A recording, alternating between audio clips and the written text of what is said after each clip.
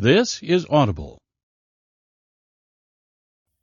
Accidentally Forever, a Montgomery Inc. Legacy Series novel. Written by Carrie Ann Ryan. Narrated by Lucy Rivers and Oscar Reyes. Prologue. Crew. I could have sworn the sheetrock rumbled as the pictures on the wall shuddered. "Please, I can't. Please." I shut her up with my mouth, one hand sliding up her thigh, pushing her dress out of the way so I could get more of her skin. The other hand slid up her arm and pinned it above her head, fingers tangling with one another. My mouth crushed down on hers, both of us fighting for control, driving deep within one another. My hand slid between her legs, over her panties, and cupped her. "Oh," she moaned, and I continued to kiss her, trailing my mouth down her jaw, over her neck. When my fingers tugged her panties to the side, my palm went slick just by a bare brush. "So fucking wet for me. You want this. You're a dirty girl, aren't you?" "Stop talking and make me come." I let go of her hand and slid that hand right over her throat, my thumb sliding along her neck. "Oh, it's like that, is it?" Those piercing blue eyes narrowed. "Always." I ignored the barb and then with my gaze on hers, speared her with 2 fingers. She drenched my hand, my thumb pressing along her clit as she rocked her hips. "That's it. Be a good little girl and ride my hand." "Don't call me that," she bit out before I slid my thumb into her mouth, forcing her to lick and suck. Fine.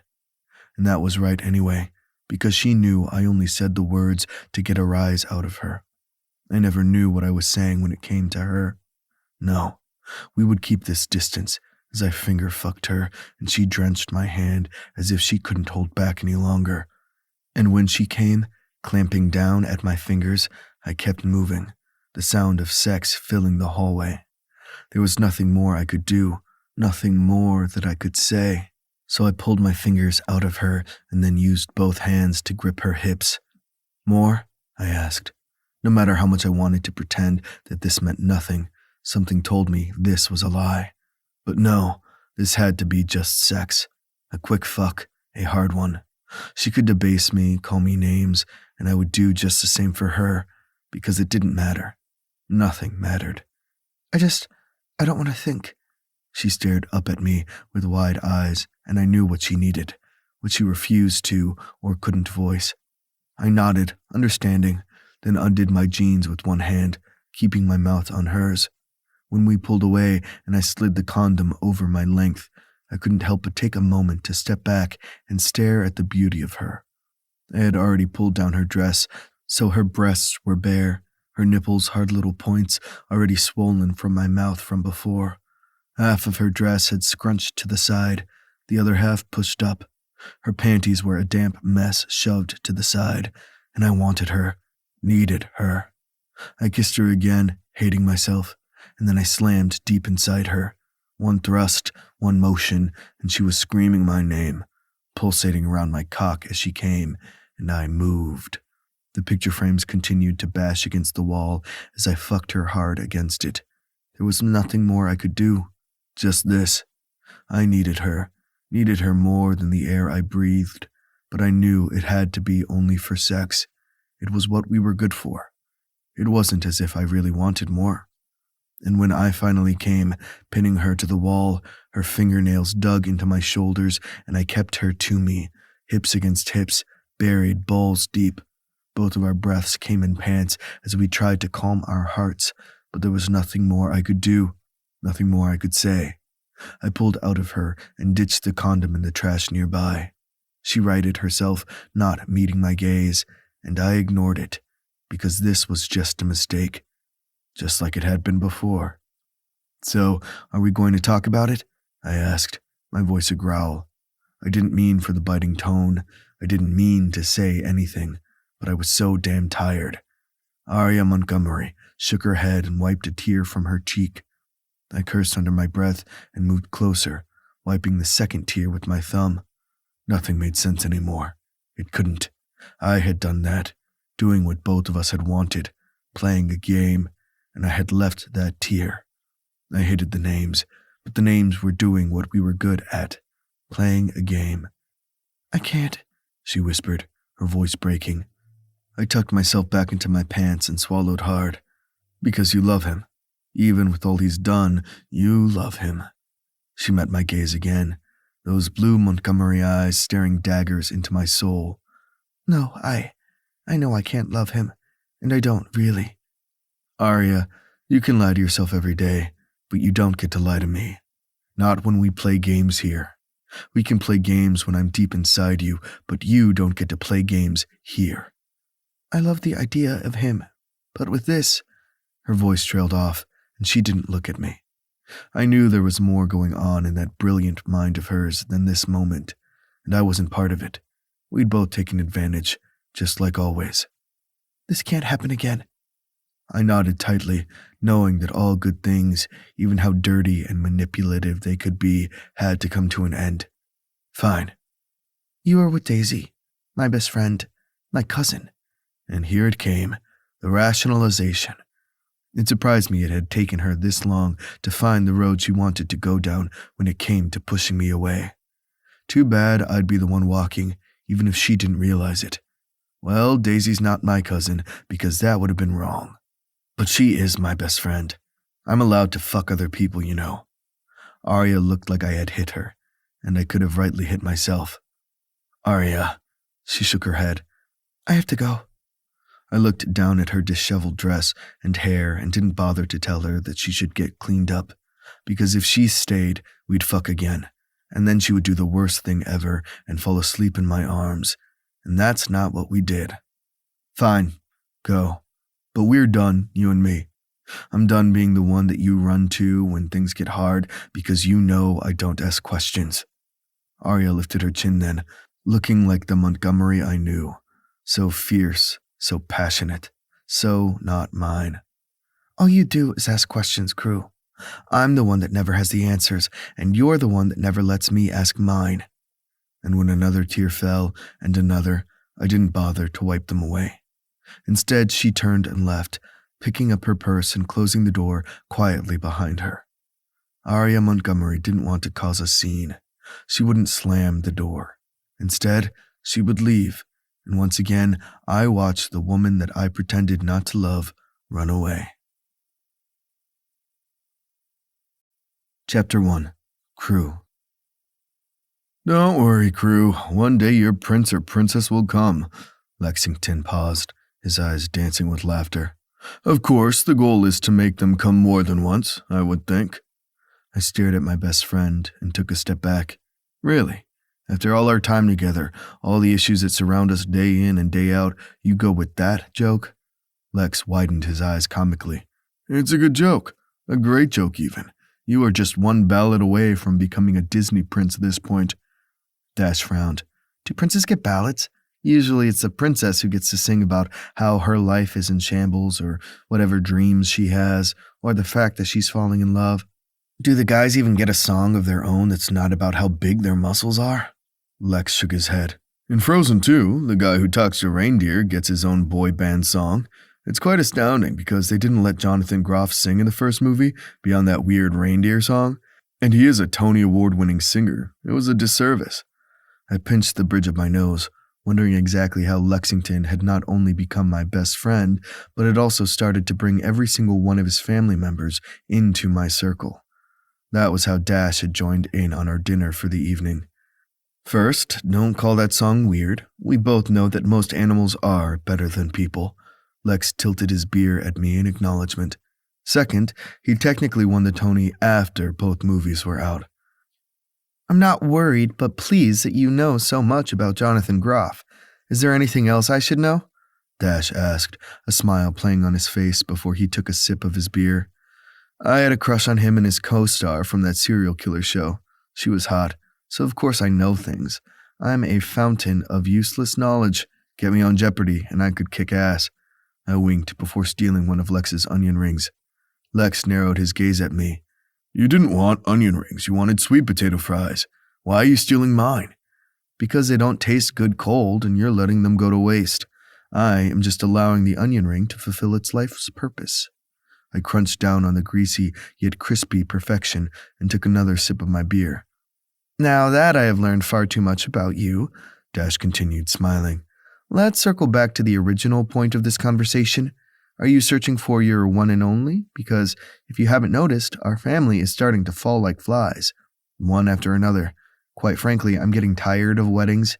I know everybody tries to have their ceremony slightly different, but in the end, it's cake and flowers, flowers and cake. Lexington gave me a look before rolling his eyes at his cousin.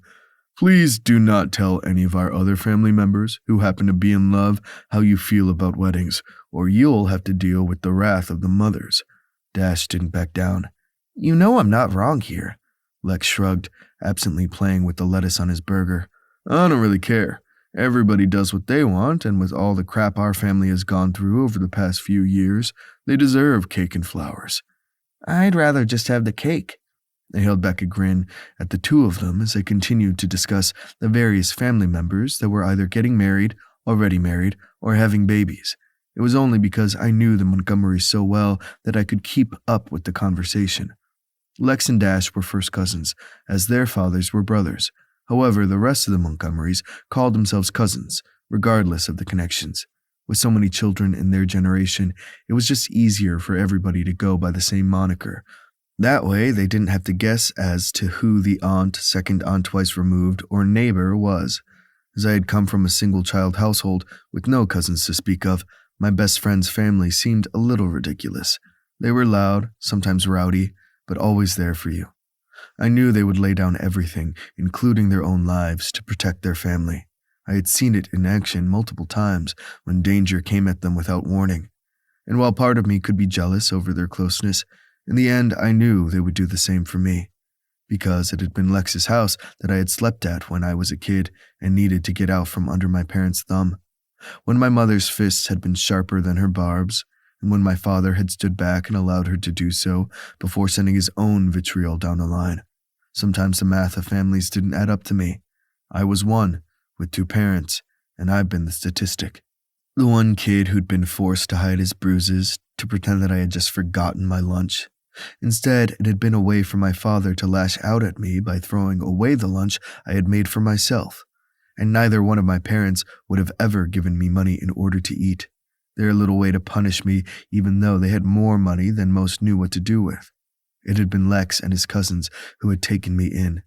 And yet, with the multitudes of siblings and cousins that my best friend had, all of them had loving and caring parents. There might be secrets and fights, but that came with any family. No matter what, they knew they were loved and always had a place to run home to. And in the end, I'd had a place to do the same, even if my parents had done all they could to make sure it wasn't a possibility. Earth to crew, are you okay?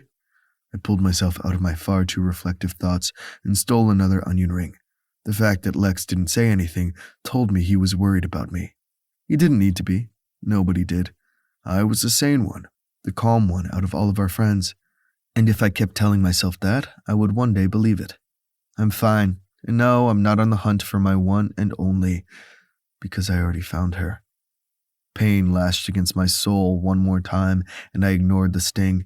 It was getting easier to do as time moved on. There was probably some semblance of peace or horror at that. Maybe I didn't love her. Maybe it was just need or an infatuation, but she didn't love me back, and I wasn't a man to beg. I knew once I did, there would be no going back. She wasn't ready, and probably never would be. Does hunting for your one and only mean you're on the hunt for many and everyone? Dash asked, a grin on his face. I rolled my eyes before taking another bite of my burger. I had gone with mushrooms, Swiss, but with the direction of this conversation, it tasted like sawdust. I liked this bar and grill. It was a place we came to often. Maybe because we ate here as much as we did, it was starting to feel a little closed in. Everybody thought they knew us and what our situations were. Therefore, I knew that there were gazes on us as they were trying to listen to our conversation. And I wasn't a fan of that in any sense of the word. You know it, I finally answered. Why settle for one when you can have more?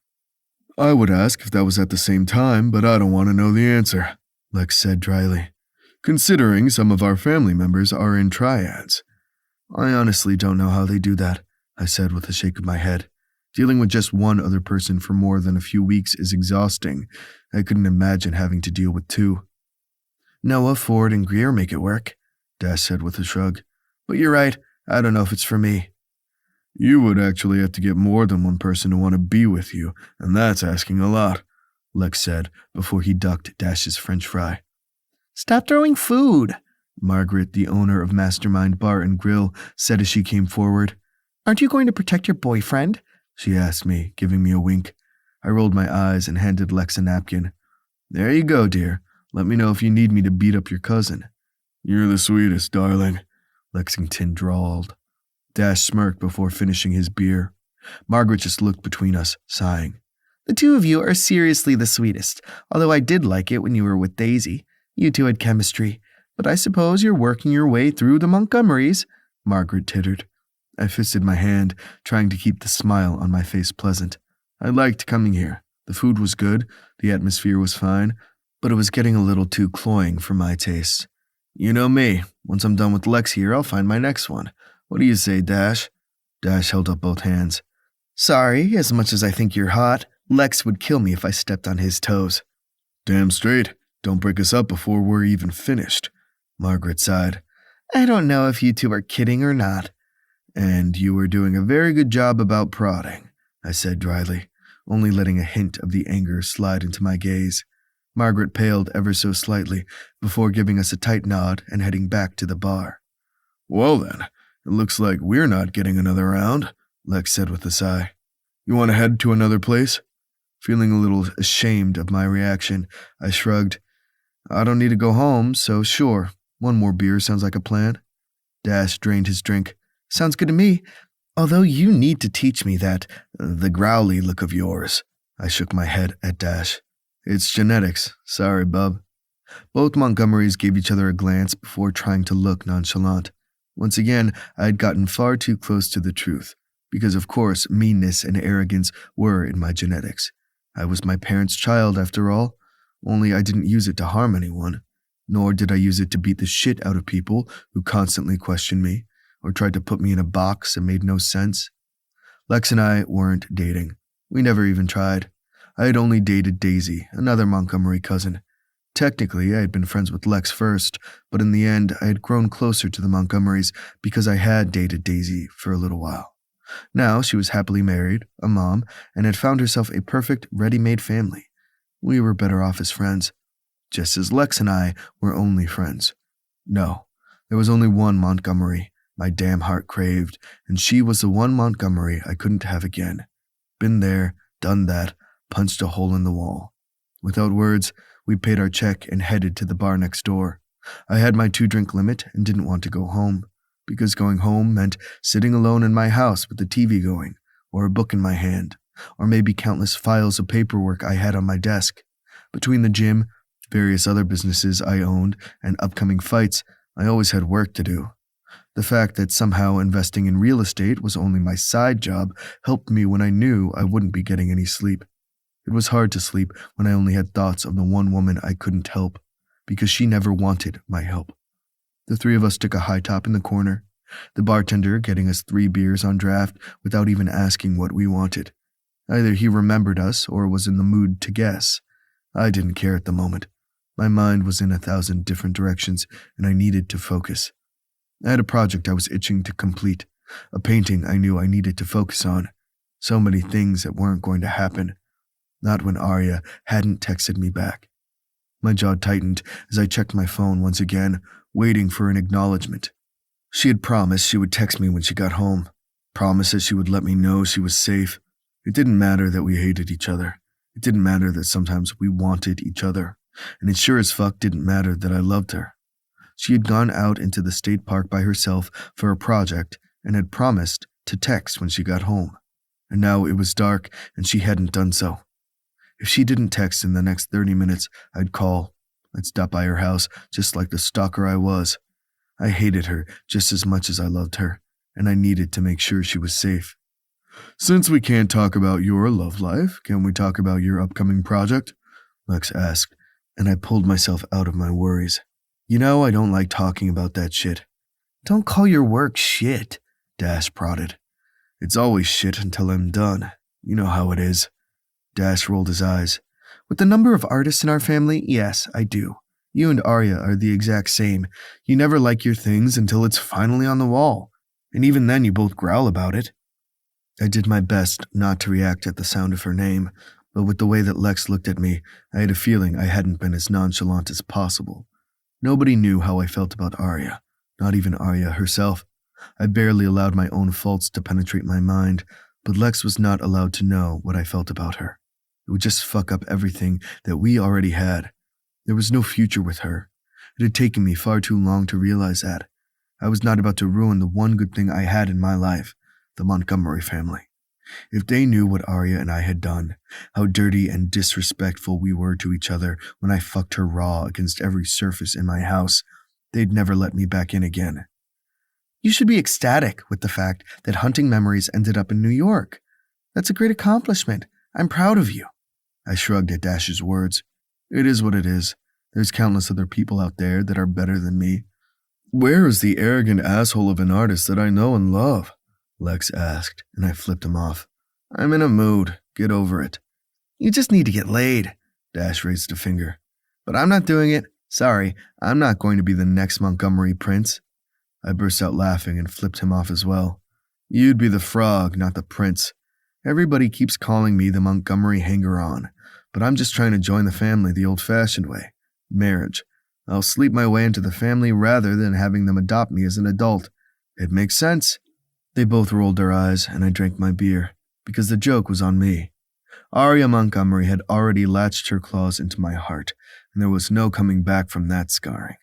The problem was, she hadn't even done it on purpose. She was just herself.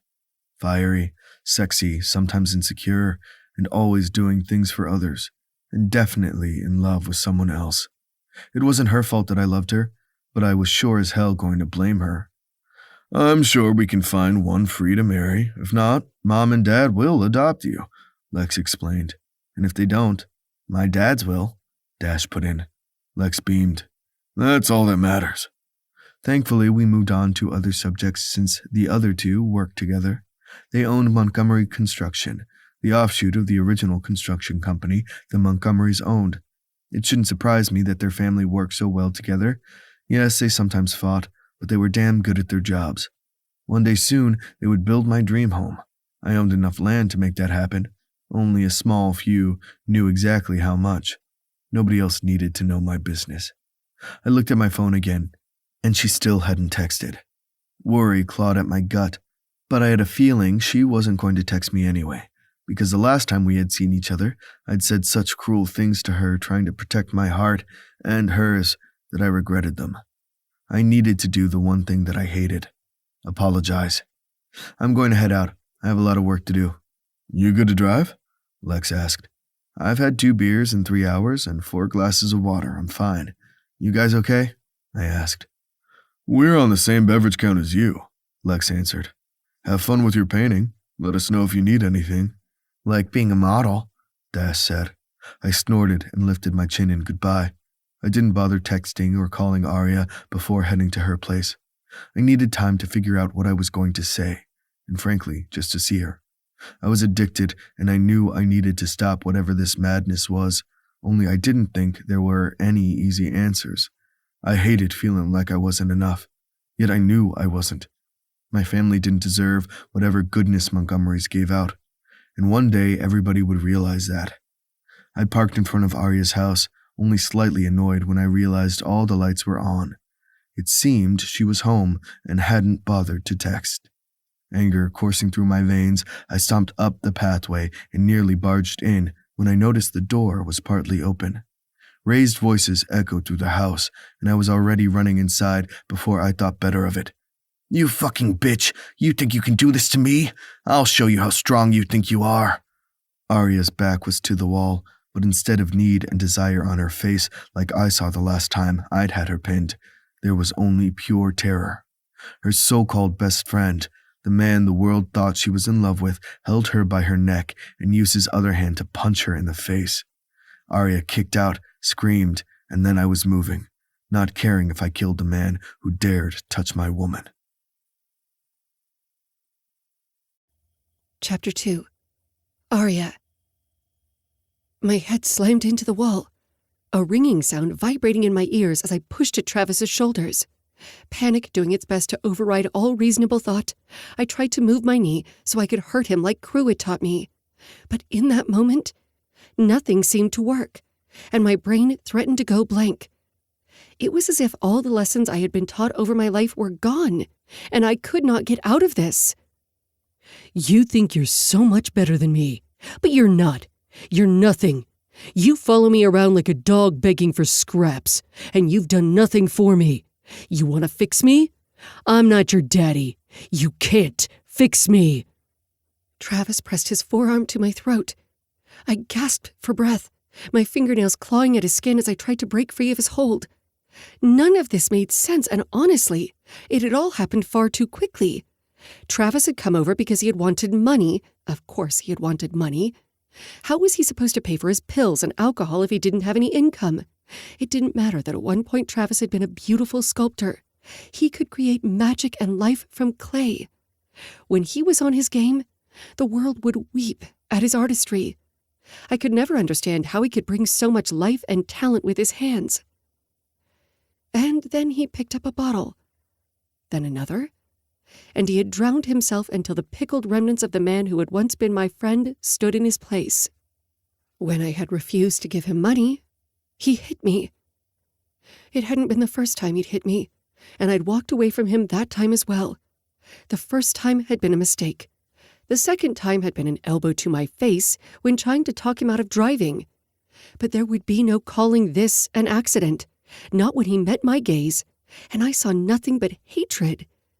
The man who had been my best friend, the man who I tried to keep safe, was trying to kill me. I gasped, my body shaking as I tried to hold on to those thoughts. I wasn't strong enough. Trav.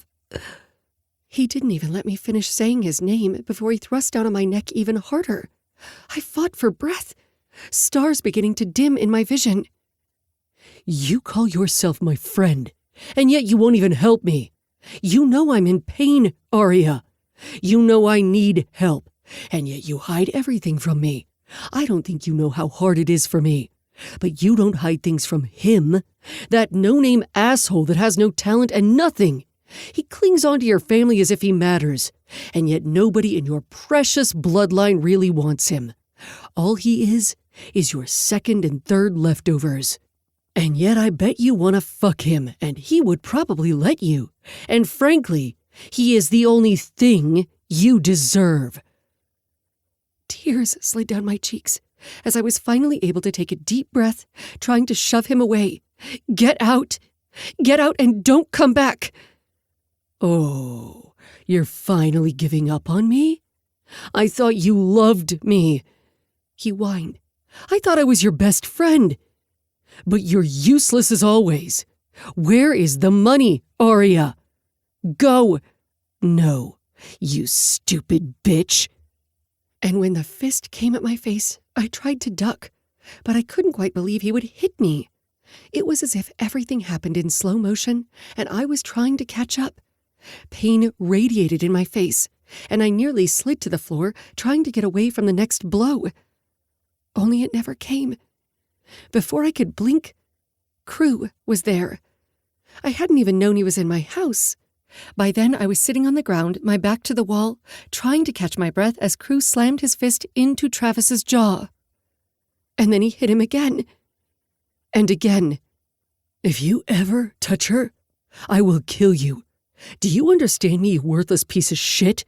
I will end you, and they won't even be able to begin to search for your useless body. Fuck you, Travis spat, spittle hitting Crew's face. I staggered up, trying to get my thoughts in order. But my head hurt, and I felt like I was going to throw up. I didn't know if I was bleeding or where my other shoe was. I had lost it somehow when Travis pushed me to the wall. Crew, I whispered. But he didn't hear me. Or at least he pretended not to. Instead, he hit Travis over and over again, and I finally moved closer. Don't kill him, I whispered. And without thinking, I put my hand on Crew's shoulder. I didn't even hide the flinch as he turned to me, his gaze dark. Horror crossed his face, as he realized I had been afraid he would hit me in that moment, even though I knew deep down that he would never lay a hand on me, not like there had been beneath Travis's motivations. Crew might hate me in this moment, hate me for who we were to each other, but he would never hurt me, at least not physically. After all, I was the one who hurt him. "You're bleeding," Crew growled. I put my hand on my face, my fingers shaking as I realized that the corner of my lip had a tiny cut. "Just don't kill him." I wanted to tell him that it wasn't that I loved Travis. I didn't want Crew to kill him because I didn't want Crew to end up in prison for life. But I couldn't say those words. Everything tightened in my chest, and I tried to suck in air, but nothing would come. Crew looked like he wanted to help, but then Travis lunged, not coming for him, but for me. So Crew tilted to the side, took the punch, and went back at it. I needed to stop this, needed for everything to go back to normal. Only I didn't know what normal was, and the lights hurt my eyes, and I was seeing double. Did I have a concussion? Was that why I needed to throw up? Before I could even formulate my thoughts, red and blue flashing lights filled my vision, making me even more nauseous. I couldn't track the events, my line of sight going blurry. And then I couldn't focus, as I was on my hands and knees, heaving the contents of my stomach on the floor. Crew moved toward me, but then he was face down on the ground, his arms handcuffed behind him. It wasn't him. Crew saved me. But I couldn't say the words. My vision going dark. And as I passed out, my gaze on Crew's, I couldn't read his face. This was the man who I knew should hate me. And the cops were taking him away. And it was all my fault. "You should be at home resting," Sebastian growled, my twin's fists tight at his sides. My brother was always so good about keeping his emotions intact. He had been forced to because of so much loss at an early age, and because he'd been forced to raise his daughter alone for so long. But now he wasn't hiding anything. "I will rest after we get him out of jail." "Travis isn't pressing charges. Not that he had a leg to stand on. Crew didn't even get fully booked. Lex said he would go pick him up and take him home. We don't need to be there." Translation: Crew didn't want me there. He had to spend the night in a holding cell because of me. I rubbed my throat, ignoring the burn that came from the bruises. I just want to make sure he gets out fully. "It wasn't your fault." Sebastian let out a breath. "He was in a holding cell because the cops couldn't figure out what was going on, and they took them both in until they found answers." I flinched at his tone, hating myself for doing so. I was not weak. I had a loving family and people cared about me. All I had done was try to show Travis how much I cared, to try to keep him safe. And I had failed so dramatically that I was hurting everybody in my life. "Arya, let me just take you home." I shook my head and then winced. "No, I don't want to go home." "Then let's go to my home. We won't go to Mom and Dad's, but you know they're going to find out soon. You need to tell them what happened." "I will. I just need to see Crew." I had woken up as soon as my eyes had closed, but the paramedics had still taken me to the hospital. Sebastian was my emergency contact because he was my twin, and we didn't hide things from each other, and I had made him vow not to call anyone else. Only everybody in our family was going to find out what happened soon, and there would be no hiding from this. The whispers and the concerning looks and the deep talks about my friendship with Travis would continue, and I knew I deserved every minute of it. Everybody had been so worried that he would hurt me because they thought I loved him. It truly wasn't the case. Not really. It was because I was worried for him. I had thought maybe, just maybe, I might be able to fix him. And how stupid was that? There was no fixing him. But somebody needed to be in his corner, because he had no one else. He had hurt and pushed away everyone else, so I had thought maybe I could be the strong one. But I had been wrong. So wrong. And now Crew had to spend a night in a cell because of my poor decision-making. Sebastian studied my face, and I wasn't sure what he saw there. Frankly, I wasn't sure what I wanted him to see. Go inside. He should be coming soon. I swallowed hard and looked toward the station, knowing Crew was in there. I had done this. Crew had every right to scorn me for who we were to each other before this. Now he would have just that much more ammunition. Before we could open the door, Crew walked out, his gaze dark, his fists bruised. I studied his face, wondering why it felt as if I had lost something special. It wasn't as if I ever had it. Crew McTavish had been part of our family since he had first become friends with my cousin Lexington. He was practically family. At least, that's what everyone said. He had dated Daisy, another cousin of mine, and when that hadn't worked out, he had still stayed in our circles. He was always there for us, no matter what, as was evidenced by what he had done for me last night. And there was no way I would ever be able to repay him. Not that he would ever let me to begin with. He had dark hair, longer on the top than on the sides, a square jaw, and a 2-week-old beard. His hazel eyes changed colors depending on the light and his mood, and the small part of me that I tried to keep hidden always tried to guess what color his eyes would be the next time I saw him. Today, however, they were a dark gray. No color, no light, just pure anger and disappointment. Crew was bigger than Sebastian, broader shoulders, a few inches taller, but they were both decently muscular. And while my brother was covered in tattoos as he was a tattoo artist, Crew was slowly working on his ink. I had seen every inch of that ink, as well as the piercings he had used often on me over the months. I might know his body, but I hadn't let myself know anything else. Not that he would have let me to begin with. "Why the hell are you here?" Crew asked, the ice in his tone matching his eyes. "She wouldn't let me take her home," Sebastian answered, and I glared at my brother. "I needed to make sure you were fine. Stop worrying about me." "He has a right to worry about you." I narrowed my eyes at Crew, my head pounding. I'm sorry I couldn't stop it."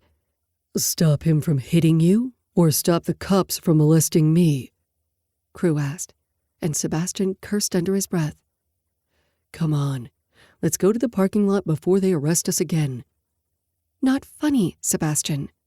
"There's nothing funny about this, Arya." Shoulders deflating and exhausted, I let them both lead me to the parking lot, and I tried not to let them see the tremor in my hands. But Crew noticed. He always saw everything about me. We stood by Sebastian's car as Crew folded his arms over his chest. "As you can see, I am fine. The cops didn't have anything on me, and whatever you said to them in the hospital was along the same lines as what I said. We didn't lie, and we didn't cheat, but I'm still not ready to hash it out. I don't know where your little boyfriend is, but I am so fucking angry right now." Sebastian sighed. "Crew, this isn't helping." We both looked at Sebastian, and I shook my head. "Will you please get in the car? We need to have this out." Sebastian looked between us before throwing up his hands and eventually getting in the car. He would probably be able to hear us through the windows, but I didn't care.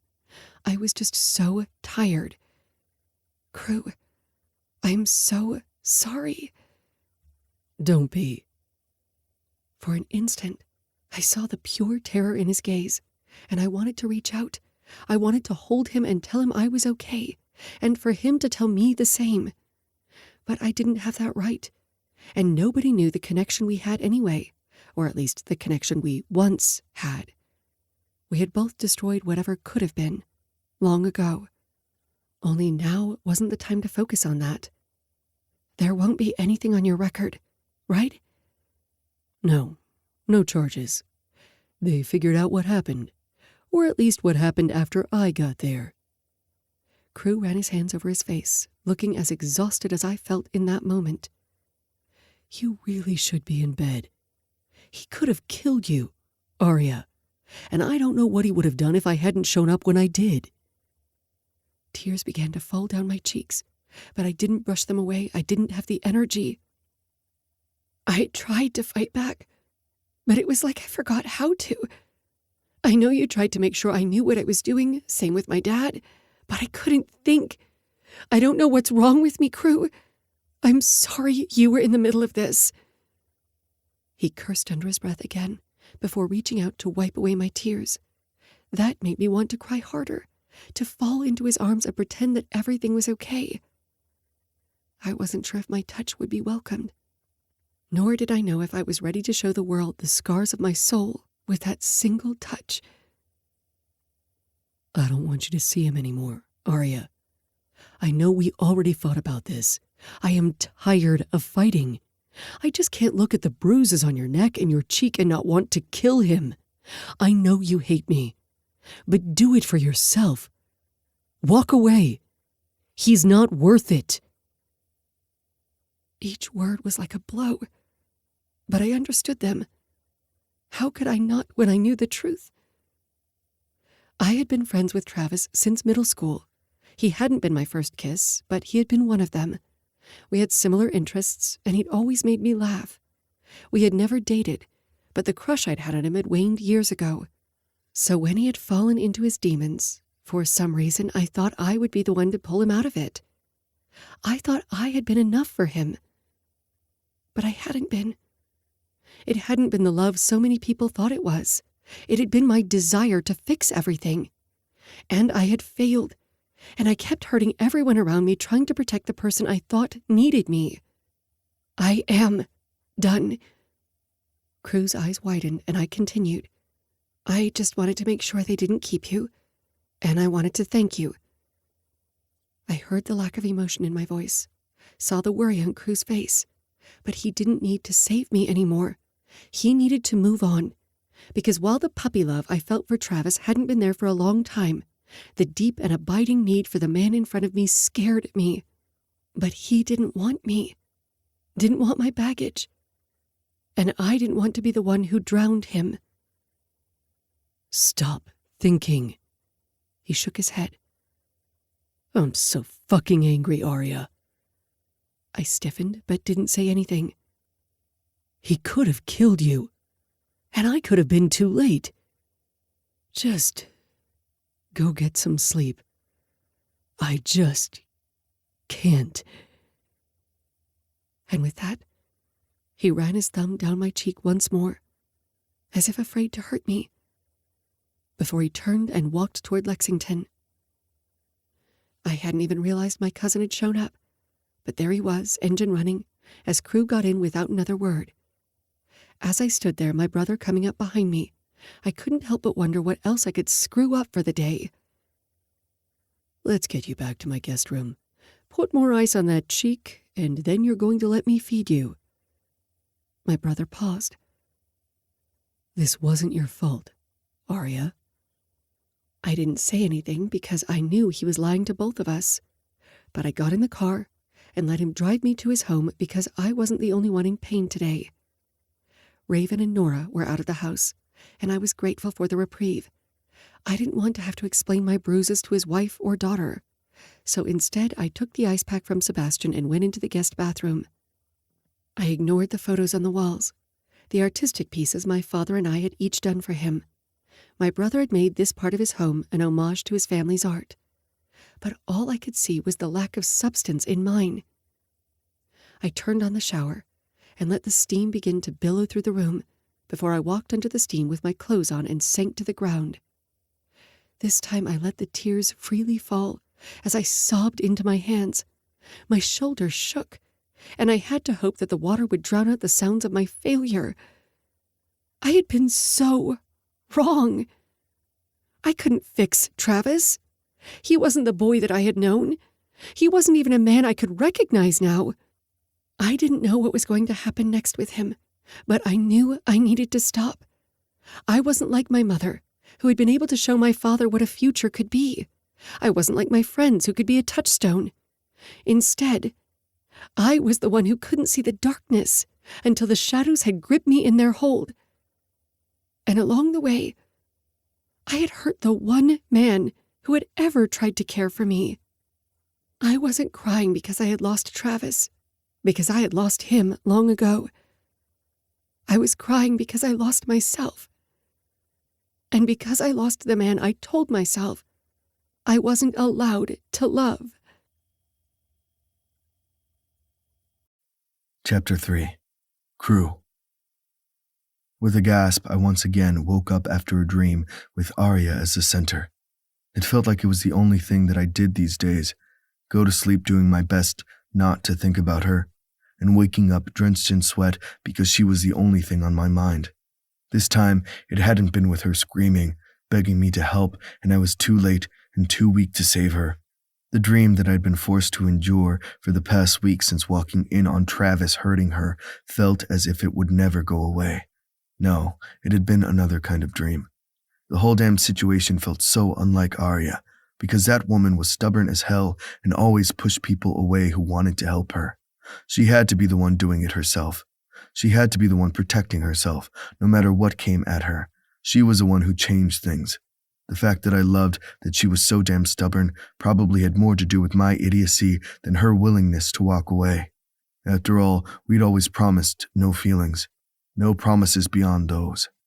I still remembered that first time we kissed. The two of us had been a little drunk, but not that drunk. My dad had said some shit the hour before, and I had nearly made my knuckles bleed against the punching bag.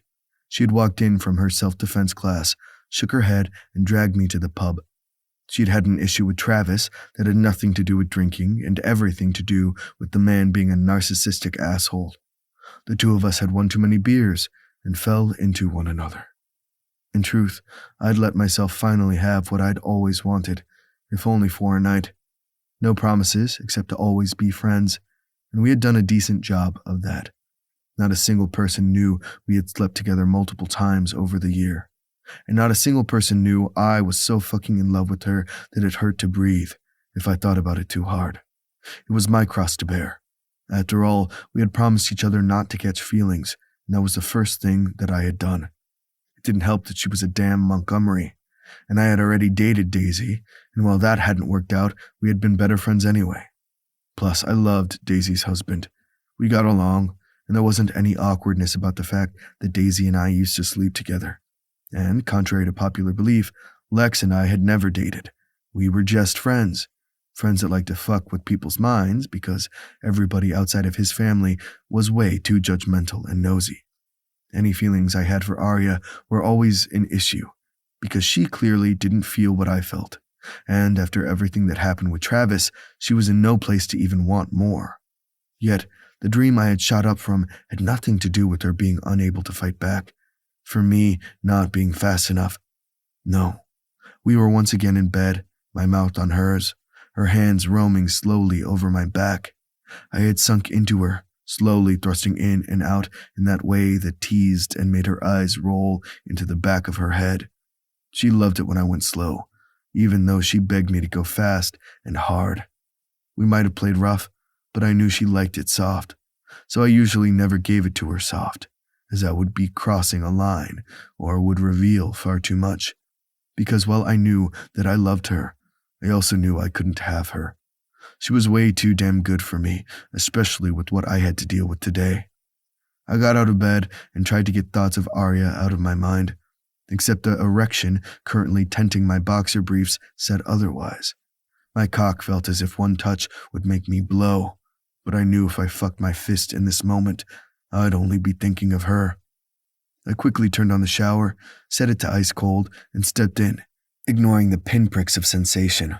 Then I did the one thing I knew I would hit myself for later and gripped the base of my cock, stroking myself.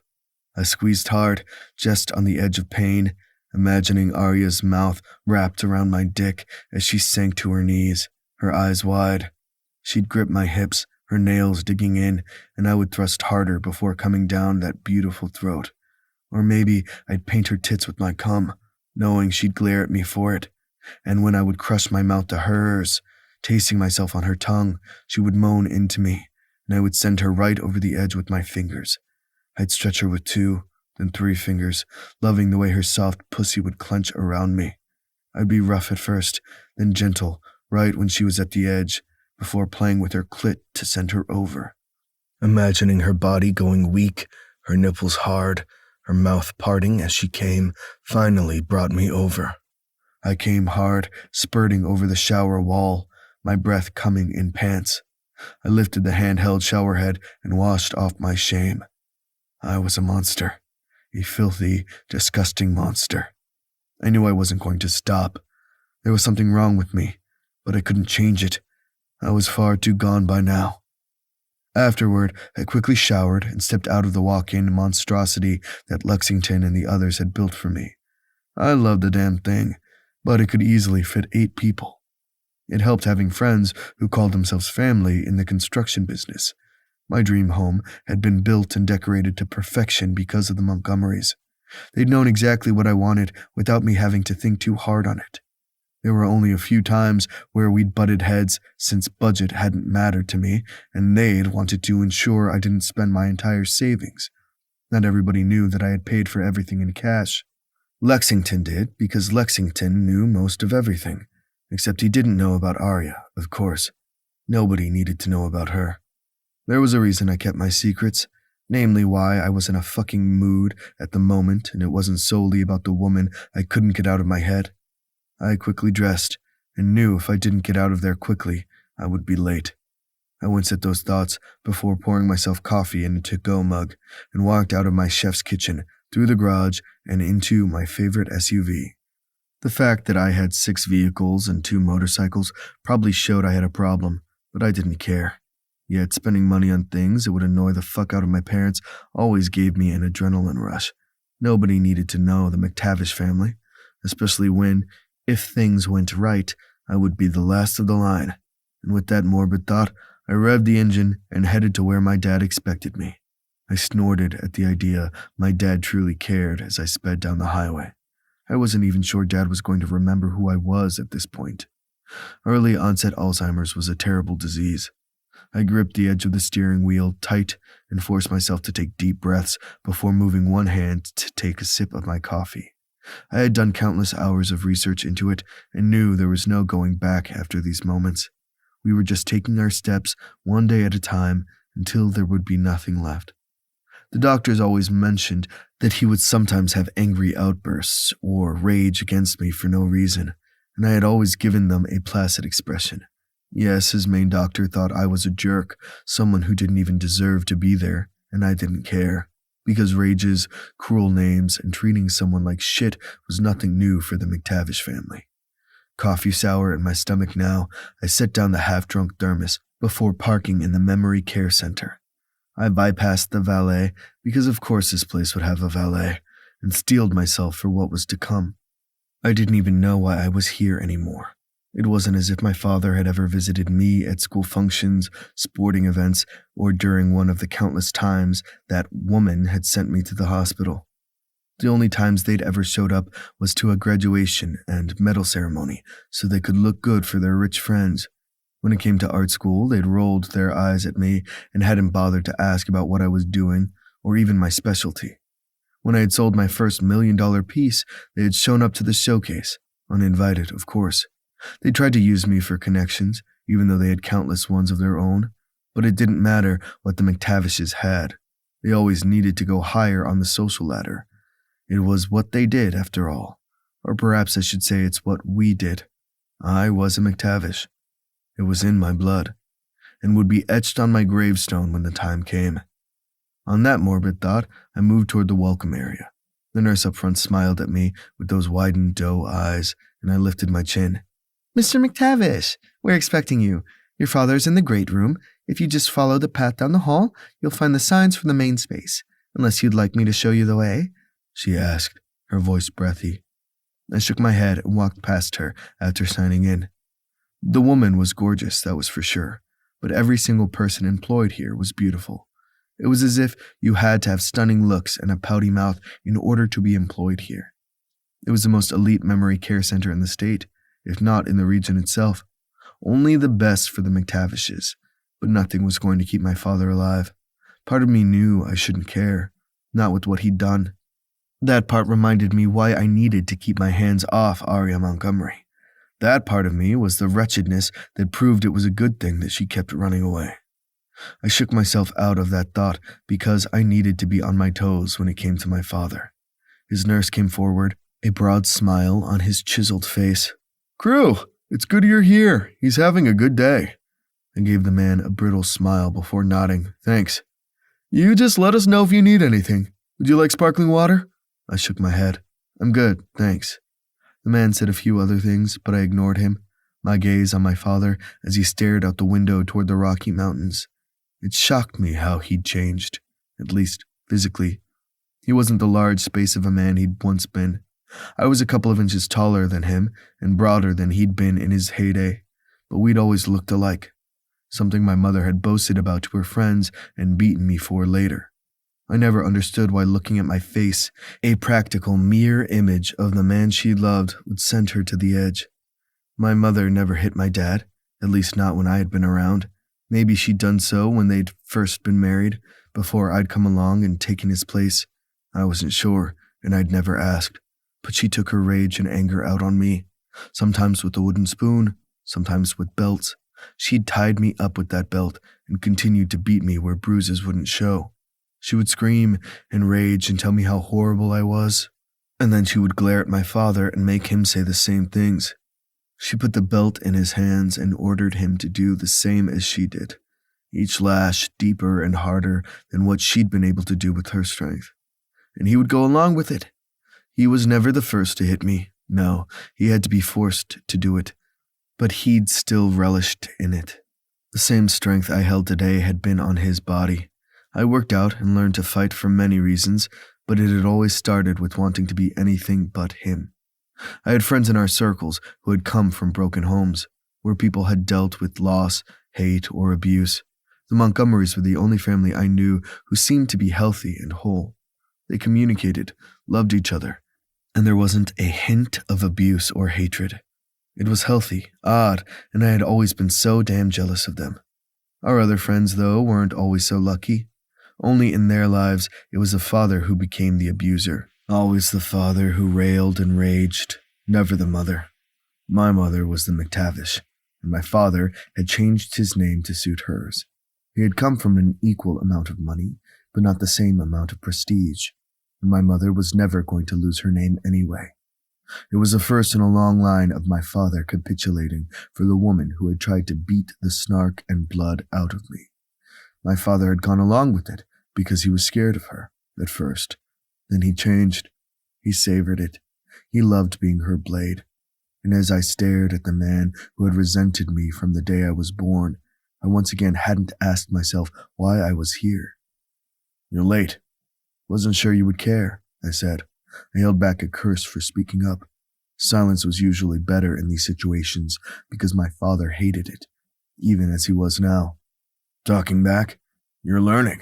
It only took, 30 years? That doesn't really matter though, does it? You're never going to be good enough, crew. Are you still working with your paint by numbers?"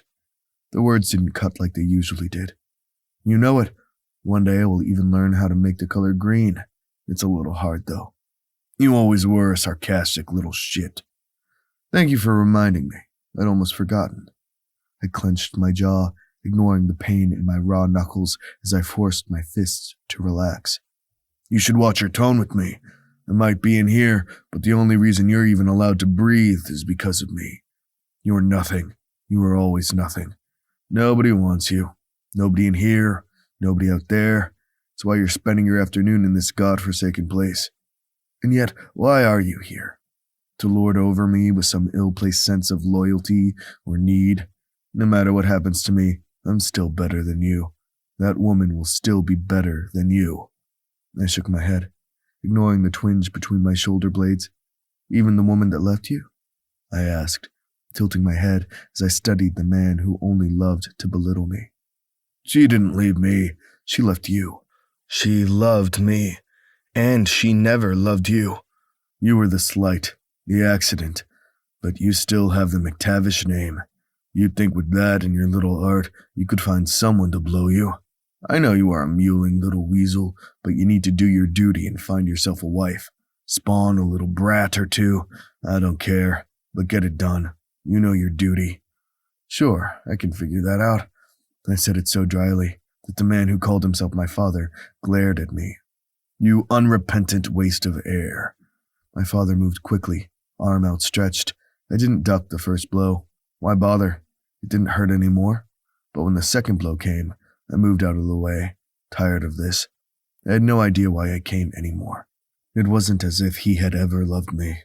But watching this man, who'd once been so big he made me quake in my shoes, become this broken man, felt as if it was my penance, or maybe my future. The orderlies came to pull him away, and I turned without a second glance. The Montgomerys had this beautiful family who cared for each other, were always there for one another. Yet it was his blood that ran through my veins. I walked past the nurse with wide eyes and made my way to my SUV, cursing under my breath when I realized who leaned against it. My mother crossed her arms over her chest and glared at me in her $3,000 suit. You love to break a good man down, don't you? My mom asked. Her tone the same banal cruelty I was used to. I shook my head, exhausted. It wasn't even lunchtime yet, and I was done with this bullshit. That's rich coming from the woman who left the man currently in there. My mother waved that off as if leaving a broken man alone in memory care and never once visiting him was the norm. When the disease had finally been too much for my mother to handle, she dropped my father off without a second glance and filed separation papers. She hadn't finished the divorce, and I wasn't sure if it was because she still loved him or the paperwork would be too difficult to finalize. I did not understand anything that came from my mother. But then again, I never had. When I had gotten big enough to fight back, she stopped hitting me.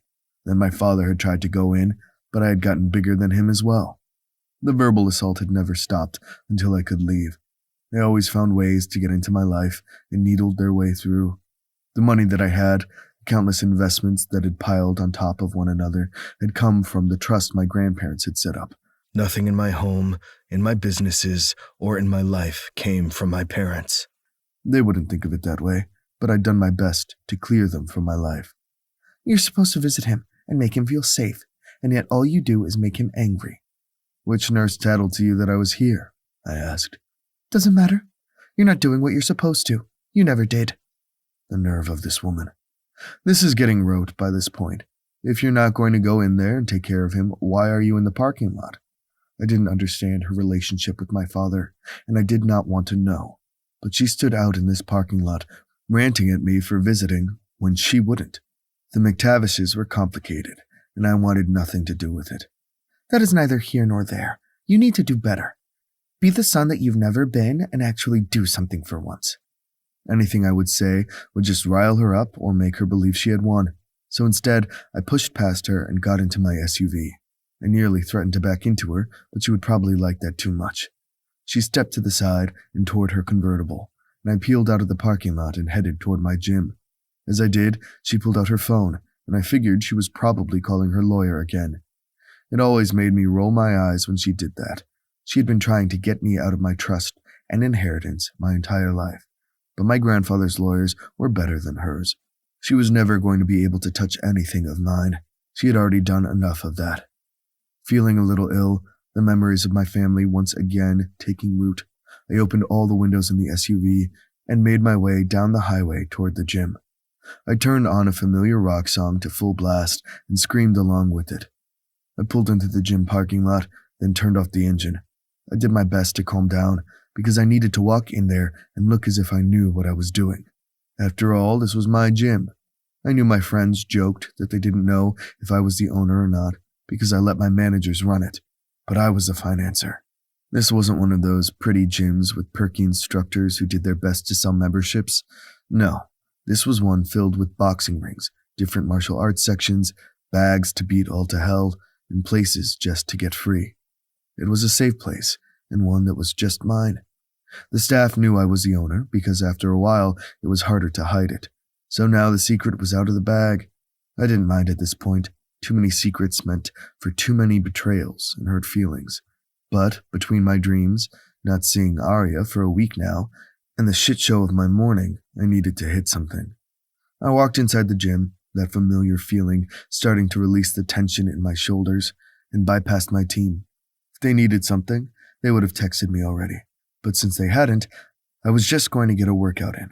I stretched, grabbed some water, and wrapped my hands in the familiar way I had done all of my life. Lex had known I had been hurt as a kid and had tried to help me heal the bruises. Arya had found out later, because there was no hiding things from her, even when I tried. And Lex and I had both started taking classes in order to try to fight back. Lex had invaded then, but he had done them so I had someone to spar against, and his parents had helped me along the way, had tried to get me out of the situation that there was no getting out of. I knew without a doubt if I had let them, they would have taken me out of that home. But the part of me that had been belittled into nothing had thought I deserved to stay. It had taken a shit ton of fighting and even more therapy for me to realize that I shouldn't have stayed. That wasn't my fault, but that still didn't mean I didn't have those demons.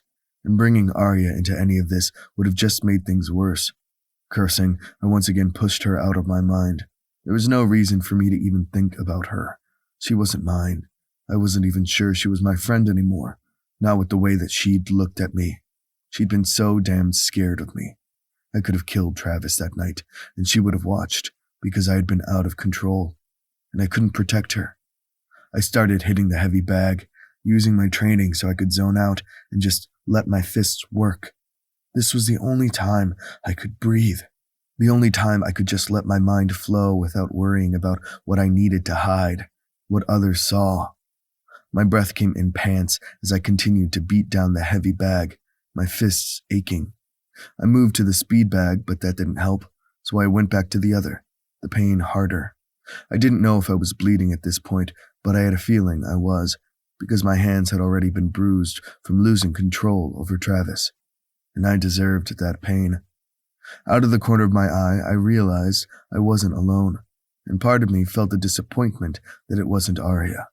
But I didn't think she was going to come back here, not when she'd seen me lose control, and not when I hadn't been fast enough to save her, to keep her from any pain. Instead, Lexington and Kingston stood by and watched me, but didn't say a thing. They didn't need to. They took up spaces beside me, not ending my workout, but doing one of their own, and let me be. This is where I was best, silent, lashing out at my demons, knowing that they would never go away. I might have woken up with Arya in my dreams, but that's where she needed to stay. I came from the worst, and that meant there was no going forward knowing the path behind me. So I lashed out until I bled, and the Montgomerys once again were by my side. Just not my Montgomery.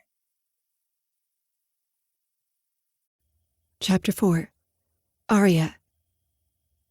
I needed to call Crew. It should have probably worried me that I had that thought on a constant loop in my head more often than not, and not just because I had put him in this difficult situation. Difficult. That seemed like such an odd word for this callous series of events. Yet perhaps it was the only word that made sense, without me screaming into the abyss. Something I did often these days. My phone buzzed in my pocket, startling me out of my thoughts. I pulled it out, checking the screen once more.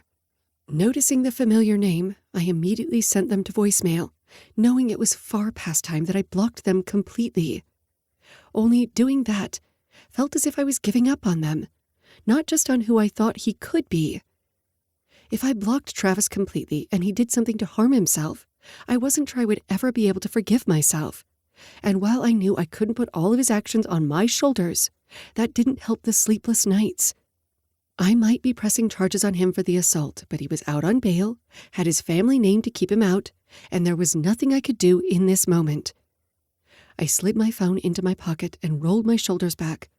I had plenty of things to do today, and focusing on a friendship long since broken wasn't going to help anyone. Instead, I needed to get back to work. While my father and his talent had made our family far past comfortable in terms of money, it wasn't as if I was going to touch my trust after using part of it to build the family business. Alexander Montgomery was one of the most world-renowned photographers in the world. He had won countless prizes, and people knew his name. And it wasn't even the recognition that truly set his career apart from others. It was the depth that he brought to every single piece he showed the world. My father could bring out raw and unending emotions within his subject with the simple click of his finger. though I knew there was nothing simple about what my father did. My father was an alcoholic, something he told us whenever the situation arose. He had been married before he had fallen from my mother, and while I didn't know the details, I knew the situation had been horrific, and my father had turned to alcohol in order to ignore his pain and demons. It wasn't lost on me that Travis did the same thing, though I knew Travis did so because he wanted to prove his art was something, and not because of the tragedy that had befallen my father. My father hadn't had a drink in over 30 years. He didn't stress out about it around us, and it was just something that was part of who he was. He told us, so we knew that he wasn't perfect, that all humans were fallible. Though, in my eyes, my father was the perfect man. He was my hero, the one who could literally hang the moon if he so desired. The way that he looked at my mother made me believe in true love, happiness, and the connection that came when you found your person. Maybe that's why I had tried so hard to prove that I could be the person Travis needed. In the end, however, the connection we'd had paled in comparison to my parents' happiness, and perhaps it worried me that anything with Travis couldn't hold a candle to how I felt when Cruz stood near me. But I couldn't think about that now, not when I needed to find a way to make things right with him. Before I could do that, however, I needed to find the words. So I stood in my studio that happened to be in the back part of the Montgomery Gallery building. I knew one day we would outgrow the place and have to move into another building, but I loved what we had now.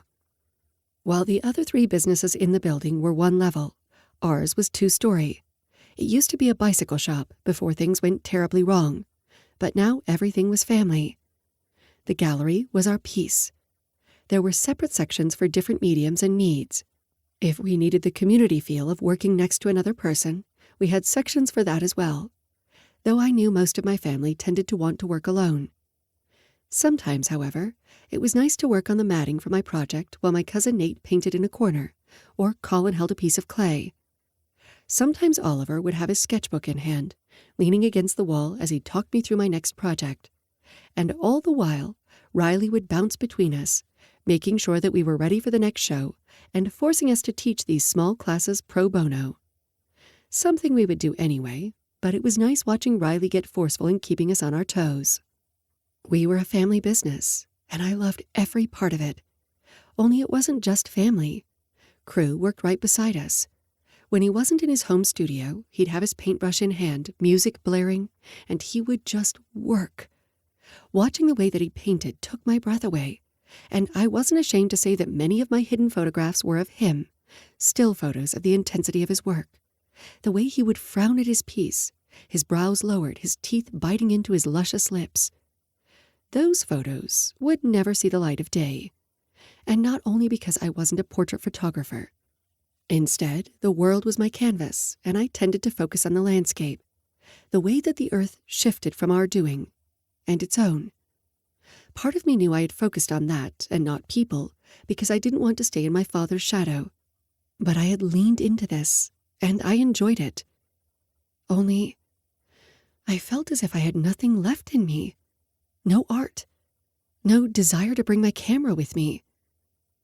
And that worried me. "Aria?" I closed my computer and looked up as my father walked toward me, a smile on his face. While it did reach his eyes, I saw the worry there. His gaze went to the bruise on my cheek, and his jaw tensed. While Sebastian had done his best to keep the family away, there was only so much you could do to keep the Montgomerys out of your business, especially when one of us was hurt. So the next day my parents had been over, both of them trying to act calm, and yet I knew all they wanted to do was take me home and tuck me into my childhood bed. I didn't blame them, but I had needed to be alone. My other 2 siblings had come over as well, the second set of twins my parents had somehow brought into the world. They had been louder, ready to kick some ass, and then they had left when Sebastian forced them out. I knew Sebastian was only giving me so much of a reprieve because I had done the same for him. I wouldn't have much time left before the cavalry arrived. I had a feeling that some of it stood in front of me now. Though part of me tensed, the rest of me couldn't help but set everything down and run to my father. His eyes widened only marginally before he opened his arms and caught me just as he always had. Alexander Montgomery twirled me around a few times before setting me down and hugging me tight. He rested one hand on the back of my head as I wrapped my arms around his waist and let out a deep breath against his chest, something I had done ever since I had been tall enough to do so. We stood there for a moment as my breath finally eased. I didn't cry, which surprised me, but hearing my father's heartbeat under my ear settled me. "That was the welcome that I wanted," he murmured. I smiled against him before finally taking a step back. "I always like to keep you on your toes." "You never have to worry about that, Arya. You have always been that way." He winked and gestured toward my table. "Working on anything fun?" I tried to hold back the cringe, but I wasn't successful. My dad studied my face, frowning again. "What's wrong? Beyond the thing that I know you do not want to talk about right now." Grateful he wasn't going to broach the Travis conversation, I let out a breath. "I'm not working on anything." I shook my head. "I should be working on something. We have a show coming up soon, and I'm not going to have anything for it." "You don't need to show something every week, or even every year. You want me to look at anything?" He held up his hands. "Which is pretentious as fuck for me to even say. But if you want to talk about it, I'm here. Hell, my camera is in the truck. We can head up I-70 and see what we can capture." Tears pricked at my eyes, because I had the best father in the history of ever. I knew he had been surprised when I had followed in his footsteps, mostly because I always hid my passion for photography. I had wanted it to be something of mine, and hadn't wanted to be compared to my father. I knew the chip on my shoulder was probably large enough to have its own zip code by this point, but I couldn't help it. In answer, I shook my head. "Not today." I paused, freeing my hands in front of me. "I just feel off. Frankly, I need to talk to Crew." It was funny because, while I usually liked to keep my thoughts to myself, I also knew that I could tell my parents anything. I had never been forced to keep secrets from them, never worried about what they would think. And yet, I wanted something just for myself. So I wasn't even sure why I had said Crew's name at all. "I would offer to drive you there, but if Crew and I are in the same room, we're going to get in the car and go do something that will probably end badly for both of us." My lips twitched at that, even though I knew it wasn't a joke because my father was a boxer just like Crew and had been in fights before I was born. I was pretty sure he had been in a few afterward, but he had hidden those from us.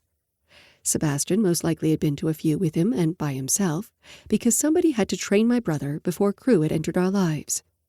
I had never really been interested in the whole boxing thing, except for when I watched Crew work out. But those thoughts were for myself. You're probably right. I looked at my desk again, my fingers itching. Maybe I should take my dad up on his offer. It would give me more time to think about what to say to Crew, and it would be nice to take photos again, or just watch my dad do it. Maybe I'd find what I needed then. But before I could say anything, someone I didn't recognize walked into the back room. A woman with ruby red hair, a nice linen suit, and a broad smile looked around the space and danced on her toes. "Hello there. I don't know if I'm supposed to be back here, but I was just looking around and couldn't help but take a peek." "This is the workroom, so no. It's off limits to guests for privacy and safety reasons, but I can take you up front to see any art pieces you like," I said, using my most professional voice. But the woman wasn't looking at me. Instead, she stared at my father, her eyes wide. She put her hand on her chest and staggered back. "You're Alexandra Montgomery! I saw your work in Washington as well as Paris. The life you bring to your studies is just amazing. And amazing isn't even a good word for it. I'm a fan, clearly." My dad, always uncomfortable in these situations, put his hands in his jeans pockets and smiled. "Thank you. It's always nice to meet someone who enjoys art." I did not look at my dad's face because if I did, we would both burst out laughing. Then the woman looked at me. "Oh, you must be his daughter. It's so nice that you followed in his footsteps. He must teach you so much. You're going to do so many amazing things one day. With those jeans, you have to." Every word was like tiny shards of glass sliding into my skin before rubbing a rough towel over the punctures and burying that glass deep within. I knew I wasn't my father. I did not possess his talent. But sometimes I couldn't help the voice that told me I had zero talent at all, that I was just playing pretend with my father's old camera. Then the voices would grow louder when people said things like that straight out, as if they couldn't wait to toss me in the shadow of my father's presence. And I couldn't even blame them. My smile turned brittle, but I wasn't even sure the woman noticed. Thankfully, I didn't have to say anything because Riley was there, running in behind the woman, a scowl on her face one moment before she smiled it away. "Hello, ma'am. I'm going to take you out front. I'm sorry. This is where the artists work, and we need to keep it private." The woman sighed, but her smile stayed in place. I'm so sorry. It was lovely to meet you both." Riley practically dragged the woman away, and I stood there, the echoes of her words bouncing around in my head, reminding me why I hadn't picked up my camera in recent memory. "Aria," my father began, but I couldn't let him finish. Words lodged in my throat, and my hands fisted at my sides for one moment before I forced myself to relax, or at least fake it enough for my father before turning to my desk and grabbing my purse. "I need to head out, but thank you for visiting. I love you."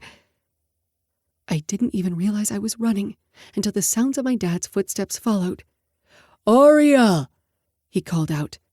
But I ignored him and jumped into my car, grateful that I had parked so close to the back door. I pulled out of the spot, my father staring at me, confusion and hurt in his gaze. I ignored it because I couldn't stand to see that pity. I was Daddy's little girl, and I wasn't good enough. Just ask anybody who looked at my work.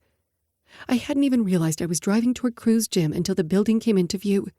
While part of me tensed, knowing I needed to speak with him, the rest of me coiled in anticipation.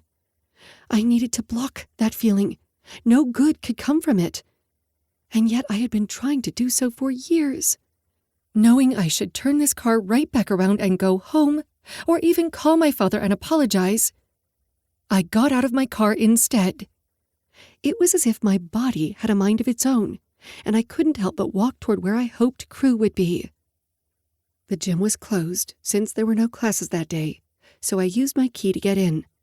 Part of me should have wondered why I even had a key, but Crew had given it to me. I hadn't asked for it nor asked why, but he had done so anyway. He growled while he did it, and I had taken the key. I walked down the empty hall, after locking the door behind me, and made my way to Crew's office.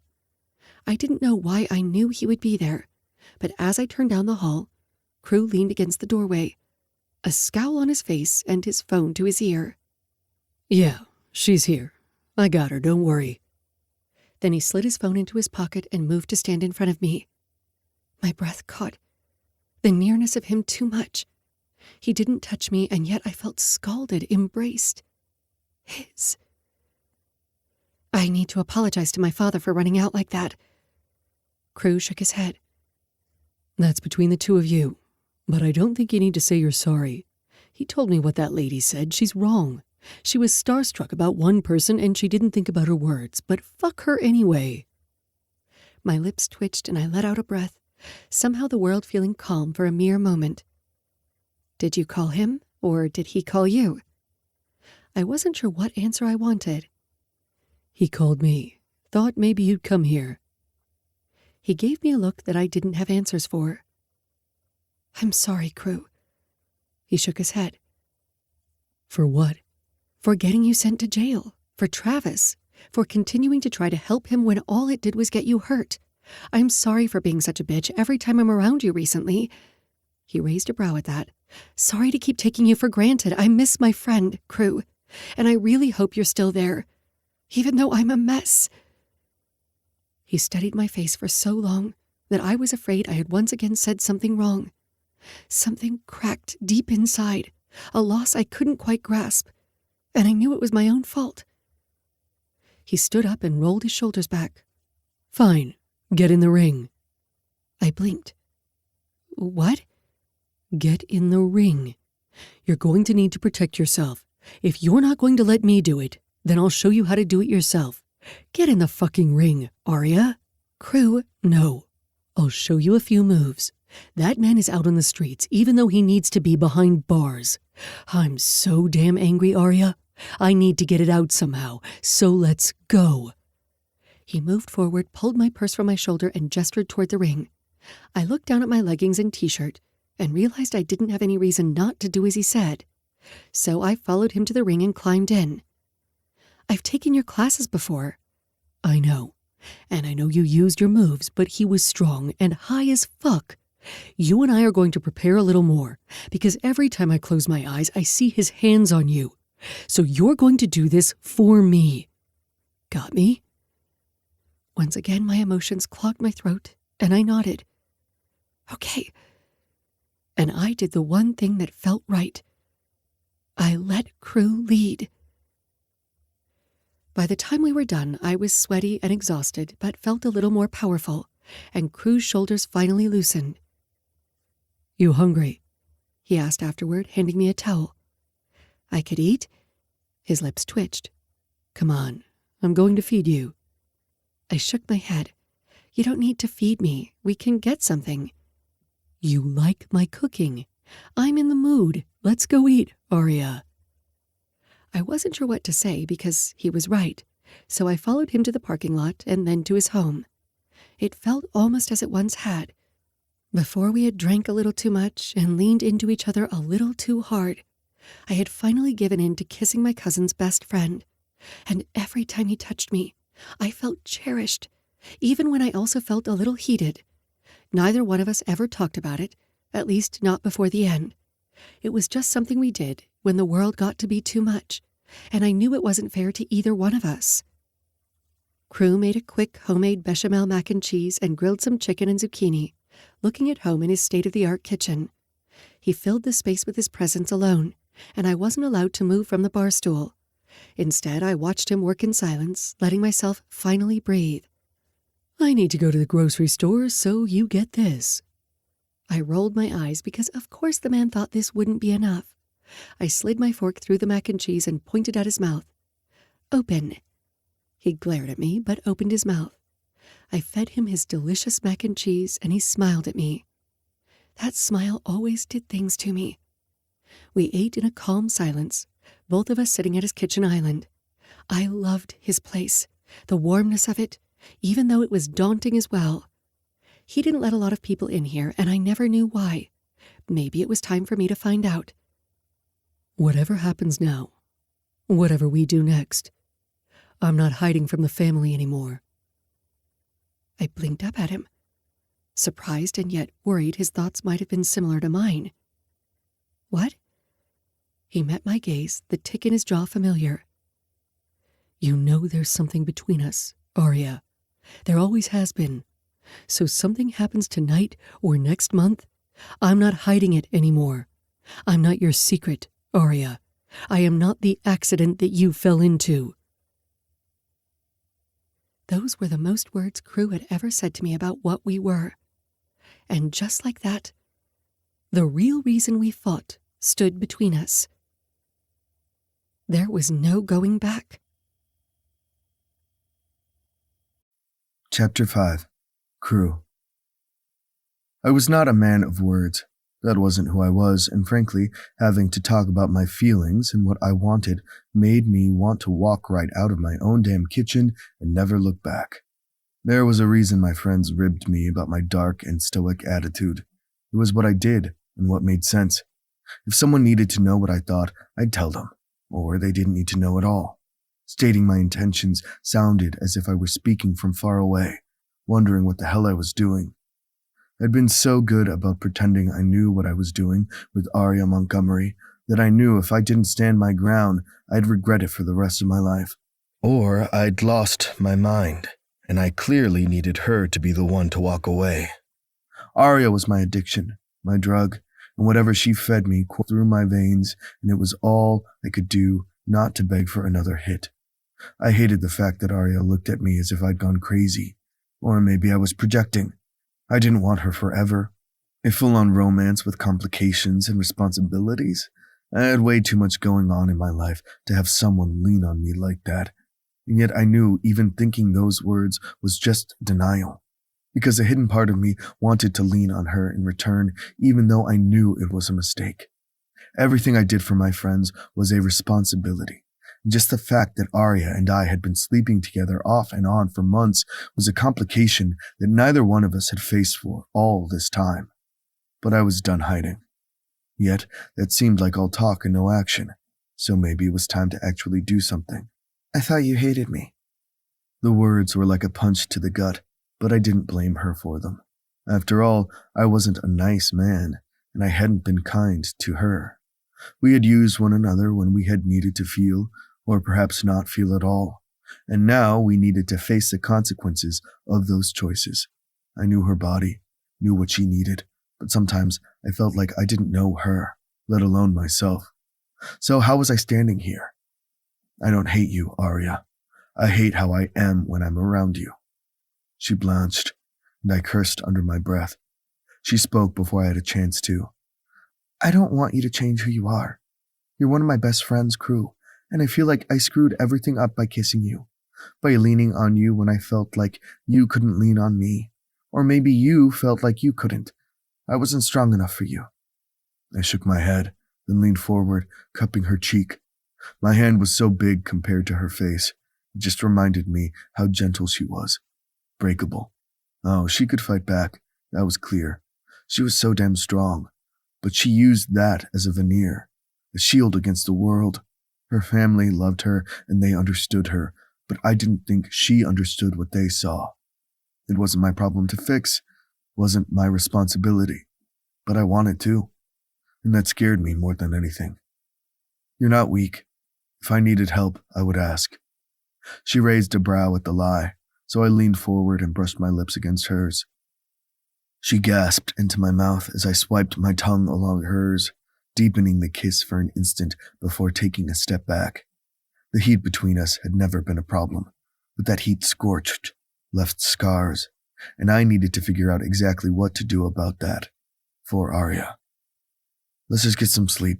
I know you haven't been getting enough, and we'll talk in the morning. I feel like I'm 3 steps behind. Same. You'll be better after you sleep. Are you ordering me around? Maybe you should let me for the moment, because you've been trying to lift up everyone else around you for so long, you forget about yourself. That's not true. My family doesn't do that to me. They don't. But you also don't let them help you. Don't lie. You keep them at arm's length, just like you do everyone else. Just like you do me. But unlike your family, I'll call you out on your bullshit. So go, put on one of my shirts, get into bed, and we will both sleep. I won't touch you unless you ask, but with those dark circles under your eyes, you need to catch a few Z's. Why are you so bossy? I leaned down and kissed her hard on the mouth. Because you like it. Bed. Now. She stared at me for a moment before shaking her head and doing exactly like I had ordered. I didn't know why that pleased me so much.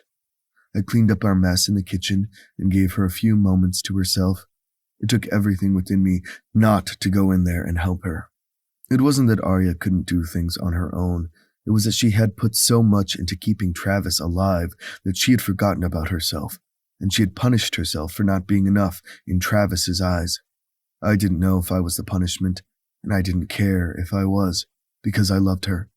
And that wasn't something I planned on saying aloud anytime soon, if ever. Especially when I had no idea what the hell she was thinking. I might like to pretend, but she was still a mystery.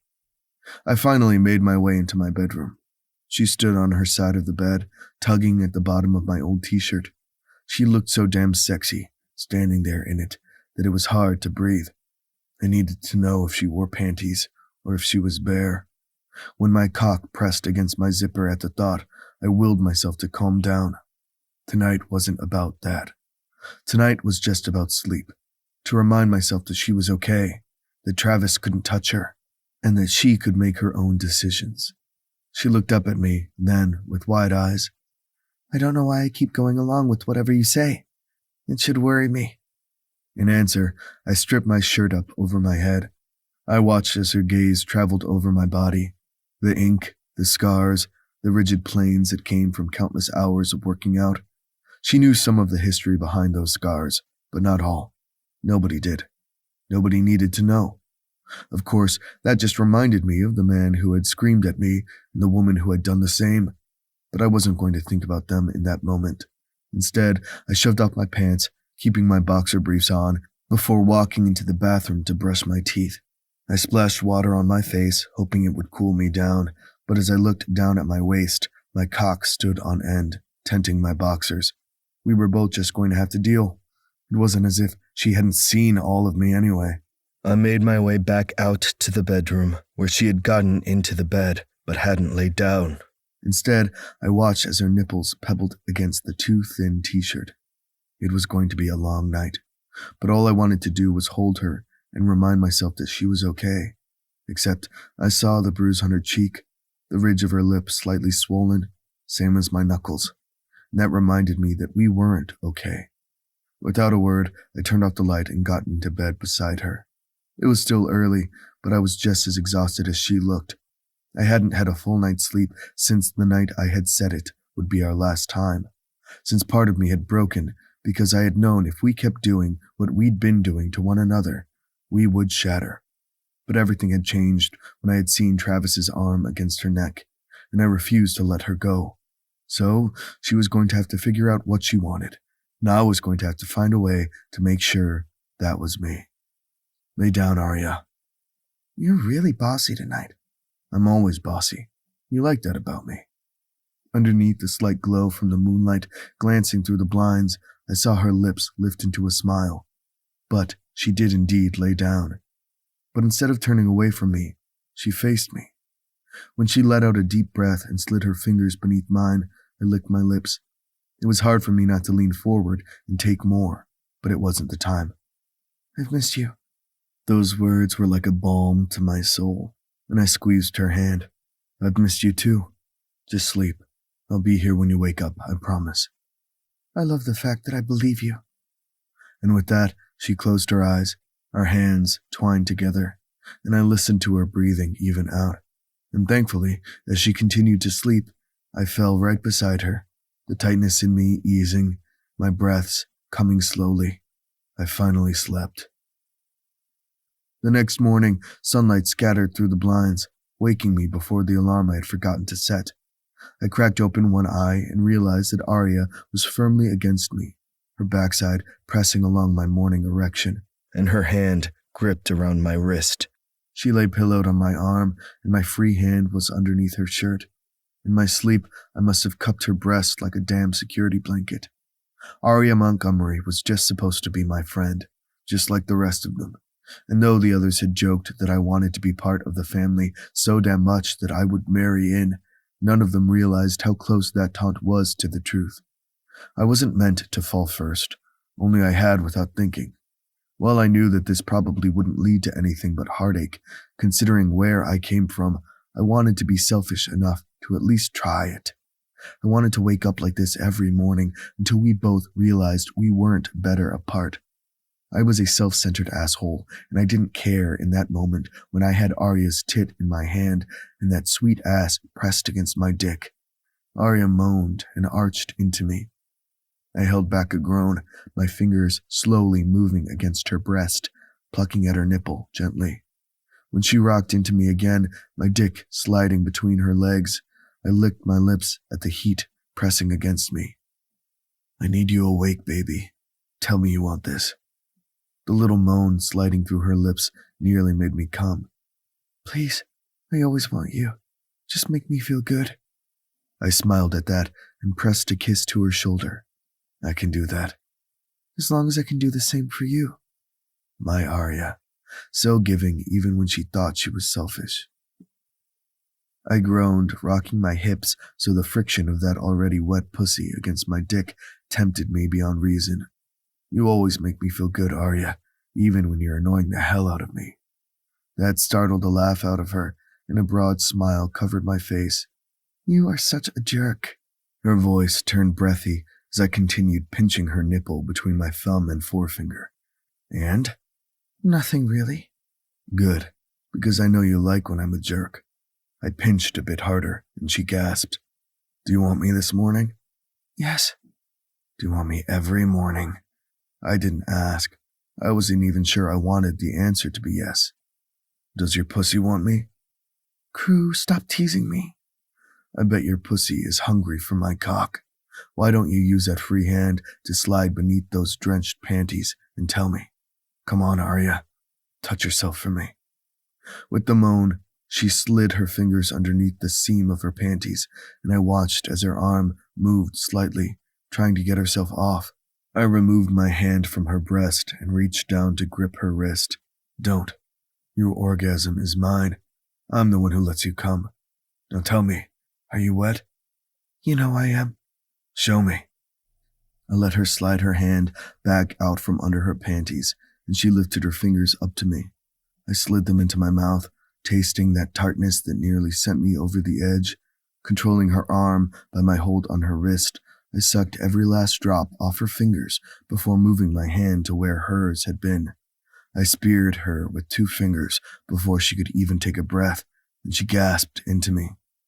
You're such a fucking dirty girl. Already wet for me, and I hadn't even touched you. Do you want my cock? Tell me if you want my cock, Arya. I always want your cock. That's a good girl. Then I worked myself in and out of her, slowly at first, finding that bundle of nerves. I wrapped my other arm around her, cupping her breasts as I finger-fucked her. She let out little moans, little gasps, and I soaked in every single one. And when she came, her body quaking in that way that told me she was all mine, I rocked into her, the friction of her thighs pressing around my dick nearly as tempting as her wet heat. I pulled my fingers out of her and then shoved them into her mouth. She gagged, but I saw the excitement in her eyes as she laid back in my arms. Lick them. Taste yourself. She nodded, gorging on my fingers before I pulled them out. Then I shoved the comforter off us and rolled us so I was on my back and her thighs were around my shoulders. Hold on to the headboard. I need my breakfast. She shook her head, her eyes glassy. Crew, I just want you, please. And you'll have me. But if you aren't riding my face in the next 30 seconds, I won't fuck your ass later while you beg for it. She blushed, that pretty blush I knew spread all over her skin, and I winked at her. And take off my shirt. As much as I love you drenched in my scent, I want to see those pretty tits bouncing as you ride my face. She blushed again, but whipped off my shirt in an instant. Her breasts were large, full, her nipples tight. I loved sucking on them and bruising them with my mouth. They looked like a masterpiece when I came on them, painting them with my cum. It was territorial as fuck, and I didn't care. I gripped her thighs and then looked up at that beautiful pink pussy above me, so sweet and all mine.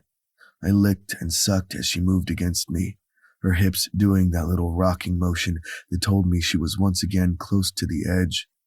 I wrapped my lips around her clit and twisted, and her thighs shuddered. When I dipped my tongue inside her, she gasped and continued rocking. I gorged on her, eating every ounce of her, before she finally came again, calling my name. I ignored the squeeze of my heart at that sound, because I knew she was just in the moment, and I had no idea what she felt. Nor did I want to know, because that meant I would have to face my own feelings. So I shoved those thoughts to the back of my mind before adjusting us once again on the bed. I slammed my feet on the floor and pulled Arya to her back so her head rested slightly over the edge. Open up. I told you I would feed you. She smiled wide at me before chuckling. I thought I was just having mac and cheese last night. But Dick, I'll take that too. Yes, Arya, you're going to take it. Now open up so I can fuck that pretty face of yours. She smiled up at me and opened. I slid the tip of my cock into her mouth as she teased the slit with the tip of her tongue. I squeezed the base of my dick, groaning. Hold on to my thighs so you don't fall. I've got you. She nodded, my cock in her mouth, as I slowly worked my way in and out of her. I was too big to go balls deep inside her this way, but I didn't care. Her mouth was so warm, so inviting, that I slowly moved in and out of her, loving the way that her throat worked as I filled her. She gagged slightly, and then swallowed, the tip of my cock going deeper down her throat. I used my free hand to cup her breasts, pinching each nipple before trailing my thumb along her throat as I filled it with my cock. "You're so fucking beautiful." And then I continued to work my hips as I leaned over to rub 2 fingers over her clit. I slid 3 fingers in her in one move, and her pussy clamped around me, swollen and pink. And when she came again, and I knew I was close to the edge, I pulled out of her. Both of us sweaty and Arya nearly spent.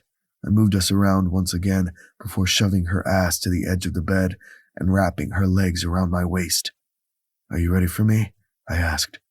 She gave me a lazy look, that cat and cream smile, the most beautiful thing I had ever seen as she cupped her breasts. "Always." "Do we need a condom?" I asked, telling myself I needed to hold back. She shook her head. "We're both clean. I'm on the pill. It's just us." She paused. "Always has been." I swallowed the emotion in my throat, telling myself it was just the high of a near orgasm, before I nodded tightly, gripped her hips with bruising force, and thrust it into her so hard her breasts bounced and her pussy tightened around me. I let out a groan as she let out a scream of pleasure. Balls deep, I sat there for a moment as I tried not to come right then and there. One stroke, and I was already nearly ready to fill her. "Look down at us," I ordered. "Do you see how your pussy is grabbing my cock? It wants me." "I want you," she corrected as a small smile played on her face. I grinned right back at her before pulling out and slamming back in fully. "Crew, my God!" I froze, remembering exactly what had happened to bring us here. I looked down at the bruises on her neck and face and at where my hands gripped her, because I would leave similar bruises if I kept this up. She must have seen the horror spilling onto my face at the mere thought of hurting her. "Don't stop. I'm not fragile. This is exactly what we both like. I love your marks on me, because they're the ones I want, and because you give them to me with my consent. You're not him." I nodded tightly, knowing she said that for both of us, not just me, before doing exactly as she asked and going as rough as she wanted, as rough as I wanted. I rocked in and out of her, hard and fast, so she nearly fell off the bed, and I grinned. She sat up, gripping my shoulders, so I moved my hands under her ass and lifted her. "You want me like this?" I asked, teasing. "I just want you. Please, come already. You're going to need to catch up." I shook my head, laughing, because of course I could laugh with Arya while I was fucking her. Even when we hated each other, we could make each other laugh. "I'm going to make you come 2 more times for that remark. You don't think I can last?" "We both know what I think." And then she rolled her hips again, nearly making me come. I lifted her over my cock and slammed her back down over and over until we were both panting, sweaty. Nearly ready, I set her back down and continued to move my hips as I crawled over the bed. We laughed together, the movement slightly jerky, unpracticed, until we found a rhythm again. And then my hands were tangled with hers, our mouths pressed together as we kissed and licked and sucked. And when she came again, her cunt clamping down around my dick, I followed, meeting her. I groaned into her mouth as we clung to one another, both of us, still as the orgasm washed over each of us. It had always been amazing with Arya. That was the problem, because at first it had just been because we wanted it. It was a test to see exactly what we could do to each other. When it became more, we had run, but not far enough. Without another word, I kissed her temple, her nose, her forehead, and then the tears from her cheeks before finally pulling out of her. I stood up on shaky legs and then lifted her into my arms, cradling her as I walked us to the shower. "Crew," she whispered, her voice breathy. "Why are you so sweet sometimes?" "I'm not sweet. You just made me come so hard I was seeing double. It's just the endorphins." She shook her head, and neither one of us believed my words. But I turned on the water, and we each reached for the soap. It was odd as she washed my body, and I worked on her hair. It felt as if this was our routine, and perhaps it had been somewhat. Only I didn't shower with women. It wasn't my thing. But somehow it had become that way with Arya, because we were friends. Of course we were.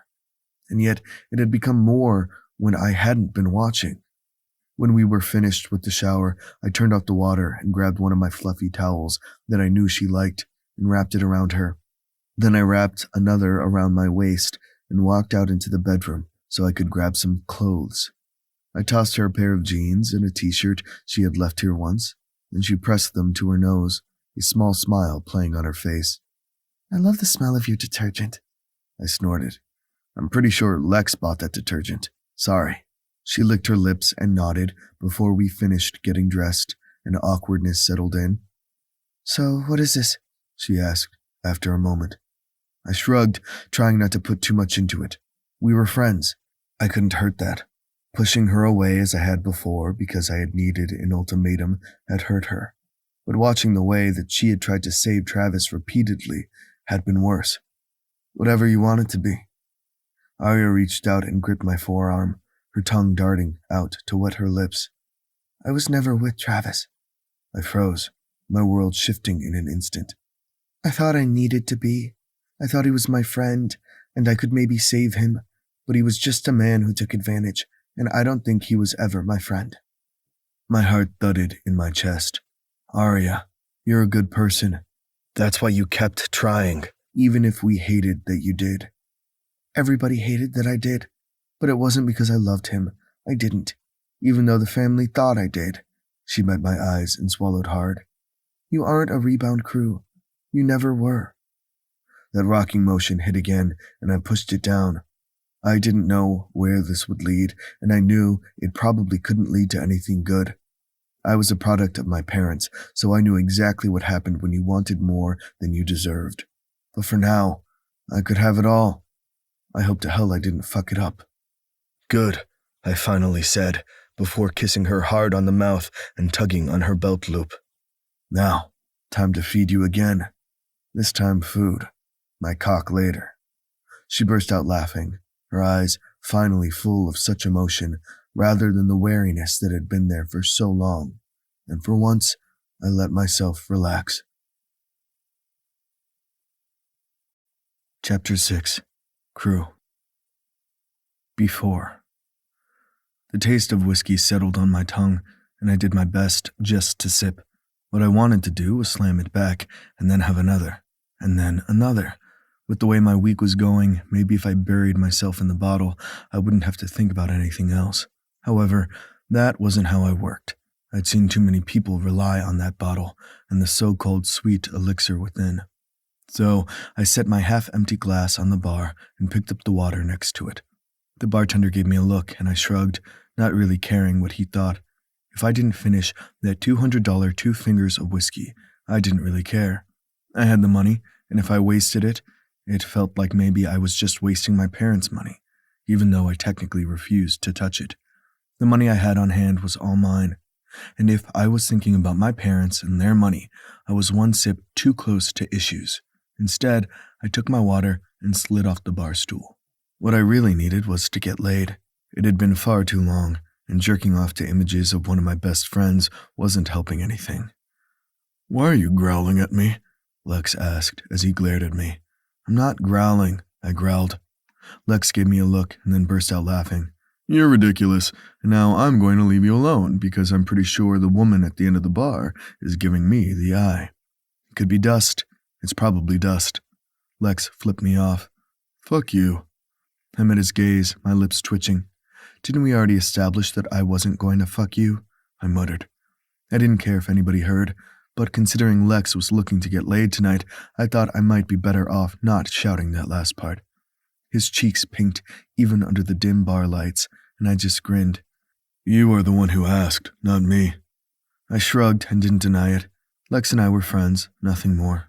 There could have been a little attraction between us, but it hadn't amounted to anything. We were better off as friends, and a kiss here or there just because we could, and to keep people on their toes. But I didn't want Lexington Montgomery. Sadly, I wanted one of the Montgomerys currently on the dance floor. Lex's gaze followed mine, and he clucked his tongue. "Playing with fire there, brother." "Please don't call me brother after the conversation we literally just had," I said dryly. "And on that note, I'm going over to the other side of the bar. The redhead wants me." "Wasn't it just a blonde?" "I said what I said." Lex snorted and then headed off to go hit on the red-headed woman. Lex wasn't a creep, however no one else in our friend group was looking for Sirius. The fact that my ex had found her serious partner should have probably made me worry, but it hadn't. Daisy and I had just been good friends in the end. The sex had been great, but I liked the way she was with Hugh, and in one fell swoop, she gained a daughter. Instant family and all of that. It was perfect for Daisy. And yet, all I could do was look at Arya on the damn dance floor. She had come with another one of her friends who wasn't related to the family and was now dancing between the group, as well as 5 different guys who seemed to be prowling like hyenas on the safari. I wanted to rip one of the dude bros' arms off, but I figured that might be going a little too far, especially since I hadn't even spoken to Arya tonight. There was just something about her. Even though she annoyed the fuck out of me, maybe that was why I wanted her. Apparently, I was a masochist and hadn't known before this moment. Dude bro number 2 slid his hand up her shirt and squeezed without even a hello. When Arya twisted, elbowing the man in the gut, I hadn't even realized I was moving until I was there. Arya had taken care of it herself, and the guy was already breathing heavily, but I still couldn't help myself. I had the man pinned to the wall, my forearm pressed against his throat in 2 steps. "You think it's okay to touch a woman without consent?" I said, my voice so pointed it was scarier than a growl. "Who the fuck are you?" the guy rasped. Considering the man could talk, I wasn't pressing hard enough, so I leaned in. "Different answer." The guy's eyes bulged. "Shit," a choking rasp. "I didn't realize she was yours." She wasn't, and never would be. She was off limits for so many reasons.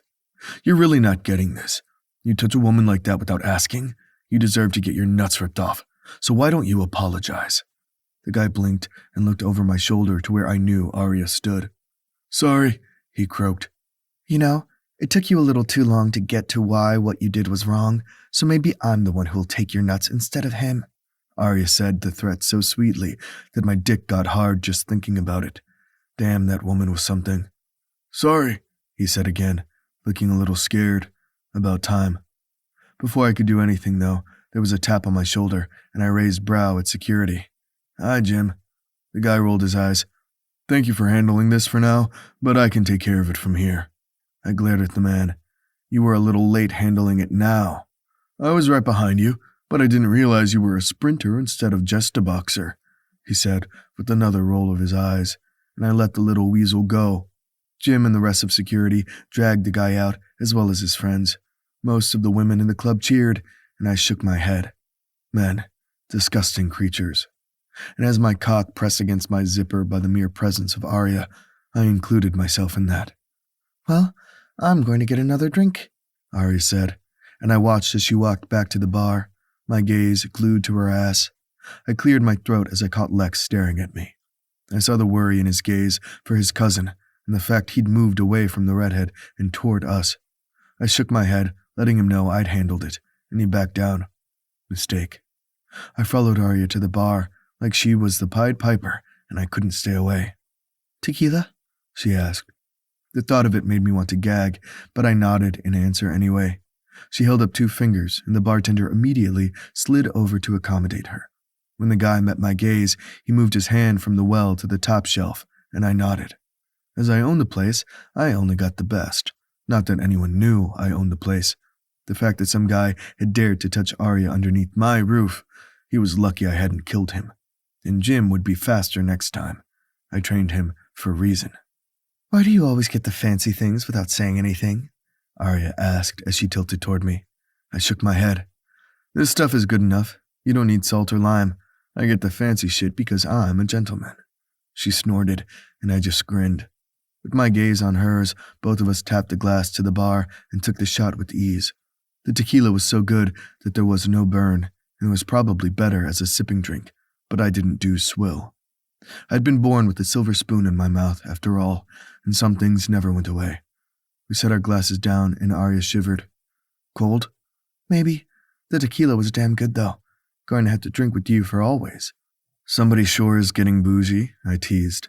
"I can't help it. I like pretty things." She fluttered her eyelashes, and I chuckled, shaking my head. She checked her phone for what I realized had to be the 5th or 6th time in a short amount of time, and I frowned. Waiting on a call? Travis was supposed to meet me here. Just the sound of that man's name set my teeth on edge, but I did my best to school my features. Arya hated when we questioned her about that man. He was useless, a user, and drained every ounce of spark from the woman in front of me. But if we said anything about it, she fought back, because I knew she wanted to see the best in him, to try to keep him on the good path. Only I knew it was a lost cause. Maybe he'll show later, I lied. She met my gaze and sighed. Are you okay? She shrugged and looked down at her dress. That's when I realized that one of the double straps had torn, and my jaw tensed. Did he do that? I asked, my voice so low I could practically see the ice crystals forming in the air. It's fine. It happened when I got out of his grip. I was already moving toward the back door, hoping I could catch the little asshole before she could even say a word. I made it all the way to the hallway where it was just the two of us before she put her hand on my arm to stop me. One touch and I was in her control. How fucking weak was that? Don't. I don't care about him. I'm fine. I let out a breath. You shouldn't be so nonchalant about a man groping you. I'm not nonchalant, but security took care of it, and I don't want to think about it anymore, okay? I turned then, caging her to the wall. Her eyes dilated, and I looked down at her, both hands pressed against the wall beside her head. Fine, but if I see him again, he's a dead man. Her chest rose and fell as she took a deep breath. Just don't go looking for him, and you don't have to keep protecting me. You're not my brother. I narrowed my gaze. Thinking about you as my little sister is the furthest thing from my mind. Arya's lips parted, and I cursed. You should go home, Arya. But what if I don't want to? In answer, I broke my cardinal rule, and I slammed my mouth to hers. Now, what do you have on your docket today? I asked as I leaned against my kitchen counter. We had eaten breakfast after I had eaten her out again, and now I stood with my second cup of coffee, just watching thoughts pass over her face in quick succession. Sometimes I could read her, sometimes she was an open book. And other times, like now, I would do anything just to see what was going on in that mind of hers. A single note of the lyrics that was the melody of her soul. A single line of the verse that stroked against her heart. Family dinner was moved to Friday, so I don't really have anything. I tilted my head, staring into those gorgeous blue eyes, the Montgomery eyes. You want to go for a drive? A small smile played on her lips, even as her eyes brightened ever so slightly. You don't have to work today at one of your many mysterious businesses, or paint? I took a sip of my coffee before shrugging. I have a few projects in various stages, but I don't have any commissions, just doing what I feel like. That must be nice, she said wryly. What about you? Any projects or commissions? I asked, as if I didn't know what project she was working on. Hell, I knew that she knew every single one of my art pieces. I loved her photography. She could capture an exact moment in time in a way that few others could. It wasn't portrait work, but another type of art that was all beneath the surface. I just did a large spread for Adventure, and have 3 more coming up, but it's the wrong time of year for what I want, so now it's just what I can sell on the website and in-house. Thankfully, my last payday was enough that I don't have to worry for a while, which is always a relief. I drained my coffee and set my empty cup in the dishwasher next to hers. I didn't know why the sight made me so damn happy, so I pushed those thoughts away. No need to get sentimental. It was just a damn coffee cup, just like her damn toothbrush was next to mine in the bathroom. Well then, let's go get some air. We can take the convertible up I-70 into the mountains until it gets too winding for us. Her eyes widened. Just like that? Just like that. Bring a hat if you want, or let the wind make your hair go in 1,000 different directions. Anything you want, Arya. Anything? She smiled then, before walking toward me and putting her hands on my chest. She was so damn short that she had to go to her tiptoes in order to kiss the bottom of my chin. I did not lean down to make it easier for her. I couldn't help but relish in the warmth of her. I really needed to calm the fuck down. Go get your shoes and stop teasing me. I leaned down quickly and bit her bottom lip before smacking her ass. She yelped and glared at me before she burst out laughing and went to the bedroom. I shook my head, wondering what the hell I was getting into. By the time we were in the car, music blaring and wind in her hair, I could feel the stress and tension easing from her. We couldn't talk that much with the top down, but it didn't matter. It was a perfect Colorado day. Not a single cloud in the sky, and not too hot or too cold. We'd souped up the engine of this beauty, so I knew she could handle these roads as she had before. Maybe next time I would go up on my bike, with Arya on my back, legs spread around me. I shifted slightly in my seat, trying to adjust myself. Out of the corner of my eye, I saw Arya give me a look, that smirk on her face making me want to kiss it off. "You keep looking at me like that, I'm going to give your mouth something to do," I shouted. "Promises, promises," she called out over the wind, and then she leaned back into the seat, that relaxed smile on her face. I hadn't realized how fake and forced her smiles had been recently, but right then and there, this was the real her. We pulled up to a rest area, where there were a few park benches, and got out. I took the cooler with me, and Arya just stared at me. "When did you have time to pack that? And why didn't I know you have it?" "It took you 30 minutes to do your hair and makeup, even though you just let the wind have it." "It took me like 10 minutes, and I had to call my dad." I froze in the act of unloading our lunch and tilted my head at her. "Everyone okay?" The curious expression on her face did something to me I didn't want to name. "Yes, I just wanted him to know that I was sorry for running out like I had." She moved closer, and we unpacked the cooler together, acting as if we had done this countless times before. After a moment, Arya finally let out another part of what had been bothering her. "I hate the fact that I always feel weird about my dad and our work. I know that he loves me, and I know that he loves my work, and yet I can't help but feel like the little girl standing in her dad's two big shoes, wondering why she keeps tripping on her face." When I set her camera bag next to her, she blinked down at it before running her fingers along the edge. She'd always had her camera on her for as long as I could remember, but recently she'd stopped bringing it with her everywhere. It wasn't my place to push her, but if I could at least show her what she could have, maybe it was for the best. Maybe I wasn't making a mistake. She smiled up at me, and I let out a relieved breath, grateful I'd gotten it right. I pulled the tab on Arya's soda before handing it over to her, and she raised a brow. "I'm well aware you can open it yourself, but you did just get your nails done with Daisy, so why ruin the manicure?" She snorted and shook her head. "Why do you notice things like that?" She looked at her nails and grinned. "But I do like the steel color." I do not understand the need for fake nails like that. However, I did like them digging into my back last night and on my shoulders this morning. So you do you, so you can do me. Her cheeks blushed again, and I had to adjust myself in my jeans once more. We sat down with the cheese and meat concoction that I had made up with some fruit. A couple of spreads and crackers. It wasn't much, but if there was cheese, I knew Arya would be happy. "You know, we should probably talk." I drank the rest of my soda before pulling out a water. I hate those words. "Of course you do, and not just because you're a man, but because you're you." I feel like I should be offended. "No, I'm in the same boat as you. I hate talking about my feelings, but we might have said that whatever is happening between us is what it is." She gestured with her fingers at the two of us. "But it's a lot more complicated than that." I shrugged. "Yeah? So?" "So," she rolled her eyes. "When we slept together the first time, we didn't say anything. And then every other time, we always said it was the last time, and we were mean to each other about it." Her teeth bit into her lower lip, and I reached out with my thumb to rub the sting. "I was mean to you because I wanted to keep you. Is that real enough for you?" Tears filled her eyes, and I cursed. "Shit, forget I said that." "No, I'm not going to forget, because it was the same for me. When did you get so good about speaking about things?" "I'm not, but I don't know," I sighed. "You had to deal with a liar for how many years? I don't want to be that guy.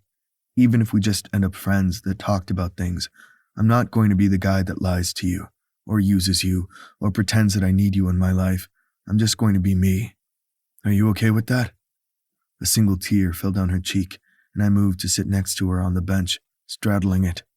I wiped away that tear before licking it off my thumb. The salty taste brought me back to the present, and I wondered if I was moving too fast, especially because I didn't know what I wanted or what she needed. "You're not him." She let out a breath. "I'm going to tell you a story, And know that I just need to get it out, so you understand. I'm not comparing you two, okay? I nodded, even though I didn't want to hear about the asshole. However, he was the ghost between us, even if the man still breathed. The first time I met Travis, I was trying to keep up with Sebastian on my skateboard, and, not completely failing, I raised a brow. How did I not know you used to skateboard? I loved learning new things about her. I should have realized long before this how gone I was for this woman. Because I only did it for a little while. It was Sebastian's thing, and Raven's, now that I think about it, she said, speaking of Sebastian's wife. Marley would stand back with me, both of us pretending we were having fun and knowing what we were doing. Marley had been Sebastian's high school girlfriend and had died while giving birth to their daughter. I had no idea how Sebastian even moved day by day with what happened, but now he had Raven, and their family was a unit. The man was far stronger than I was. I can picture that clearly. Well, one day Marnie couldn't make it because her parents were being assholes. She rolled her eyes at that, and I figured it was a common refrain from what I knew of the couple. So Sebastian and Raven and a few of the cousins were out there, doing what they did best, and I was trying to keep up. It didn't matter that Sebastian was my twin. He always acted like the older brother. It's just who he is. But he was in a bad mood because of Marley's parents, so he left me behind. I'm not going to like this story, am I? She gave a small smile that wasn't an answer. Maybe. Anyway, I fell hard, and though I was wearing a helmet, I had foregone my elbow pads, because I was a big girl and had taken them off when my family wasn't watching. She rolled her eyes. So stupid. My parents were watching and running over, but this other kid came over and immediately helped me.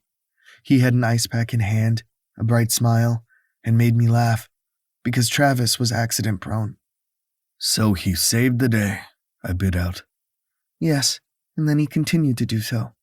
She met my gaze, as if willing me to understand, and the sad part, I did, because Travis hadn't always been the wraith he was now. We clicked right away. He was my friend, and then someone I crushed on. Don't get that look, she warned, and I tried to fix my face. He never crushed on me. When college came around, I got my business degree because I wanted to make sure I could handle my affairs with my art, or if I stayed with Montgomery Security. And then I ended up working with my cousins in security because I liked the idea of owning a business. In the end, that wasn't the right move for me, so I sold my shares in that and put together the art house with my other cousins. She shrugged. I had my plan, even though it went in a few different directions. But Travis threw himself into art. He's a brilliant sculptor, Crew. I tensed, hating the truth. He is, when he's sober enough to do something about it. I'm not going to lie, Arya. He's fucking talented. I let out a breath, even though I hate him. She squeezed my hand, and I ran my thumb over her skin, needing that connection. He is talented. And of course, then he realized he was talented and thought he was a goddess's gift to Earth. And while it's good to have self-esteem, something that I do not have in large portions right now, he took it too far. He wanted to be that tragic artist and leaned into it. I couldn't hold him back. The boy who eased my hurts and saved me was out of my grasp, and I know it's ridiculous. I know that it is not my fault, but that doesn't help the little voices screaming that it is. I want to hit him all over again. I know you do, but you can't. He left town. My eyes widened. Oh. I did my best to make my voice calm. Yes. He texted to say he was taking a break and leaving town. I don't know where. I don't want to know anymore. I'm honestly tired of everybody walking on eggshells around me, so worried about me because they think I'm deeply in love with that man. I raised a brow. Instead, you were upset with yourself for not being able to save him. Pretty much. How self-righteous is that? I ran my hand over her hair. You're a damn good person, Arya, and we're going to go back to that self-esteem thing. She gave me a wry smile, her fingers dancing over the denim on my thigh. Of course you would pick up on that. I'm a jerk like that, I frowned. If we're going to talk about past people we dated or didn't date, you know Daisy and I only hung out for a little while, right? She nodded, though I saw the tension sliding back into her. I hated being the one to do that. It was more friends figuring out what we wanted, and it wasn't real. But you were having sex, and good sex, according to Daisy, because she went into detail. At my widened eyes, she continued, Daisy is one of my best friends, practically my sister versus my cousin. Of course we tell each other everything. I winced. I don't really want to know anymore, do I? She was very supportive. Her voice was its most prim and proper. I threw my head back and laughed, thoughts of what exactly had been said filling my mind and honestly terrifying me. Dear God, women really do talk about everything, don't they? Maybe. She held up her hands, a little over 10 inches apart, grinning far too widely for my taste. I ran my hand over my face. Arya Montgomery. What? Please do not tell any more of your family members the size of my dick. She burst out laughing. I will do my best not to, although Daisy knows. Daisy is married and not going to talk about my dick anymore. At least I hope not. No, there's a code. She only talks about her husband's dick. At my look, she grinned. No, she keeps that dick to herself, don't worry. I think I should be worried. I cleared my throat. Lex doesn't know what my dick looks like either. I paused. No, wait, that's wrong. Ari had just taken a sip of her soda and spewed it over the table. What? I thought you said you and Lex were just friends. There are showers at the gym, and we have peed next to each other at a urinal, outside, camping, and a group of us skinny dipped in the lake once, so I'm pretty sure I've seen a few Montgomery dicks, but not in a fun way. I did my best to keep a smile off my face, but at her wide eyes, I couldn't help but grin. You've said the word dick a lot. My shoulders shook. We can talk about cock if you want, or penis. What innuendo would you like? She studied my face, her smile softening. I like you like this, laughing and smiling. You don't do it often enough. You haven't recently either. I reached for a chip even though I wasn't hungry anymore. It feels weird to think about ever even being with Daisy, or people thinking I'm with Lex. They are family. But I'm not, Arya said, even though it sounded like a question. Sleeping with you would be fucking weird then, wouldn't it? She burst out laughing, and I tugged on her waist slightly so I could press my lips to hers. You're not like the others, Arya. Her eyes widened, and I knew that was enough of bearing my soul for the day. As it was, everything felt a little too rushed, a little too weird, and I wasn't sure I liked it. I didn't like this feeling, this happiness that seemed to be seeping through my pores. We sat there a little longer, and when Arya pulled out her camera, fiddling with the buttons, I leaned back and watched her work. I was decent with the point and shoot, but nowhere near her caliber. As she lifted the camera to her face, adjusting the lens, I held my breath. Then she turned toward me and snapped her first photo. Her shoulders relaxed, the tension she'd been holding for so damn long beginning to leave her. Then she moved her focus on the trees behind me, taking another photo, then another. We didn't say anything. We didn't have to. She'd find her frame, her center, and I'd watch her work, knowing this would always be one of the best parts of my day. My phone buzzed in that instant. When I looked down at the readout, I realized that any feelings I had was only momentary. What is it? Arya asked. I tilted my phone to her, because she was one of the few who knew my mother was a bitch. They didn't know everything. I wasn't sure I would ever tell them, but this text I could show. Satan's mistress, aka Mom. I see you're finally showing your worth by getting arrested. Satan's mistress, aka Mom. I had to hear about it at the club. Satan's mistress, aka Mom. If you're going to keep shaming me, I'm going to ensure the world knows how useless you are. I really hate that woman. The ice in Arya's tone matched the chill in my veins. Chilled, I lifted my shoulder before putting my phone away. It's nothing new. You were arrested because of me? If you say that one more time, I'm going to spank that ass. At her widened eyes, I shook my head. No, that's not a good deterrent, because you like it when my hand makes your ass all pink. She narrowed those blue eyes of hers. I should spank yours instead. If you can pin me down, you're welcome to try. Later, I promised. The arrest was Travis's fault. We've already discussed this. Stop backtracking. Fine, as long as you realize that your mother is an evil person, and you don't need to listen to anything she says. I would say that you could use my mother as a good mother, but then we get into the weird family thing again. I knew she was trying to make me laugh, but I didn't have any words. Instead, I lifted her onto my lap and held her close. She seemed to understand, and she wrapped her arms around me, pressing her cheek to mine. I knew this wasn't forever, that we'd accidentally fallen into this moment, this connection, that would have to be okay with me. But for now, I would take this. Chapter 7. Aria. It had been a week since something had shifted in my universe. If someone would have asked me even 10 days before if I would be smiling at a text message from Crew, I'd have called them on their bullshit. Not that he couldn't make me laugh. He'd always been able to do so, and we'd texted daily until recently. Us being friends was never in question, at least before our last fight. But things had been strained as Travis had gone downhill. I'd spent so much of my time and guilt trying to help the man I thought was my best friend that I'd nearly lost so many others in my life. I'd pushed away so many people because I'd been trying my best to keep Travis safe. Now, as I looked on my phone, my lips couldn't help but lift. Crew. Your brother is hovering. Me. Which one? Crew. You know who. If it were Sebastian, I wouldn't be texting, because he would just stick his daughter on me. You know I can't say no to anything Nora asks. Me. That is true. She has the entire Montgomery clan and their representatives wrapped around her little finger. Crew.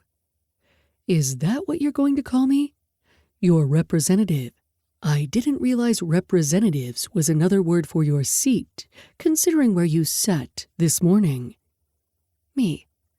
I am sitting on the other side of the studio from you, blushing. I know you can't see me since I'm in the other room, but the others can see. I know everybody's going to want to know what I'm thinking. Crew. Because you're wet reading my texts. You think someone has had sex in that office yet? There's a lot of paint around here. I bet you we could have some fun with some art. Me. This is my family's place. Crew. And I am your representative. Me. I do not need one of my countless family members to walk into the office while I'm riding your face or with your cock in my mouth. Crew. Now I'm standing at my easel with my cock pressing against my sweats. It's not like I can hide that. Your brother is now glaring at me. Me. Why is Gus there? I thought he was at school. Crew. Graduate students don't need to be in class all day, apparently. Come save me. Me. I'm afraid of my younger brother, so I'm going to need an incentive. Crew. If you don't come and save me from your brother, I won't let you have my dick. How about that? Aria Montgomery? You know I can read his texts over his shoulder. Gus shouted through the building. I put my phone in my pocket, my cheeks stained red. Mind your business, Gus Montgomery! Do I want to know what you're texting Crew while you're in the same building? Riley asked, her brows raised. Just the usual things, I lied as I scurried toward the other half of the building where Crew was set up. Because we wanted the right light for certain mediums, it wasn't an open floor space. I had been in the darkroom for most of the morning because sometimes I like to work with film. That meant while Crew and I were in the same building, we had only seen each other for a few moments. I had spent the night at my own house because I knew if I spent the night at his house every night, and if he did the same with mine, we would be moving way too fast. As it was, it felt like we were in a whirlwind, and I was just trying to keep up. So, when did this happen? Gus asked as he stepped toward me, gesturing between Crew and me. The rest of my family, who happened to be in the building, all stared at me, the silence thick. I met Crew's gaze. The man looked unrepentant. He shrugged, then leaned against the doorway. I looked down at his tinted sweats and raised a brow. He rolled his eyes, then adjusted himself, but I knew that wasn't going to help. I have no idea what you're talking about. I lied, knowing the others were staring at me and waiting for an answer. Finally! Riley said as she threw up her hands. I've been waiting for this day for years. It's friends to lovers. Our time has come. Do I want to know what that means? Crew asked dryly. Wait, you and Aria? Why? Nate asked, only he wasn't looking at me but Crew as he said it. I threw a couple of pieces of paper at my cousin. Rude, I barked. She's so high maintenance, Colin joked, grinning at me.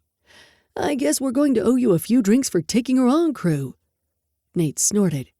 From the way the Crew is glaring at you both right now, I'm pretty sure you should watch where you sleep. Oliver just shook his head as he packed up his sketchbooks. As much as I love hearing about who my cousin is banging, I'm out. I promised Mom I would help at the store today, and I have a feeling traffic up to Boulder is going to be a bitch.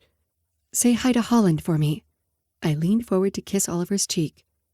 Will do, and let my big brother Kingston know that he owes me. For working at your mother's shop?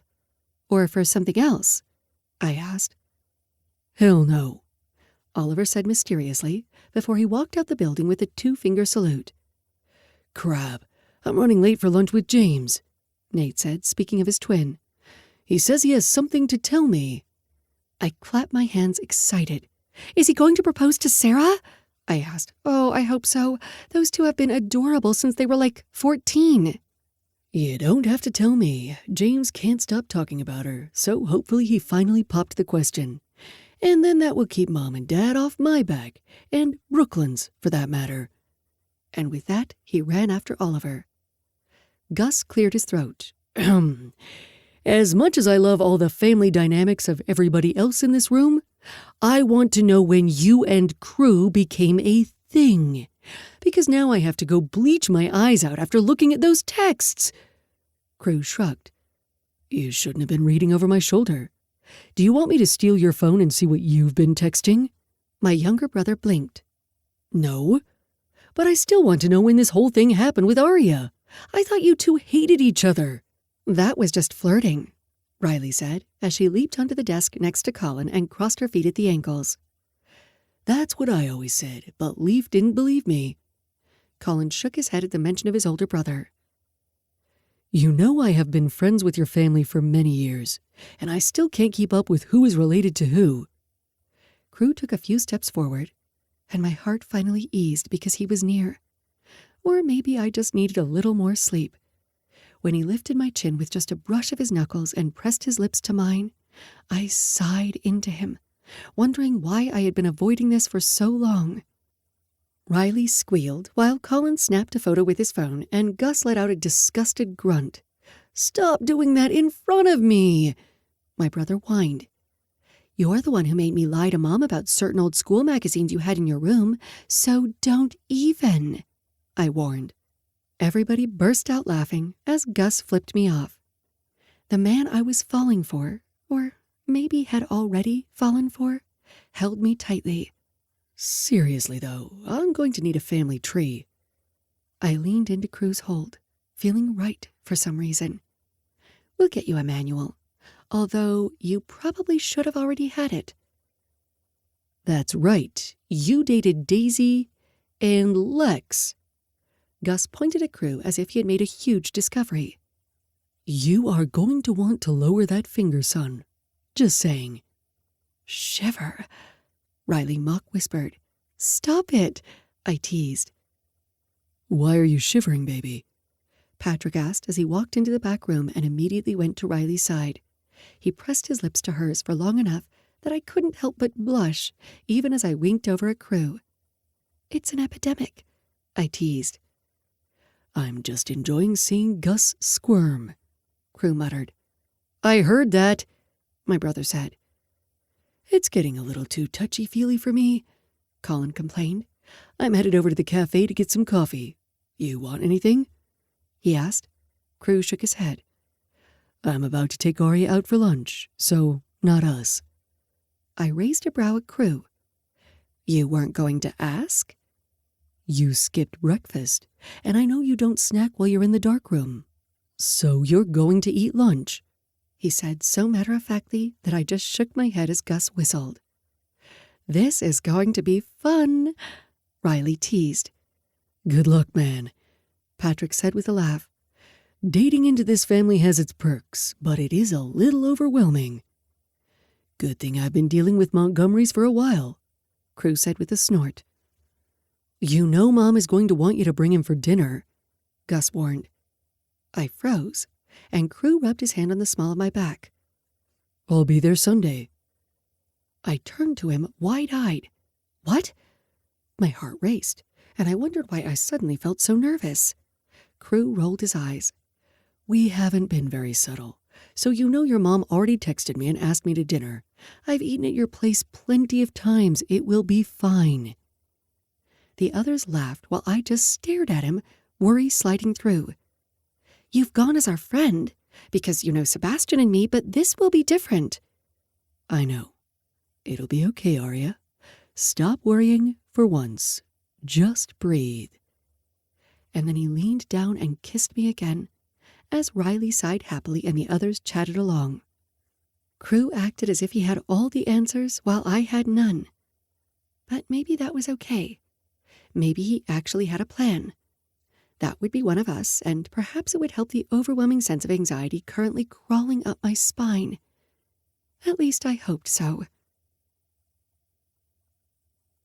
"I can't believe you texted him," I whispered. My mom just grinned. "Of course I did. You weren't going to invite him over to meet the parents. Some things are simply needed." I grimaced. "It's only been a week and a half. People usually get months before this moment. Or longer. Not that the Montgomerys were anything like normal." "Most people don't have their daughter's significant other's phone number to make an evening meal happen." Tabitha Montgomery winked. "I love that something is happening between the two of you, and I won't ask for details. That's your business. Even if there wasn't, however, I would have wanted him here for a meal. With everything that happened in these recent months, he deserves a little comfort as well." I relaxed completely, leaning into my mother's hold. "You're right. I'm glad that he has you and Lexington's parents, and frankly all of the aunts and uncles. I've never met his parents, but I know a few things, and they are lucky I don't find them and run them down with one of the many cars we have and love. I am blessed with my parents and my in-laws, but I know a few of my sisters and brothers-in-law had issues with their families, and knowing that they always had us to lean on helped them. Crew would have been invited here no matter what. That man needs to have a safe space, and we're it. And of course, he helped my baby. I'm going to make sure he gets cake." I threw my head back and laughed before hugging her tight. My heart swelled at my mother's words because she was right. Crew needed us, even if sometimes I felt as though he forgot that in his urge to take care of everyone else. Cake solves everything. "I thought that was cheese?" my younger sister Dara asked as she skipped into the room and threw her arms around me. She kissed me hard on the cheek and beamed. "Thank you for bringing that beautiful man for dinner." I cringed. "Why did you make that sound like he's the dinner? Plus, don't talk about Crew that way. My Crew." My mom just pressed her lips together, holding back a laugh, thankfully not saying anything. "He's edible. You know that." Pushing at her arm, I tried not to laugh and let her win. "Is he out with Dad working the grill?" I asked, looking throughout the house for him. "Yes, he's out there last I saw." Dara turned to Mom. "Oh, Mom, I forgot to mention that I needed that one paper you mentioned. Is it in the kitchen?" "Yes, let me show you." Mom kissed my cheek. "Go rescue your man. Though your dad isn't as hard as my family was when it came to the 3rd degree." Laughing, I pulled away and headed to the back of the house. She was right, since I knew my uncles had questioned my father for daring to touch their precious sister. But now they were all best friends. I visited Pennsylvania often to visit that set of cousins, and my dad still playfully growled with his in-laws. My parents' home was always so comforting. It wasn't our childhood home, as we had moved a couple of times when I was growing up as the family expanded. The fact that my mother had birthed 2 sets of twins was a ridiculous feat. I still don't know how the 2 of them made it all work, even with the family helping.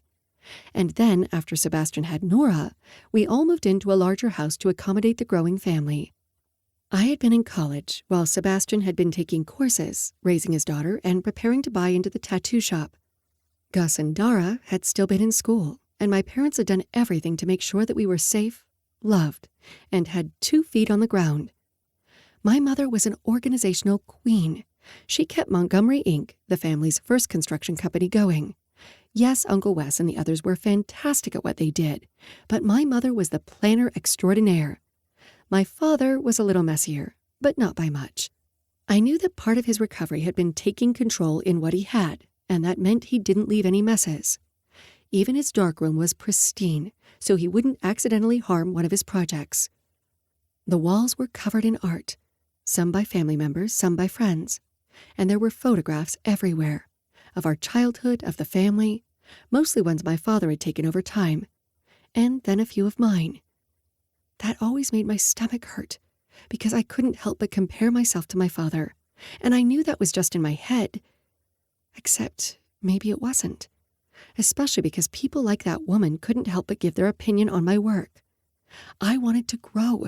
I wanted to get better, and I would, but I still couldn't help but wonder if I could ever get to a point where I felt like I knew what I was doing. A hand slid around my waist, and I looked at Crew. "Dad grilling you instead of dinner?" I asked, honestly a little worried. Crew shook his head. "Nope. We were just out there grilling real food, waiting for Sebastian and his family to get here." "Oh, are they here now?" I asked as I went to my tiptoes to look over his shoulder. Crew kissed the top of my head, and I blushed, knowing that my family was outright staring at me. We were all getting used to this new side of my relationship with Crew. "They were just walking up." I pulled on Crew's hand and tugged him to the side door. Before I could even open it, though, Nora made her entrance, her dark hair in pigtails and her smile wide. "Aunt Aria? Mom and Dad said that you and Uncle Crew were dating, and I had to not ask any questions. Can I ask a couple? Because I have a whole list." I threw my head back and laughed as Crew let go of my hand to bend down and meet Nora's gaze. She was almost 7 and had the Montgomery height, the height I hadn't gotten. I was more like my mother, but Nora got her genes from her father. Sebastian might be my twin, but sometimes I wasn't even sure we looked like we were from the same family. I knew his daughter was probably going to outgrow me quite quickly. "What are your questions?" Crew asked, and I bit my lip, telling myself not to let my ovaries have control of this moment. Nora ducked her head, blushing, and my eyes widened as I looked over her head at Sebastian and an adorably pregnant Raven. Nora never blushed. She was so confident. So this was a surprise. "I don't know where to start, but how about if you and Aunt Aria don't work out, will you still wait for me?" I pressed my lips together, trying not to squeal at the cuteness. Crew reached out and tapped Nora's nose. "I promised you, when you're 35 and if neither one of us is married, I will fight your father to see if I can have your hand in marriage. However, I'm pretty sure you're going to find someone your own age. I'll be old and gross by the time our deal works out." Nora let out a relieved sigh. "You can never be gross, Crew." And when she fluttered her eyelashes, Raven and I both burst out laughing as Sebastian growled at the situation. "Nora Montgomery!" my twin snapped. "Are you serious right now?" "You always said I had to be ambitious." She reached out and put her hand in Crew's, and the man I was slowly, not so slowly, falling in love with just winked at me. Crew shook his head. "You have some competition." "I see that." I put my hands on my hips before giving Nora a mock scowl. "You need to stop hitting on my man." "So I'm your man," Crew whispered. I blushed as Sebastian growled once again. "First, stop hitting on my sister. Second, Nora, Crew is way too old for you, and you're never going to date." "I love this family," Raven said as she walked in and gave me a hug. She took my hand and put it on her belly, because she knew I wouldn't do it myself. The baby kicked and I sucked in a breath, my eyes pricking with tears. And I couldn't help but smile at how happy she looked. I knew that Sebastian was worried about the pregnancy. After all, he had lost his first wife in childbirth, and Raven had PCOS, so she had her own worries, but did her best not to show them. Not that we let her hide them away. They had been surprised when she had gotten pregnant, but I knew they were so excited for this baby. Hell, I was excited for my next niece or nephew. "How's baby Coffee Bean doing?" I asked. "Just fine, although I really want coffee of my own, considering I own and work at a coffee place," she said, her voice a little strained as she stared at her husband. Sebastian scowled. "You know the rules. In fact, you've been standing for too long. Let's get you settled with your feet up." Raven just rolled her eyes, gave me a look, and let her husband take care of her. Nora skipped toward her grandparents, and I leaned into Crew, wondering exactly why this felt so right. "You doing okay?" I asked, my voice low enough that the others couldn't hear. "You don't have to worry about me, are you? I like your family. I know them. Maybe it makes this part weird, but I don't really care. They make you happy and they want what's best for you. So if they question me like I'm a suspect later, I'll take it. If I can handle your attitude, I can handle theirs." I narrowed my gaze at him, shoving his shoulder. "You were doing so well, so caring, and then you veered right off and were a jerk to me again." "I can't be too sappy. You would think I was a pod person or something. I have to pick at you every once in a while to keep you on your toes." "I don't know why, but it makes me happy," I grumbled. He pressed a kiss to my temple, ignoring the way that both of my brothers glared at him, and then pulled me toward the group. And once again, everything felt far too right. Dinner went off without a hitch. Of course, my family nudged at me and laughed, but they didn't poke or prod into my relationship. Even my brothers seemed to only be glaring out of habit rather than necessity. Things felt normal, except for the fact that every once in a while, Crew would wrap his arm around the back of my chair or graze his knuckles along my knee. Then there was the fact we already had a routine without second thought. I wasn't a fan of cherry tomatoes on a salad, and Crew didn't like green olives and only liked black ones. So when we dug into the huge Italian salad my sister had made, I picked off his olives, and he had done the same with my tomatoes. While my father had just shaken his head, a small smile playing on his face, I realized that this wasn't the first time we had done this. Crew and I were friends. Yes, we had fallen into each other out of wanting to hide our feelings before, only now there was no hiding. Except maybe from ourselves. Us knowing each other's habits and food preferences wasn't new. Maybe that's why it felt like we were going full steam toward whatever came at us, and that worried me. So I wasn't going to focus on it too harshly. My phone buzzed as we were cleaning off the table.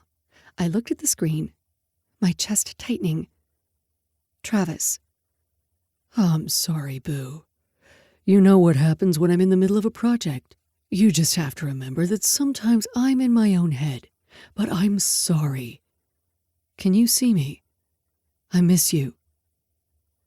I put my phone back in my pocket, not bothering to answer. Crew had been standing next to me and his jaw ticked, but he didn't say anything.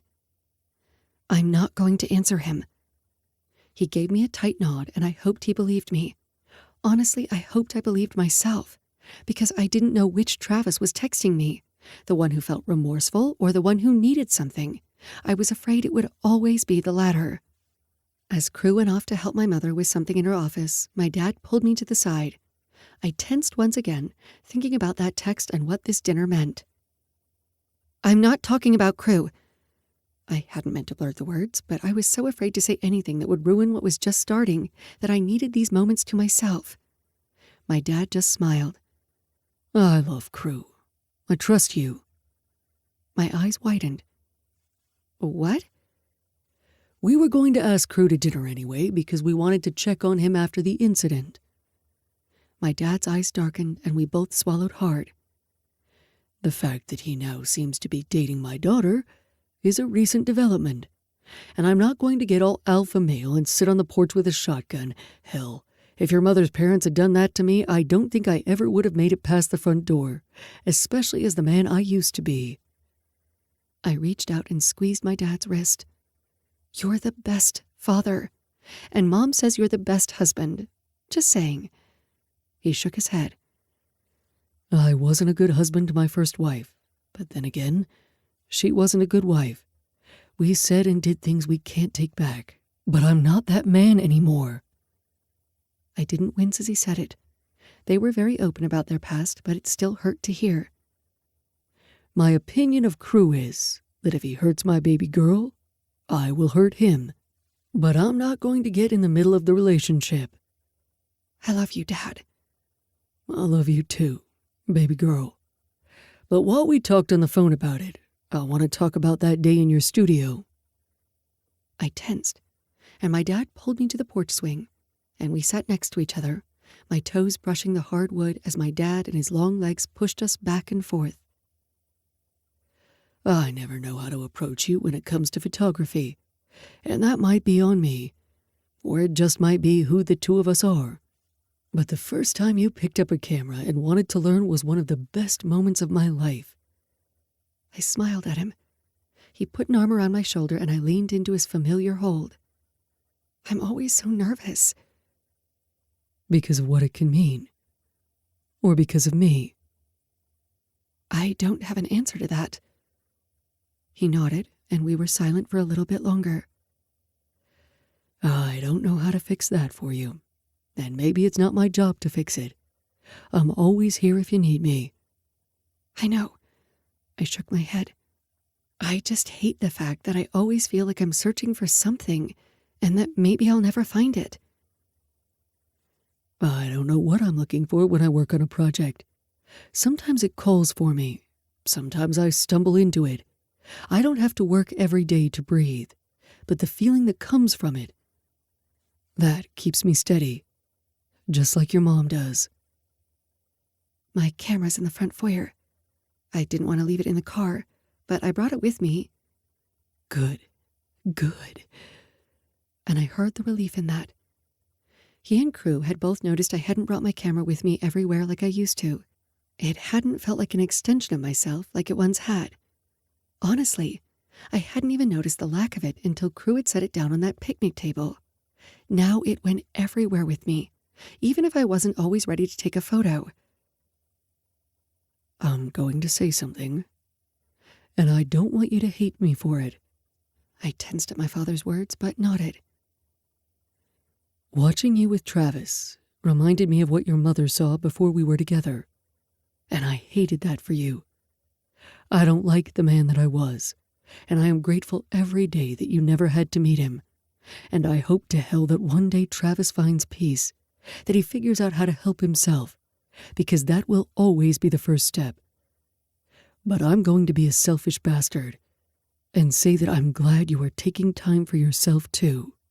I wiped away a tear and leaned into my father more. I love you, Daddy. He let out a rough chuckle. I love you too, baby girl. Now let's go inside and interrogate your boyfriend. I shook my head. Let's not do labels. Labels are scary. We stood up as my dad laughed. I will never understand this generation. Okay, Grandpa, you say that, but your brother made me a grandpa when he was 19. Any gray hair you may see is all because of him. Laughing, we walked into the house as my mother and Gus began to serve cake. Crew walked right up to me and took my hand, a curious expression on his face. In answer, I kissed him softly, and then walked to the foyer to get my camera. My dad winked at me, and as my family ate cake and softly interrogated Crew, I snapped a photo, and then another, finally breathing. Chapter 8. Aria. I stripped off my jeans, tossed them across my bedroom, then reached for the lacy, flowy green skirt. I wiggled inside it, wondering if I needed to change my panties, but figured the thong was going to have to do. I was already running late enough. I had on a cute cotton eye-hole black crop top and a jean jacket over it. Since the skirt was pretty short in the front and yet longer in the back, I put on my knee-high brown boots and called it a win.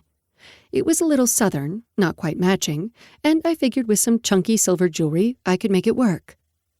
And why was I so stressed about what I was going to wear to meet Crew? Maybe because this is a real date, dumbass. I shook my head at my own inner reflections and told myself everything was fine. Crew and I ate meals together all the time. We went to games, movies, and events together routinely, either with family and friends or just the two of us. Crew taking me to a new place without telling me exactly what it was wasn't anything special. I stared at myself in my reflection, finger combing the curls out of my dark hair. I was lying to myself because today was something special. I pinched my cheeks, annoying myself because I had gone pale just thinking about an actual date with Crew, and quickly finished my lip gloss right as the doorbell rang. My stomach tensed, and I tried not to run to the front door. After all, I didn't want to seem too eager, and I didn't want to trip in these heeled boots. Crew had a key to my place and could walk in whenever he wanted to, just like I could at his place, but we set our own boundaries. Yet when I opened the door, my breath caught in my throat, and all ideas of boundaries flew out the window.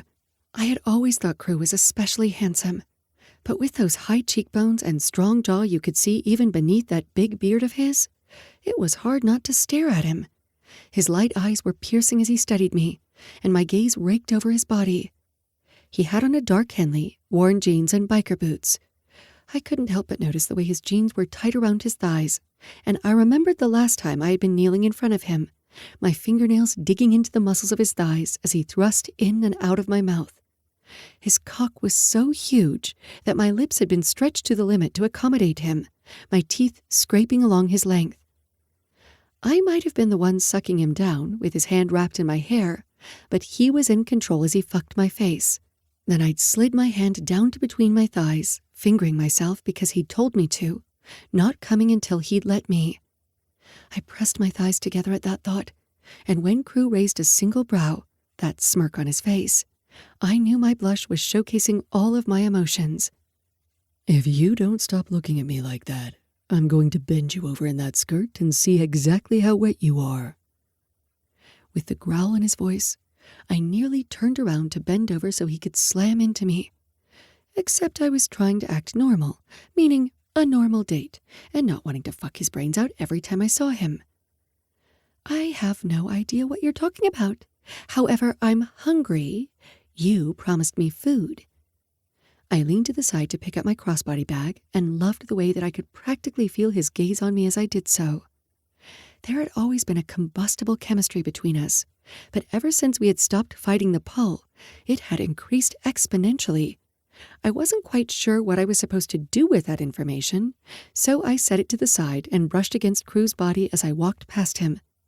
Of course, the action backfired, because it just made me wetter as he let out that oh-so-dangerous growl of his. You are playing with fire, girl. I ignored the warning in his tone and made my way to the passenger side of his lifted truck. Again, no idea what you're talking about. Then I gestured toward his truck. You usually drive the SUV, the convertible, or the bike. What is with the compensation mobile? Because I've seen what's between your legs, and you don't need to compensate for anything. I winked as I said it, and Crew threw his head back and laughed. Then he leaned forward, gripped the back of my neck, and slammed his mouth to mine. It was rough, sensual, and everything I needed in a kiss. And when he pulled back, we were both panting. I needed to get this one out of the garage for a bit. It's not good to let them sit idle for long. You know, you have way too many cars, rich boy. He rolled his eyes at that, then opened the door for me and gripped me by the waist. Before I could say anything to the contrary, he lifted me with ease and set me in the passenger seat. I jokingly fanned my face at the action, and he snorted, closed the door, and walked to his side of the truck. I looked around at the decked-out interior and shook my head. I knew the Crew had money. He had always been pretty secretive about it, and I didn't blame him.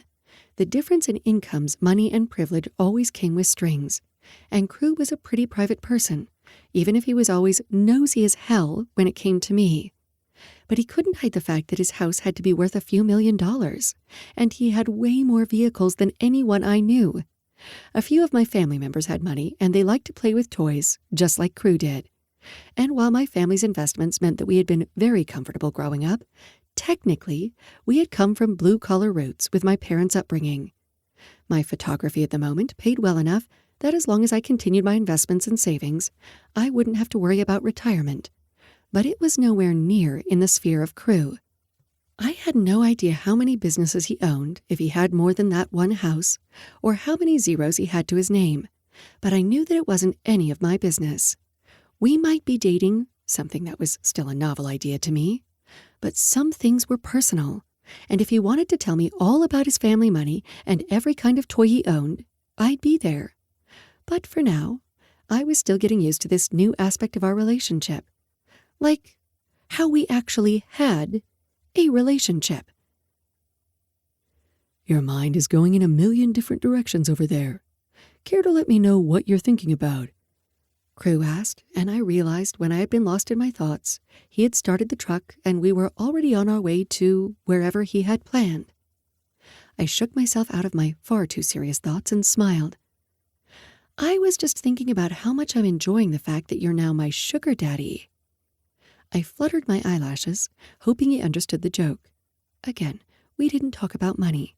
However, me ignoring it completely would just make it awkward. Crew's hands tightened on the steering wheel for an instant, and I was afraid I had said the wrong thing. Then he smirked over at me and clucked his tongue. You know, that's right. That makes you my what? Sugar baby? I should be taking out interest at this point. So what is it? An orgasm for a dinner out? Chuckling, I shook my head. You really think your orgasm is worth a dinner? I don't know what you think more highly of, your dick or my mouth. I suppose we will have to see later. But first, you're going to want dinner. I tried to hold back my laughter and failed. This was a ridiculous conversation, but I loved making him smile and act all possessive. I wouldn't mind your cock. Just saying, it's a nice cock. You say the sweetest things, Arya.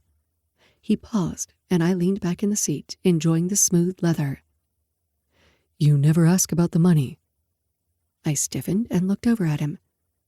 I was just thinking about how it wasn't my place.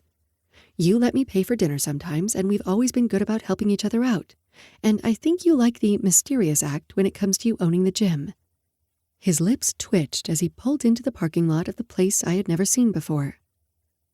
People get weird about the money, especially my family. My hands tightened into fists. My family and I aren't typical people. I held up my hand, joking aside.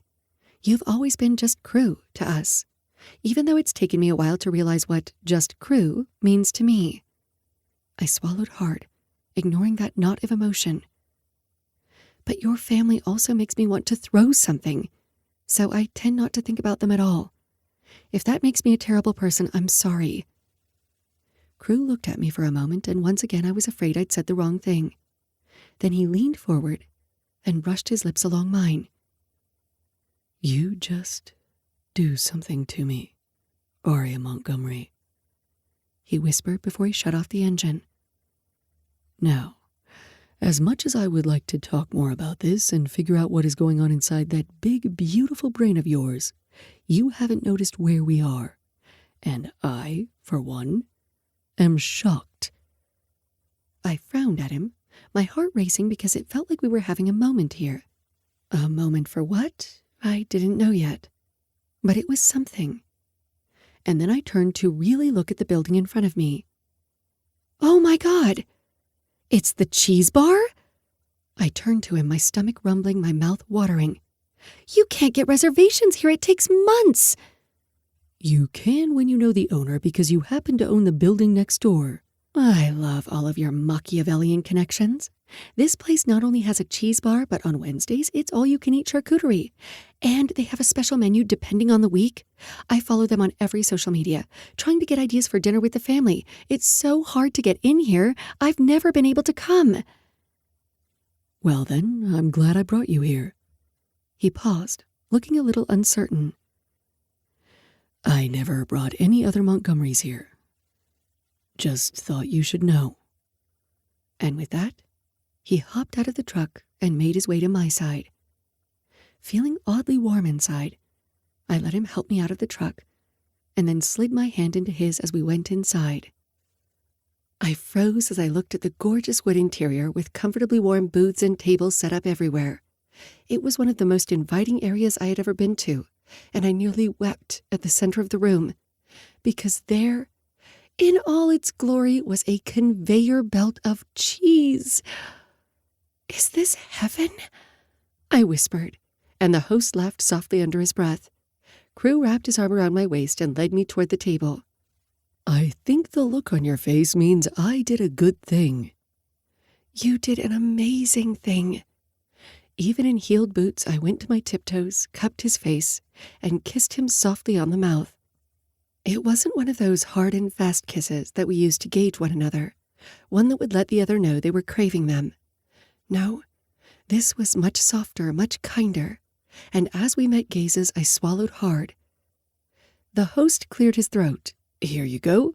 You'll have this corner area of the belts, and if you'd like to sit at a table for fondue or a full meal, let us know." We took our seats, and I practically danced in my chair as I looked at the menu. The server came over and began explaining a few things, and I kept dancing. "Are you going to be able to sit still for this?" I could hear the humor in his tone, but I didn't care. "No, not at all. I can't believe it's all you can eat on this belt right now." Our server smiled. "And we can add extras. There's this Kirkham's Lancashire paired with a Yorkshire fruitcake that sounds awfully pleasing." "I'll take 14 of them," I teased, and I couldn't help but feel as if I had found my true home at this place. Cheese and meat plates went around the conveyor belt, calling my name, and I laughed as Cruz snapped a few photos of me, knowing I probably looked ridiculous. When he took a bite of a soft cheese and fig jam combination, I was the one to snap a photo. "Are you going to show that to anyone?" he asked, his voice low against my ear. I wiggled in my seat and moved to whisper so only he could hear. "No, because I'm pretty sure you look like that when you're coming." He barked out a laugh, kissed my cheek, and we moved on to the next phase of our dinner. I wasn't sure when I had had a more fun meal in my life, and it didn't all have to do with the amount of cheese in front of me. Yes, we probably ate too much, but I didn't care. Everything was fresh, delectable, and the pairings made it feel like it wasn't too rich. Full, but not overly so, I made sure my to-go container of Yorkshire Parkin tiramisu and clotted cream panna cotta were safe in my hands as Crew drove me back to my place. "Is it wrong that I could eat more?" I asked, rubbing my belly. "I probably shouldn't have worn a crop top." "You look fucking sexy. And if you want to eat a second round of dinner later, I'm all for it. But first, let's get you home so I can have my dessert." He gave a pointed look between my legs, and I snorted before setting the to-go container safely in the section between the seats. Then, meeting his gaze for an instant as he drove down the highway, I hiked up my skirt ever so slightly and spread my legs. "Aria, do you really want me to wreck this truck right here?" "I have no idea what you mean," I teased, and then I slowly slid my hand under my skirt. I knew he couldn't see exactly what I was doing, but as my fingers slid over my clit, a moan escaped my mouth. "Fuck. Don't you dare." "I'm just imagining my fingers as your tongue." "If it was my tongue, I'd be lapping up that sweet cunt of yours, teasing you. I'd spread you before me, making sure you were right at the edge but not close enough. You'd beg me for my cock, but I wouldn't let you have it. You'd be squirming, your nipples hard little points, but still, I wouldn't let you come." I hadn't realized I was panting until I arched my back, my middle finger slowly sliding in and out of my pussy. "Crew, is that pussy of yours swollen for me?" "Please, I need to come."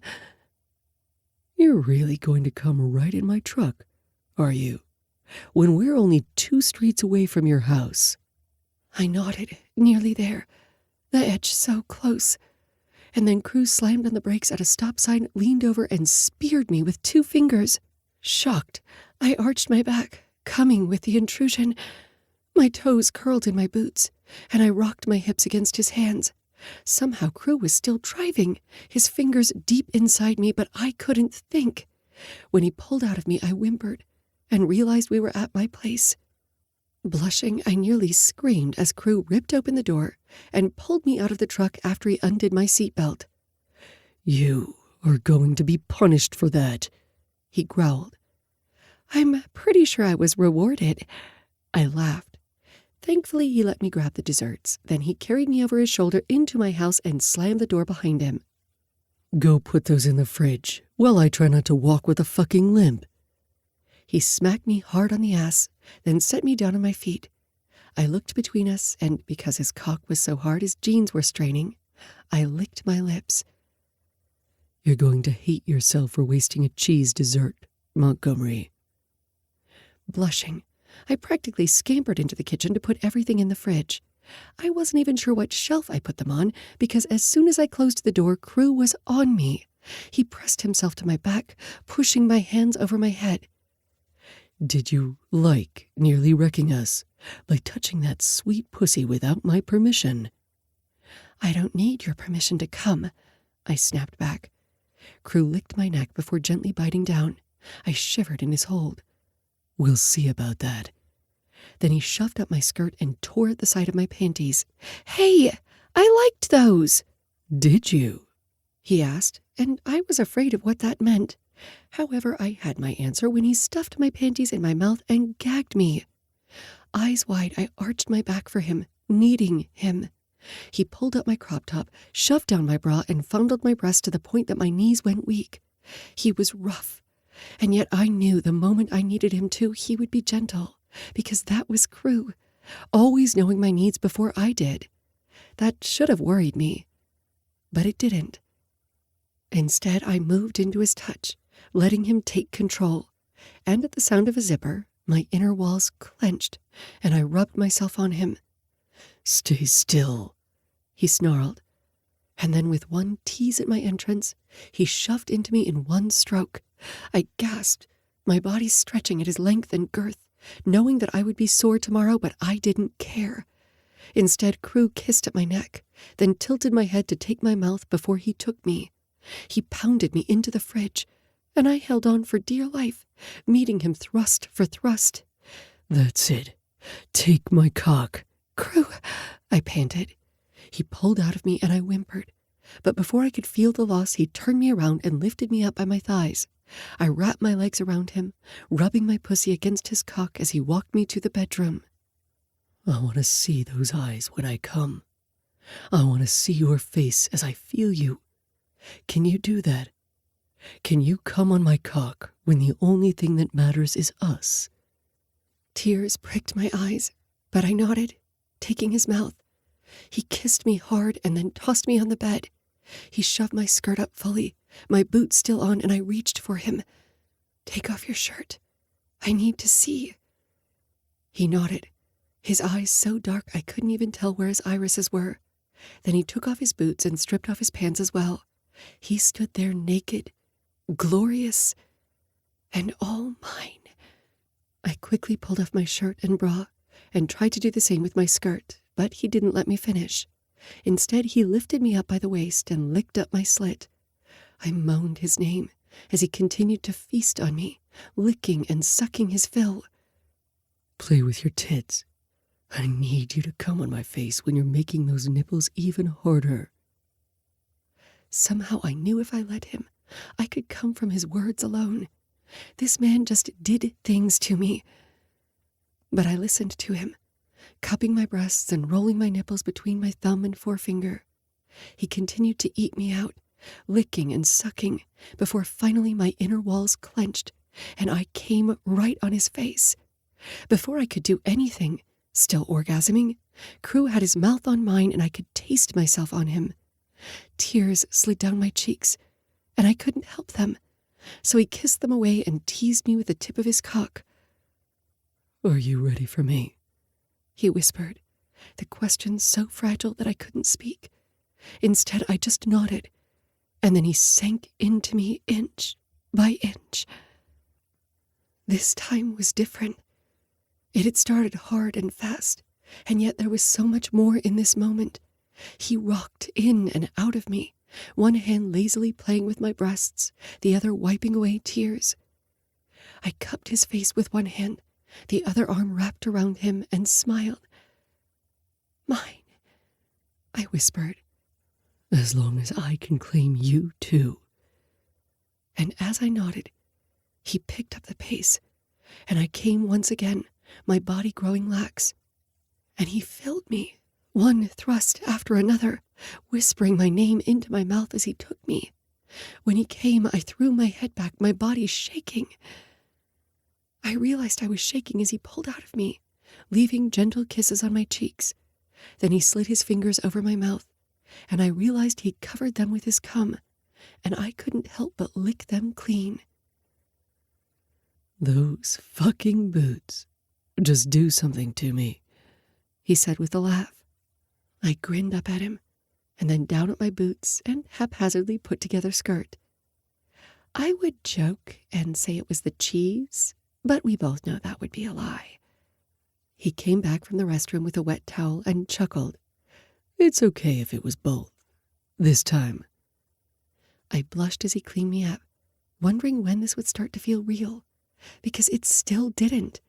It didn't matter that we had slept together long before we had allowed ourselves to think about that. Everything still felt new. I was so afraid somehow we would mess it up. But I pushed those thoughts away for now, because I didn't want to fulfill my own prophecy. Come on. I'm sure you want dessert now, he said roughly. I could have called him out on it, but he wasn't wrong. It's shouting my name. Pretty sure that was me, he mumbled. I finally took off my boots and skirt and reached for a tank top and tiny shorts to sleep in. Crew and I usually slept naked, but I really didn't want to walk around my kitchen that way. Crap! I paused. What? Crew asked as he pulled on a pair of gray sweatpants he had left here a few nights ago. I'm going to have to scrub my kitchen. My family eats in there sometimes. He rolled his eyes and left me alone in the bedroom. I'll go get the bleach, he called out. You know we had to scrub your living room last time, I replied. True, I have a cleaning team that comes in, but I'm not about to have them clean up after orgasms. I shivered. No, thank you. Crew pulled out 2 forks and then gestured for me to sit at the breakfast bar. I hopped on the bar stool and he took a seat beside me as the 2 of us opened the cartons and began eating. This feels so domestic, I teased. It's food and talking, so sure.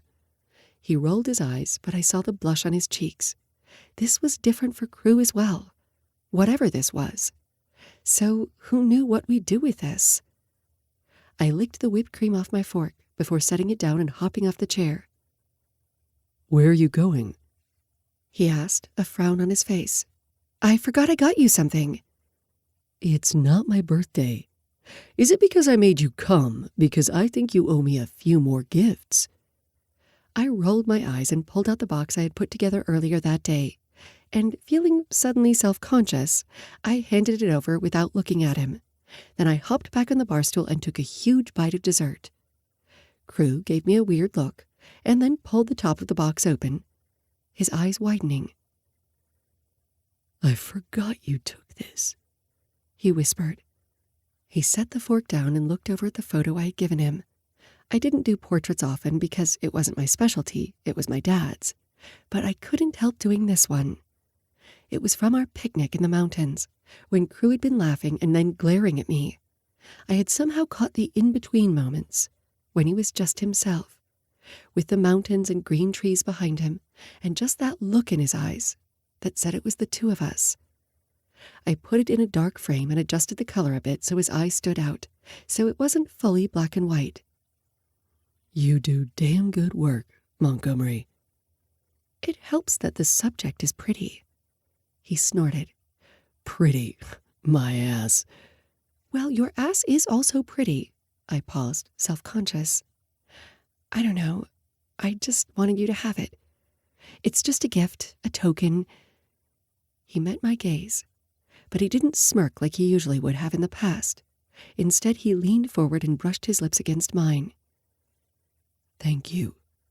I have some of your artwork in my place, but I always want more.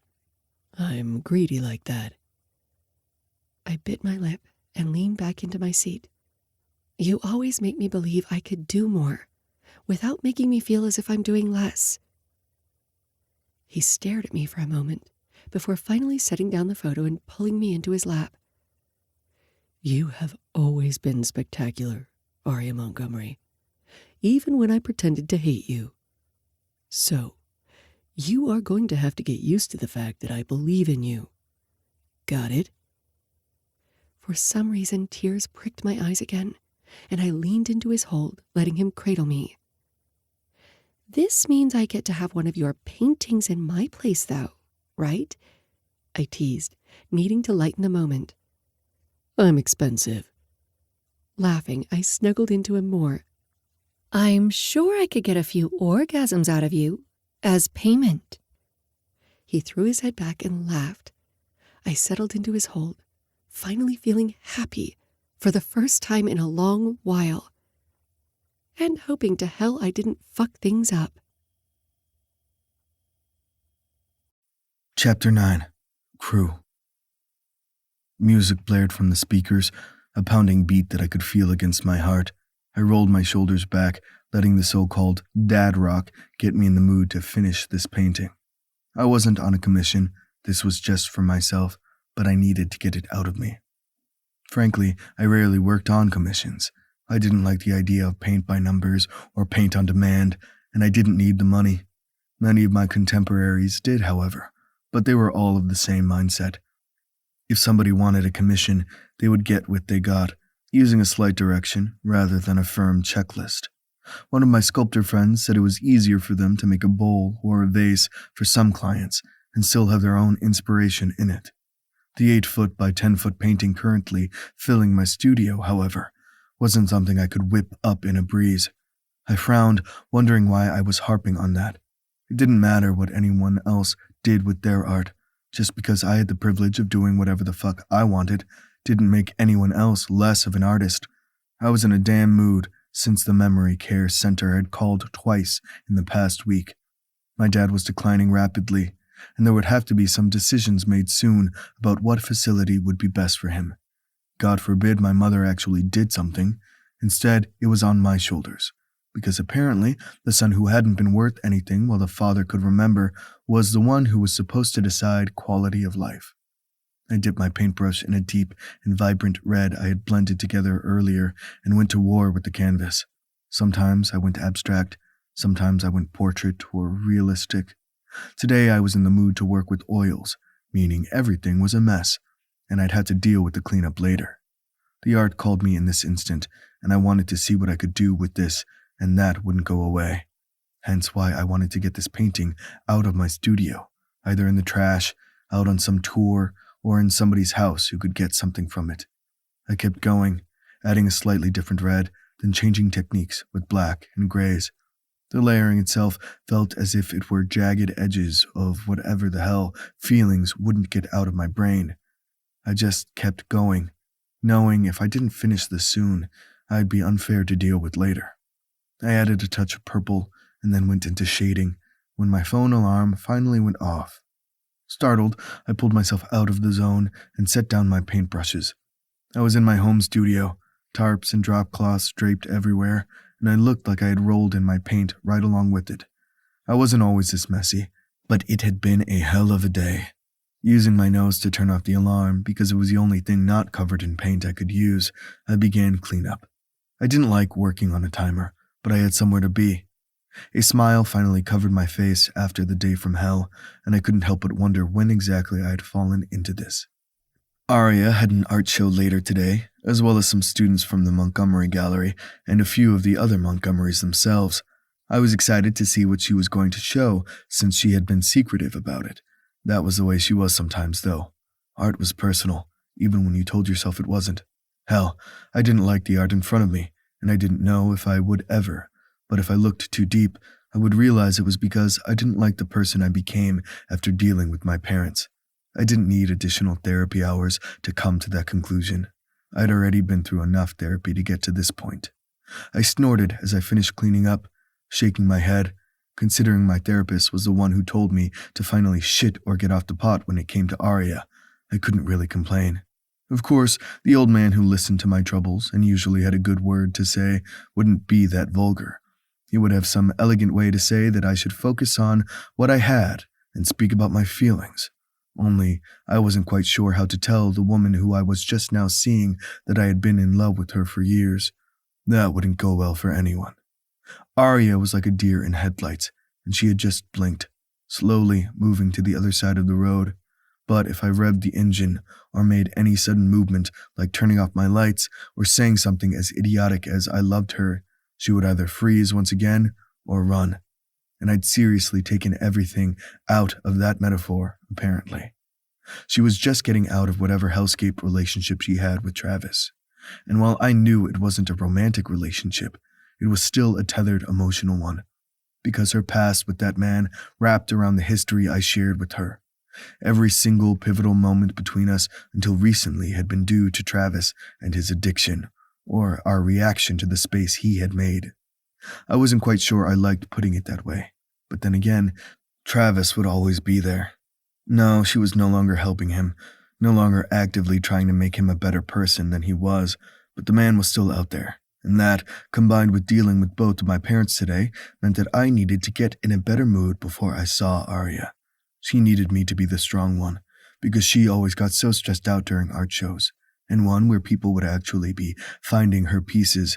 My worry over a man who had nothing to do with this would just make things worse. I had no idea where we were going, what the hell she felt, or what I even wanted out of this, but considering I was the one who brought us this far, I wasn't going to back down. I shook my head, wondering why I was being so introspective, considering whenever I finished a painting, that's when I could purge everything, except Arya always did something to me. I quickly showered, grateful for paint remover, and changed into dark gray pants, nicer biker boots that fit the suit that Arya had bought me one day since I hated dress shoes most days, and a dove gray button-up shirt. Honestly, I could have worn anything I wanted to this. It wasn't going to be formal, but Arya had mentioned she was going to wear a dress, so I might as well not look like a heathen next to her. I winced, knowing that at some point the two of us needed to talk about what the hell we were to each other. But that wasn't right now. Instead, I grabbed my phone, wallet, keys, and headed to my car. I called Arya on the way, knowing that I was meeting her there, rather than picking her up like I wanted. We had been sleeping at each other's homes nearly every night, and I was getting used to waking up next to her. Before, when we just used each other to get whatever we were feeling out of the other, we hadn't slept over. I hadn't let myself think we would even want that. But now, waking up with her in my arms, with that sweet little ass pressed up against my cock every morning, I wasn't sure I wanted it any other way. I probably should be listening to the warning sirens at that, but I wasn't. That was a warning in its own right. I pulled into the main parking lot, happy to see it was nearly full. A few people were already parked on the street, and I was grateful there was a small employee area. I noticed Arya's SUV in the corner, and I quickly made my way inside. When she had said she would wear a dress, I should have asked her what kind of dress, because my tongue stuck to the roof of my mouth, and my eyes nearly rolled out of my head. She had on this asymmetrical flowing piece of fabric that made my mouth water and my cock stand on end. The slit on the right side was high enough that I could see long slices of tan thigh. She had on stiletto shoes to match the dress, and while the front of it was pretty demure, with the neckline being right at her collarbone, the back was non-existent. You could see all of the ink that her family had given her over time because she had pulled that dark hair back into an elegant bun thing. The dress left her arms bare, and the rest of the dress showcased those luscious curves I had licked every inch of, and the deep, vibrant ruby color of it made her stand out in a sea of mostly black and white. Of course, there were a few other colors among some of the patrons who had strolled in as well, with one guy wearing this peach suit thing that reminded me of an older movie, but I only had eyes for Arya. Then again, that was usually the case when it came to her. With a smile on her face, she spoke to Lex. My best friend had a worried look, but it was gone in a blink. I knew I'd have to get the information out of him soon. Her cousin wore a dark purple shirt with black pants, the two of them laughing at something Lex said, and while Lexington looked like he meant it, I saw the tension hiding in his smile. Ignoring others calling for me because I had forgotten that I had a piece in this as well, I made a beeline toward Arya. Lexington's eyes widened as he saw me, before a clever smile covered that face of his. "I think you're about to be stolen from me." Arya turned a frown on her face, before her shoulders relaxed marginally. "You're late?" "I was working." "Taking over the world or painting?" I leaned forward and kissed her jaw. She smelled of roses, and I had to swallow hard. She kept changing that scent on me. It was like a surprise every time I was near her. "Painting." "That's good, considering your piece over there already sold," Lexington said, gesturing with his champagne flute. I looked over my shoulder and frowned at the dark landscape painting I had set aside a few months ago. I could see the errors in it, but I still liked that piece. I had captured that moment in the mountains after an event with the Montgomerys, when Travis had shown up drunk and Arya had done her best to try to save her friend, and in the end, the first fracture in my friendship with her had begun. We had sealed it now, because we had done the one thing we were never good at before, communicate. But I could still remember that night when another one of us had nearly died and Arya had lost part of herself along the way. Her hand slid into mine and squeezed. "Are you okay?" I nodded, swiping a champagne flute from a passing server. Just thinking about that painting. I forgot Riley was using it. "It was okay, right? You signed for everything, but I'm sure we can change it if we need to." "Oh, it's fine. I was just thinking about your work and my current project and my parents." "You artists always surprise me with what you can do," Lexington said with a shake of his head. "But whoever bought that is lucky. I was looking at it, but it's too rich for my blood." "You know I would paint anything for you," I told one of my best friends. "For a price?" "And there it is," Lex said with a laugh, gesturing with his drink. Arya leaned into me, her eyes filled with nerves. "Will you walk with me to the other side of the room so I don't have to see people looking at my art? I'd rather hang out in the student area. They've done such fantastic work." I leaned forward and brushed my lips against her ruby red ones. "Of course, but you have nothing to be worried about." "I didn't say I was worried," she bit out. I winced, knowing I'd read her wrong. Maybe we weren't communicating the way we should. "That's not what I meant." "I will leave you two to it." Lex practically ran down the hall and toward another group of our friends. Arya wrung her hands together, but didn't look at me. "I know it's good work, and I know it'll sell. If that's what I really want, I'm fine." I tilted my head to study her face. "Then what's wrong?" I asked. "Nothing, just always feel awkward at these things." "Then let's go see how the student section is doing and keep your mind off it."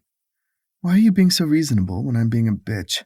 she muttered as we went to the front of the gallery where a few student pieces were being showcased. "I can be an asshole if you want. I'm pretty good at it. But you're not being a bitch." "If I agree with you, then I'm once again that bitch," she said, but her lips twitched. My girl had layers, and we both knew this. Arya made sure everyone around her knew they were at their best, but was harder on herself than anyone else.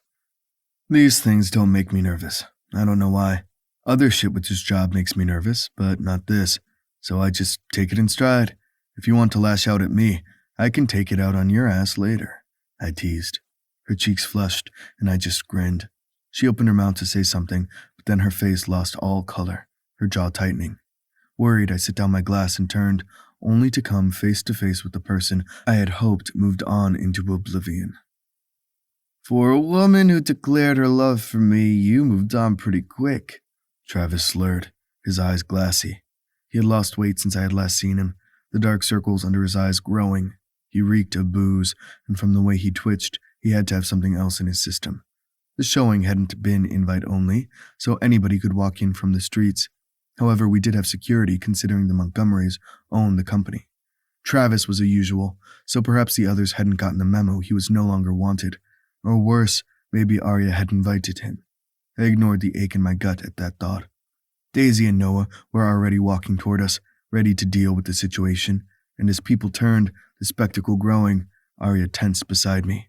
"Travis, please, not here. Not now." Arya's voice was calm, but I heard the strain beneath it.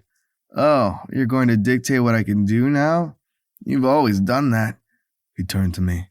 "Is she a better lay than I've heard? Because she's always been a frigid bitch. I assume she's like that in bed too. I'd have fucked her since I knew she wanted it, but she was too easy. Always was." Without thinking, my fist collided with Travis's jaw. The man crumpled, and people started shouting. Noah pulled me off him, and I held out both hands. "I did my part." "I think you did enough," Arya murmured before she looked at Travis on the floor as some of Noah's team began to drag him out. Then she looked up at me, and I staggered. The disappointment I saw there enraged me even more. "What?" I barked. "Are you really mad at me?" She just shook her head and walked off, the sound of her stilettos on tile echoing throughout the gallery. "Go after her," Daisy snapped. I looked at my ex-girlfriend and frowned. "Where the hell do you think I'm going? I don't know why she's angry, though." Daisy studied my face before shaking her head. "Maybe because you used your fists and once again took care of it so she couldn't." I glared. "And I'm supposed to let her handle everything when he talks like that?" "Maybe stop arguing with me and continuing to make a scene and go after her," Daisy whispered before turning her back on me and following to where the others had taken Travis. Anger coursing through my veins, I moved through the crowds who continued to ask questions, murmuring with one another while some recorded everything with their phones. Because of course, I wanted this on the internet. "Where is she?" I asked Lex, who narrowed his gaze. "In the office. She's pacing in there because she wanted to leave, and I told her that it was better if she stayed. Then she yelled at me. 'You go handle this, and thank you for hitting him because I wanted to cut off his balls.' That made me feel marginally better. At least someone agrees with me. 'I'm not going to touch that, but tread lightly, crew,' I snarled, ready to go find Travis and kick his ass once again. 'I didn't do anything wrong.' 'Then you should be fine.' And with that, he shook his head, leaving me alone as I walked down the hall to the main office. Riley, the Montgomery who ran the gallery, had another office down the corridor, but this was the main one that people used when they needed to get paperwork done when not at their studio. Aria stood at one of the message boards, chin lowered as she stared at her hands. I closed the door behind me, finally letting out a sigh. She turned toward me, her eyes dark. "Did you really have to hit him?" Staggered, I took a step back. "You're really worried about him?" Of all the things she could have said, I never thought it would be this, that I'd done it wrong, that I'd failed her, again. Then she surprised me. "I don't care about him," which makes me feel like a horrible person because he was one of my best friends. But no, that man out there isn't the Travis I knew. And I've spent 5 years trying to be there for him, and he's consistently hurt me and pushed me away, so I had done my best to cut him off. He can come to us, to me, when he needs help, but I'm not going to be his punching bag. But crew, you don't have to continue to use your fists to solve my problems. You think I'm that weak? I threw my hands in the air. I don't think you're weak, but you're allowed to let people help you. Then show him out the door. I don't care what he says about me. Yes, it's cruel, it's embarrassing, it's probably all over the internet since people were recording, but he doesn't matter. You do. Aria, you matter, you dumbass. She shook her head. I'm sorry, but you matter, crew. More than anyone I let myself get close to. But Travis, he'll press charges. And once again, you're going to end up behind bars because the person that I trusted is breaking both of us. You keep getting hurt because of me. Look at your hand. And it's the hand that you used to paint. It's already swelling, crew, and you're not putting ice on it. Meaning you're not taking care of yourself. You are too busy worrying about me. But you never think about yourself. Her chest heaved as she spoke, but I saw the worry there. I didn't know what to do with it. Others didn't have to worry about me. I was the one who was there for them. It's what I'd been good at since it wasn't like I'd grown up learning how any other way. I'm fine, Aria. If possible, her eyes went molten. You're not. You keep preparing yourself to stand in front of a bullet for me, but you won't even let me pull you out of the way. The thought of Aria in front of a bullet nearly made me pass out, bile coating my tongue. That doesn't make any sense. Let me get you some damn ice. She stepped toward the mini fridge, then pulled out a tiny ice packet. How did you know that was in there? I asked. Because Riley uses it for migraine sometimes, so I'm going to borrow it and use it for your knuckles. I just don't want you to be hurt. Especially for me, not again. You know I would do anything for you. My heart rate was finally starting to slow down, but I was still confused at why she seemed so damn angry at me. She met my gaze, her eyes steady. Maybe stop hitting him for me? Maybe think about yourself? I wasn't going to let him just walk out of there after saying those things to you. Finally, she looked away, her shoulders sagging. Crew, what am I going to do with you? He's lucky I didn't kill him. After the day I've had, he's damn lucky. What happened today? She asked, her gaze pleading when she looked back up at me. Just stuff, I lied. And there it is again. You keep everything to yourself because you're afraid it'll be too much for me, but it's not. Travis wasn't the be-all, end-all of my life. I can be there for my family, my friends, and I sure as hell can be there for you. What happened today, crew? I frowned, realizing I didn't tell her things. I kept them to myself because that's what I always did. It's where my issues belonged. It's what my parents had taught me. Even though the Montgomerys and their boisterous nature might be different, it didn't change who I was. I'm not good at this, I whispered. She traced her finger along my jaw and I shivered. Just one thing. Tell me one thing, crew. I swallowed hard. that crevice in my heart pulsating even though I did my best to ignore it. My dad forgot me again. Then he threw his book at my face. I didn't duck completely. I pointed to the bruise forming right beneath my hairline, and Arya's eyes widened. Crew, you're hurt, and I couldn't see it with your hair brushed that way. Oh, baby. She moved forward and cupped my face. I turned to kiss her palm, and she scowled. Stop being so sweet. I'm mad at you for getting hurt and not telling any of us. Because I know you didn't tell Lex. He'd have told me. I can handle myself, Arya. Her hands dropped away. Then why can't you let me do the same? I leaned forward and brushed my lips against hers. Stop. Stop what? Stop caring about you? Stop getting angry when you punch Travis? Stop wanting to yell at the world right along with you because of your dad? Stop trying to be rational when there's nothing rational about this. A tear slid down her cheek, and I set down the ice pack before leaning forward to kiss that tear away. And then the next, and then the next. I'm okay, Crew. Travis didn't wound me. I don't want you to be injured for him. He's dangerous, and I don't want him to be part of this. She pointed between the two of us. I barely know what this is. I'm so afraid that once again he's going to break down something important to me. He can't do that. I lied once again, because I didn't know what this was to begin with, and Travis would always be there, the ghost and shade that would never leave. I need you to be okay too, she whispered, and then went to her tiptoes to press her lips against mine. I deepened the kiss, caging her with my arms against the desk. It started gentle, and then grew harder as she parted her lips for me and moaned. She tilted her head back, and I used one hand to tug on her hair. It fell from its bun, and whatever was holding it up clattered to the desk. I nudged my way between her legs, and then used one hand to lift her up by her thigh.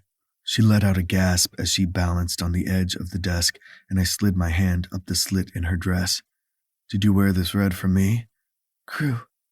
Arya, tell me, is this for me? Her lips trembled, her gaze dark. You know I did, but we shouldn't be doing this. Doing what? I asked as I used one hand to cup her chin, slowly sliding my thumb into her mouth. Suck. When she did, my cock pressed against the zipper of my pants. Then I moved my hand beneath her dress and froze. Are you not wearing panties? I asked, before moving my thumb over her cunt. They got in the way. I growled before moving my hand to tug on her hair once more. She gasped, and then I speared her with 2 fingers. No preparation, no warning.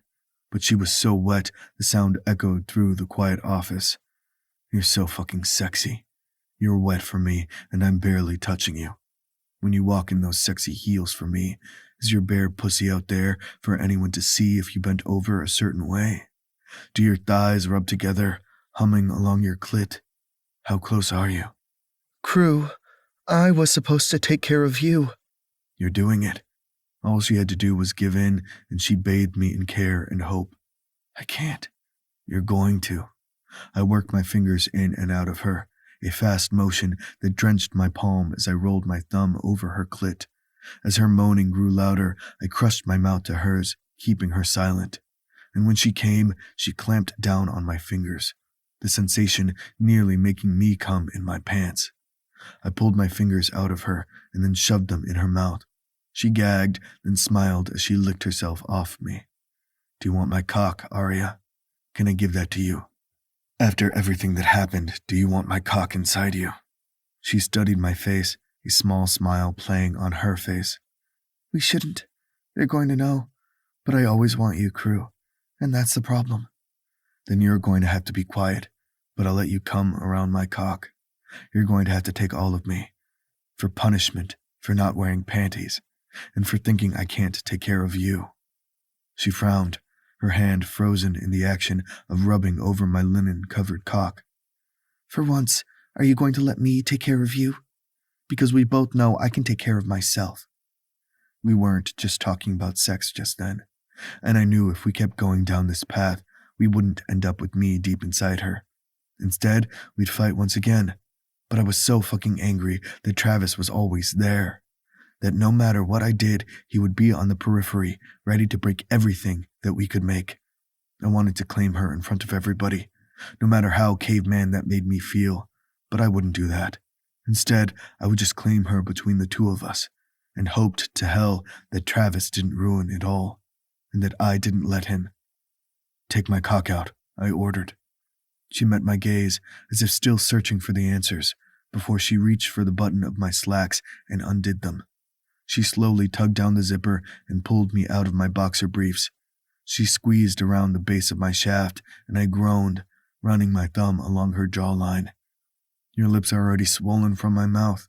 I love looking at them when they are wrapped around my cock. Do you want my pussy or my mouth?"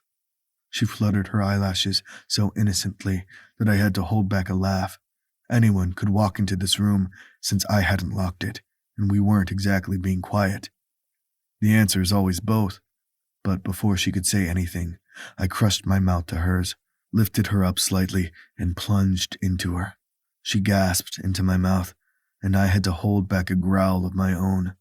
I held her close, pumping in and out of her as she rolled her hips thrust for thrust. I wanted to strip off that dress, watch her tits bounce as I fucked her hard, but that would have to come later.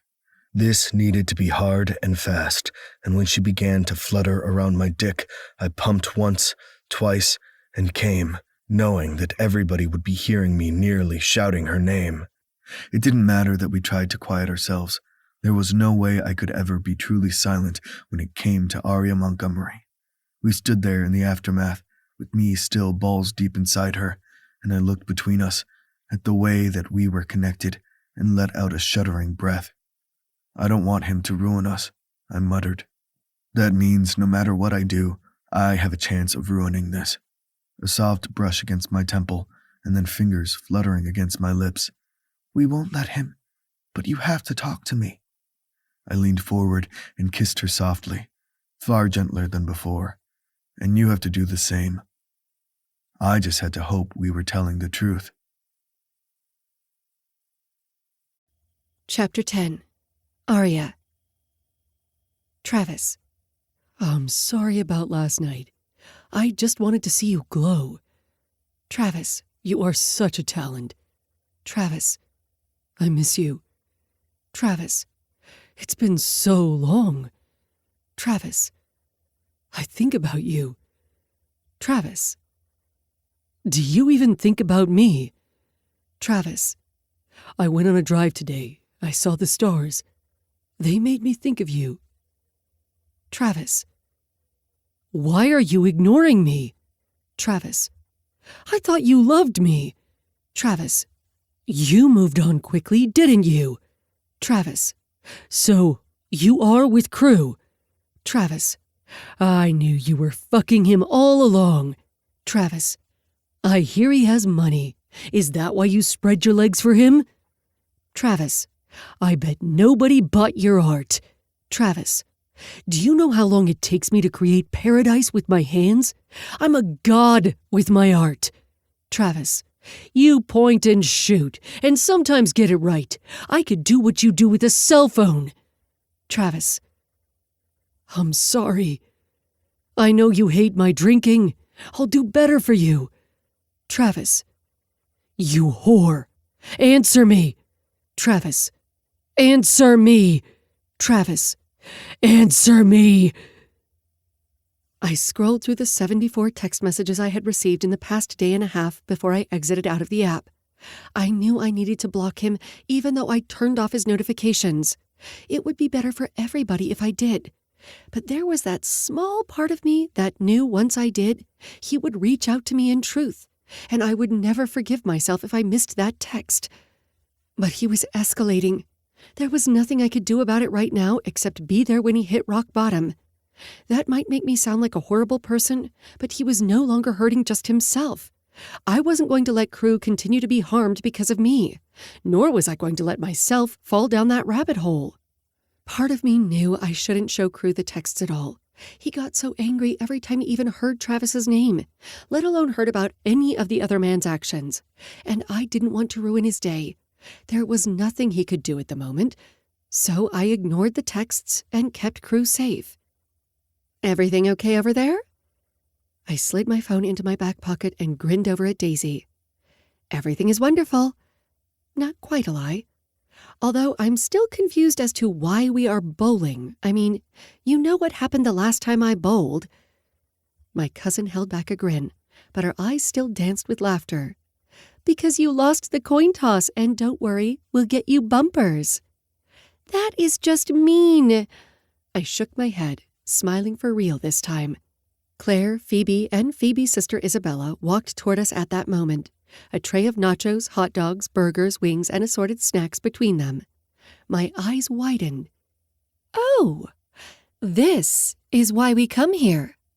After they set down the tray on the tabletop, Phoebe tossed a tater tot into her mouth and moaned. I know these are terrible for me, but I'm going to eat all of them. As long as you don't touch my onion rings, Isabella warned. She turned to me and grinned. And the chicken sandwich. There's just something about a bowling alley chicken sandwich. Phoebe shuddered. That is all yours. The last time I ate a chicken sandwich like that, I was 14, and it was right before a soccer game. Big mistake. I was on defense, and not only did I get a yellow card for so-called tripping a kid named Carl, a ball hit me square in the stomach and I nearly threw up on everyone. I had just taken a bite of hot dog and paused. Phoebe shook her head. Sorry for the visual, but every time I look at a chicken sandwich, that's what I think. Actually, what I mostly think about is the 14-year-old kid who hadn't hit his growth spurt yet and went flying as he tripped over my foot. I got in trouble because he couldn't handle me and hadn't hit puberty. Isabella looked dubiously at her sandwich. Are there any more childhood horror stories that are going to try to ruin some of my favorite foods? It took me a moment to remember that although Phoebe and Isabella were sisters, they hadn't grown up together, nor had they even known of each other's existence until recently. 2 of my cousins had ended up married or dating into that family, and nobody had realized the connection until everything had blown up. And for once, it hadn't been a Montgomery issue. I counted that as a win for the whole family. We tended to make messes, though we cleaned them up, usually growing stronger in the process. Okay, do we have these 2 lanes? My other cousin Brooklyn asked. Daisy beamed.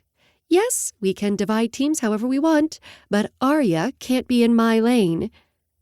Why? I asked, a little put out, though not surprised since bowling wasn't my thing. Probably because you need the bumpers, Dara said as she ran toward us. I held open my arms for my baby sister and hugged her tightly before shoving playfully at her shoulder. Hey, you're supposed to be on my side. We are actually siblings. And I'm the one who not only had her toe broken, but almost got a concussion from the last time you bowled. I am not on your team, Dara said as everybody burst out laughing, and I felt the blush that covered my cheeks. Oh, right. I cleared my throat. Though I have been bowling since then. Everybody gave me a look, and I threw my hands in the air. Is there evidence of this bowling? Daisy asked, lifting her chin even though I knew she was laughing. You can ask Crew. He's the one who took me out. I paused. Because he was afraid for my family's safety if we ever went bowling again without him? I muttered. Everyone once again burst out laughing before we broke into teams. Daisy, Isabella, and Brooklyn all decided to brave being in my lane. That does sound like a Crew thing to do, sacrificing himself for the greater good. Daisy rolled her eyes as a little bit of uneasiness swept over me. Is this weird? I blurted. Is what weird? Daisy asked as we put on our ugly yet amazing bowling shoes. The fact that I'm dating your ex-boyfriend. Wait, you used to date Crew? Isabella asked as she leaned toward us. Only interest covered her face, not any judgment. Yep, Brooklyn answered for us. And I thought that Lexington did too, but he keeps telling us the 2 of them didn't date. I just thought that 3rd time was the charm with finding his Montgomery princess or prince. You are thinking entirely too much about this, I told her. I find all of this fascinating. Isabella looked between us before she and Brooklyn went to start the game. I thought we had the family drama in the cages, but I am loving learning more and more about the Montgomerys. It's not weird at all for me, Daisy answered after a moment.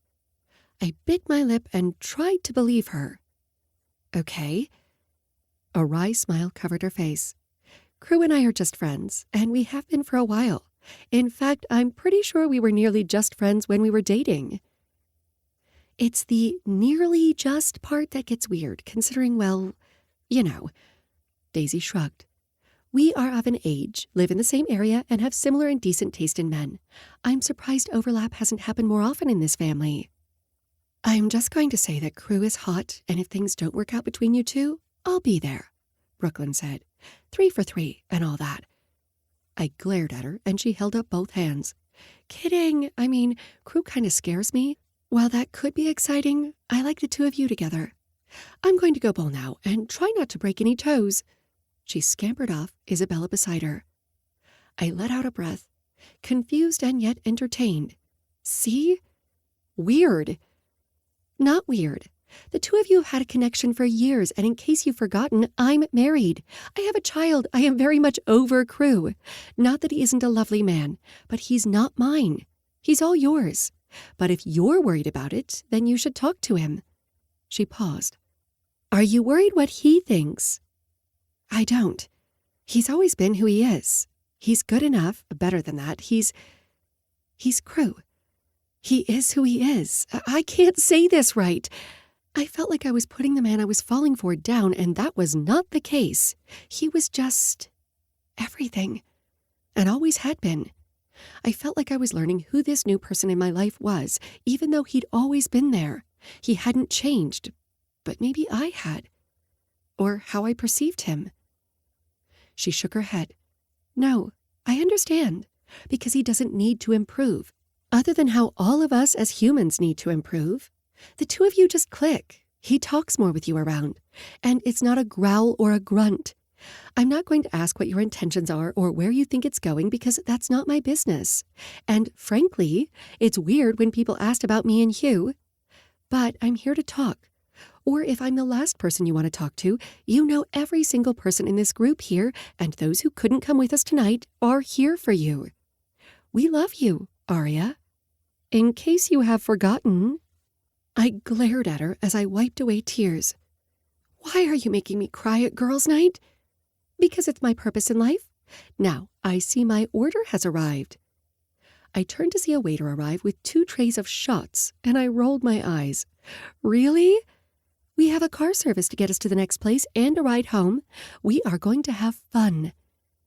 I took the first shot with a thank you to the waiter, stared at my family, to blood and connections, and held up the glass. To girls' night. And not breaking any toes, Brooklyn added. I glared at her, then each of us tapped the table with the bottom of the glass and tossed the shot back. Some reached for salt and lime, but sadly, I could shoot tequila without any of that. I couldn't touch dark liquor, and just the scent of rum got me buzzed, but tequila and I were friends. We bowled, and I did not break anyone's toes, though I did toss the ball over the bumper and into the next lane. The drunk frat guys next to us cheered me on and bought all of us a round of shots. So, really, my bowling was the best. It got us free drinks. Once we were done, we cleaned up our mess, made our way into the SUVs that Daisy had acquired for us, and the drivers took us to the next place. What on earth is a cupcake bar? I asked, chugging water in the back seat. We get to decorate our own cupcakes and eat as many as we want, Daisy answered before she chugged her own bottle. This sounds like a bad idea in my case, Isabella said. All that sugar after tequila? She shuddered. There are also vegetable cupcakes like carrot cake and other things that aren't sweet, and cheese. Every one of the Montgomerys in our SUV sat straighter, like prairie dogs sensing movement. Cheese? I asked. Oh my God, it's real! Isabella burst out and we all laughed.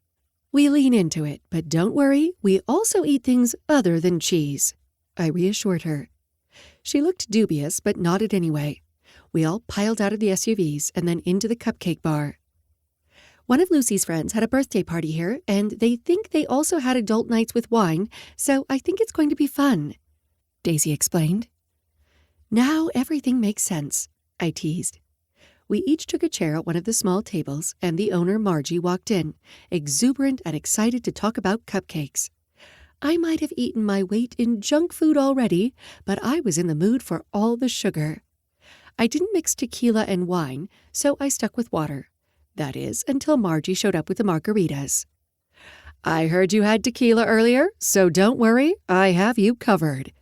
This is a mistake, I told Daisy, but we clinked glasses and took a sip. I'm just having the one, Daisy warned. Honestly, same. Because as much as we all were joking, none of us were getting truly drunk that night, especially after everything that had happened the night before. I had 5 cupcakes in front of me, buttercream frosting in one piping bag and cream cheese frosting in the other, and I had found my new heaven. I just want to eat this entire bag, Claire said. I feel there's a joke there, but I'm on too much of a sugar high to figure out what, I replied. We all burst out laughing and went on to decorate some amazingly beautiful and amazingly horrid cupcakes. I stared down at my lopsided creation and sighed. This is why I am a photographer, and Crew does the painting. Has he ever painted you? Claire asked as she set down her drink. And that is enough tequila for me. My answer is no, but I'm not sure Arya wanted to hear that, Daisy said, looked at her drink, then put it on the table. And that means I will stick to water now as well.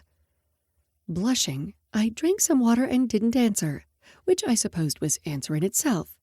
Isabella toasted me with her glass, but the others didn't seem to notice. By the time we boxed up the creations we hadn't eaten, I was full, slightly nauseous, and yet so happy we had gone out. I almost canceled, I told Daisy. I figured. You would have had every right to, but I'm glad you came out. And I see your ride is here. I thought the cars were taking us home. Daisy just grinned. For some, but with others, I have my ways. I looked up to see some of the Montgomery men, Hugh, and Crew walking toward us. I guess the single ladies take the car service home, Brooklyn said with a sigh before the rest piled into the remaining SUV. I only had eyes for Crew. Hey there, I said, my smile wide. I can't tell if you had too much to drink or too much sugar, but I don't mind. He leaned forward and brushed his lips against mine. When I parted my lips for him and groaned, he deepened the kiss. I love frosting, he whispered. I have extra for later. From the way that Kingston grimaced as he directed Claire to his car, I realized I hadn't whispered that. Let's get you home. And that frosting. I narrowed my gaze at him as I tapped his shoulder with my finger. Sweet things only stay above the waist. You know the rules. He buckled me into the passenger side of his SUV and chuckled. I do. I'll just eat your pussy for dessert if I want to go beneath the waist. He pressed a hard kiss to my lips before closing the door and walking around to the driver's side. I must have dozed off, because soon I was in his arms and he was carrying me to his bed. I fell asleep? You were snoring. I do not snore. You do, but it's okay. I looked around his place and frowned, confused but still happy. I thought you said we were going home. I didn't mind being here. I liked Crew's house better than mine anyway. Something odd crossed over his face, but he sat me down on his bed. My home. Now let's get you naked. Then you're going to eat my pussy? I asked. Not with you this drunk. You know the rules. I had tons of water, though, I put in, disappointed. Future you will be happy with that decision. He pulled off my clothes and I wiggled into his bed, naked, comfy, and feeling safe. I always feel safe with you. He swallowed hard as he brushed my hair from my face. That's damn good to hear, Arya. I know you need to brush your teeth and everything, but I just want to hold you for a while, okay? Will you get naked? He rolled his eyes and pulled off his shirt, but he didn't take off his pants as he got into bed, holding me close. I couldn't be disappointed, though, not with his scent wrapping around me. Did you have a good day? I asked, knowing I needed to stay awake for a little longer. It was okay. What's wrong? I asked, hearing the annoyance in his tone. Nothing. Is it your parents? He didn't say anything, and I let the disappointment go. If Crew wanted to talk about it, he would. I would just have to ignore the hurt that he didn't want to share. After all, it wasn't any of my business. But sometimes it just reminded me that we were playing house, that at any moment this, whatever we had, could crumble. So I leaned into his hold and told myself I was happy, that I didn't need anything else. But part of me knew it was a lie. Chapter 11. Crew. The scent of coffee woke me up. That bold flavor from one of my favorite beans that I had recently bought hit my nostrils, and my eyelids popped open. I reached toward the other side of the bed and frowned when I realized it was empty. It was still warm, so Arya must have been there recently, but I didn't like waking up without her next to me. I rolled to my back, ignoring my morning wood and the fact that it was currently tenting the sheets, and thought back to that idea. Since when had it become normal? Routine that Arya would be by my side. It hadn't been like this before. Not when we'd hate-fucked and I'd hidden my feelings from the both of us. When we'd been sneaking around from the rest of our friends, acting as if we weren't on a precipice of inevitable failure. Only now it felt as if we slept at each other's house every evening. Not having Arya cradled in my arms, that rounded backside of hers pressed against my cock in the morning, felt wrong. I liked waking her up by slowly sliding my cock between her legs, waking her up with pressure at her entrance, and letting her take charge by sinking down onto me, letting her be the one to say yes. I loved that moment when I would slowly open my eyes and realize that I had palmed her breasts, her nipple pressing against my hand. I knew I played with it in my sleep, and sometimes she would wrap her hand around the base of my cock, rubbing me as she dreamed. In other words, we always had our hands on each other. It was starting to scare me how much I wanted this. I didn't have a reference for whatever the two of us were. Despite having so many friends who fell into serious relationships, I'd never had one. Daisy had been the closest, and it really wasn't even close to anything like what I had with Arya. I tried dating after Daisy, and I had broken up, perhaps feeling like I was the character from Frozen, feeling not enough. Or maybe that was just what the Montgomerys had placed on me with their constant jokes about me kissing my way through the family to find my way in. I knew they were only joking, but sometimes I didn't truly believe it. However, there might be some truth to it. The Montgomerys were the family I didn't have. That steadfast connection that I hadn't been allowed to even contemplate before leaving the family that had tried to destroy me and becoming friends with the people who truly cared. They had that foundation that held rock steady even in the face of terror and loss, and I didn't have that. Hell, I was still having to deal with my father, a man who hated me even when his disease forced him to never remember me or his own reality. All because of a displaced sense of loyalty to the blood running in my veins. I didn't want to be in debt to the McTavish name, but the person in me who had begged for their acceptance still held on, even in denial. My mother wouldn't even look at her husband, but took out all her fear on me. It made no damn sense, though I suppose it made perfect sense when I thought about the way my family operated. And yet in this moment, I was disappointed that Arya wasn't tucked into my side when I woke up. And not just because I wanted to slide inside her and feel her around every inch of me. I just wanted to be by her, and that terrified me more than anything. Because what would happen next? When would she realize that we weren't endgame? I didn't even know if I had endgame in me, and how utterly pointless and demoralizing was that idea. I finally pulled myself out of bed since the scent of coffee had grown stronger. I shoved on the jeans I had tossed off the night before, not bothering to button them. I went into the adjoining bathroom, brushed my teeth, took care of business, and headed down to the kitchen. The sight of Arya in my kitchen, wearing my t-shirt and nothing else, as she danced to whatever music playing on her earbuds, nearly took my breath away. She had piled her hair on the top of her head with a clip, and she had rolled her ass back and forth as she cooked breakfast on my chef's-grade stove. Every time she would move, however, the shirt would ride up slightly, and I could see a peek of the globes of her ass. I wanted to bend her over right there and slide my cock in between those cheeks, taking my fill of her and making sure she came around me. I was a freaking monster, a horny monster.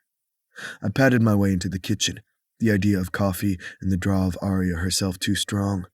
I went to turn off the music on her phone so she would be able to hear me coming up to her since she was near an open flame, and frowned as I looked down at the screen. Travis, why aren't you answering? Travis, fucking whore. Travis, I'm going to end you. Travis, I'm sorry. Travis, I just need a little bit to get by. You know it's about the art. There had to be a couple dozen texts from him, all left unread, all within the last 2 hours. I just stared down at the screen, feeling as if a snake would slither out and strike me if I dared even touched the damn thing. Oh, you startled me, Arya whispered from my side as she plucked her earbuds out and put them in the case next to her phone. Did the coffee wake you?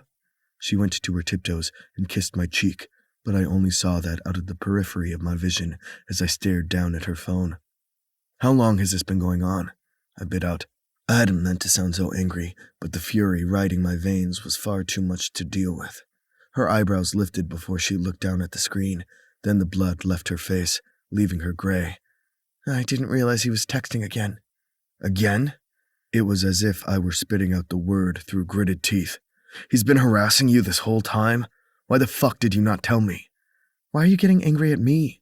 I'm not replying back, but I'm letting him spew what he needs to, in case he really does reach out for help one day. Don't be stupid. He's not going to reach out for anything other than to hurt you. Or money, like he clearly wants. Do the cops know about these texts? Because he's out on fucking bail, Arya, and this is harassment. And why the fuck does he need money? He has his parents. She stepped back as if I'd slapped her, and I cursed under my breath. Only she held out a hand to stop me when I moved forward. Don't call me stupid. Yes, the cops know. Yes, they talk to him. I don't know what else they can do other than continue to talk to him until the courts figure things out. And you know that he has community service coming up to get out of the charges. It's not the same for him like it is for normal people. His parents got him out of it, and there's nothing we can do about that. However, I realize that letting him say horrible things through a text message isn't good for me. But one day he might reach out. He might need help. I'm not going to beg him to get clean anymore. I'm not going to get him out of terrible situations so he doesn't have to face his own consequences. But I will always be the person that he, or any of my friends, can truthfully hold on to during a time of crisis. He's not hurting me right now. I know you don't believe me, but his words in this state mean nothing. His words can't hurt me because I'm past them. I have to be. Arya, she shook her head. No, don't give me that tone. That disappointed, you know better than me tone. In the past, his words would slice, but I can handle him by not handling him. This woman, I had no words. She was way too fucking strong, and it broke me thinking about the power Travis could hold over her if she let him. I just don't want him to hurt you. Arya met my gaze, the determination within them astonishing. He already hurt me, but everybody is standing around me trying to protect me, and I am so grateful for who you are, who my family and friends are. I just need you to know I'm not listening to his tirades. I'm trying to be the good friend that will be there if needed, but not take what he says now to heart, because that is what I would want if I was facing my own demons, or running from them in his case. That might not be what you want, but it is what I would hope my friends would do. I licked my lips, emotions warring inside me. You should have told me. So you could get angry again? So you could handle it like you did before? I blinked at her. He was hurting you. She shook her head before reaching forward to cup my face with her hands. Not then. You walking into my home that night is something I will remember for the end of my days. I hated the fact that you got hurt because of what happened, and that he could put you behind bars for even a few hours. And I will never forgive him for that. But I don't need you to always stand in front of me. And frankly, the only reason I didn't tell you is that we were dealing with so many other things. I just want whatever it is between us in this moment to be nice. I don't want this to always be about the drama that I always bring. I wanted to hate her words, to refute them, but I understood them, and it annoyed me. I bring plenty of drama too. I moved my head to kiss her palm before bringing her to my chest. I don't want him to hurt you anymore. I don't want him to hurt me either. I'm going to do my best not to let him do that. I'm not sure I can block him, Crew. I had this nightmare that I do that, and he reaches out just like my dad did once to someone, and I'm not there. It might make me selfish, but I don't want to be the reason he doesn't find a foothold in this world. So many emotions warred within me, and I wasn't sure what to think, because I knew she had the best intentions, but I did not trust that man. She might be ignoring him the way that she could, but Travis would find a way to get inside and hurt her, and I wasn't about to let that happen. I was so damn scared because I was falling for her. I fucking loved her. There was no falling. I had fallen long before. I had fallen in love with Arya Montgomery even when I told myself it would be easier to hate her. I'm sorry for reading your text, for overreacting. But baby, you're way too damn good for me. That's a lie and you know it. Though maybe it means we're finally good for each other, rather than the toxicity that could have infected whatever this is long ago. By the way, my phone was out on the island, face up, and not tucked away in secret. I don't want to hide anything from you, okay? I had pulled back so I could study her face and looked into those bright blue eyes that I loved. I can do that, I said. I just hoped it wasn't a lie. I'm not a glutton for punishment, I promise. I'm not going to roll over anytime he begs me to, but one day he might find his way out and need that hand, and then I'm going to have to figure out what to do then. I'll kill him if he hurts you, I vowed. Alarm raced over her features. Don't say that, because sometimes I feel like it's the truth. She went to her toes and kissed the bottom of my jaw before moving away to put our breakfast back on the burner. I watched as she used my kitchen with such ease, as if she had done this countless times before. I wanted her in my kitchen. I wanted her in my home, in my bed, and it terrified me, because I wanted this so much, this domesticity, this idea that we could just talk to each other even when we were scared. But it felt like something was coming, either Travis, or hell, even my parents. At the core of it, we were figuring out who we were to each other. Or maybe I was figuring out what I was to her, because I always knew what she was to me, even when I was ignoring it. But the powers that be were circling, and someday they were going to hit home. However, as I watched her bend over to reach for another pan, teasing a glance of that sweet pussy, I held back a groan before pushing out all thoughts of the dangers to come.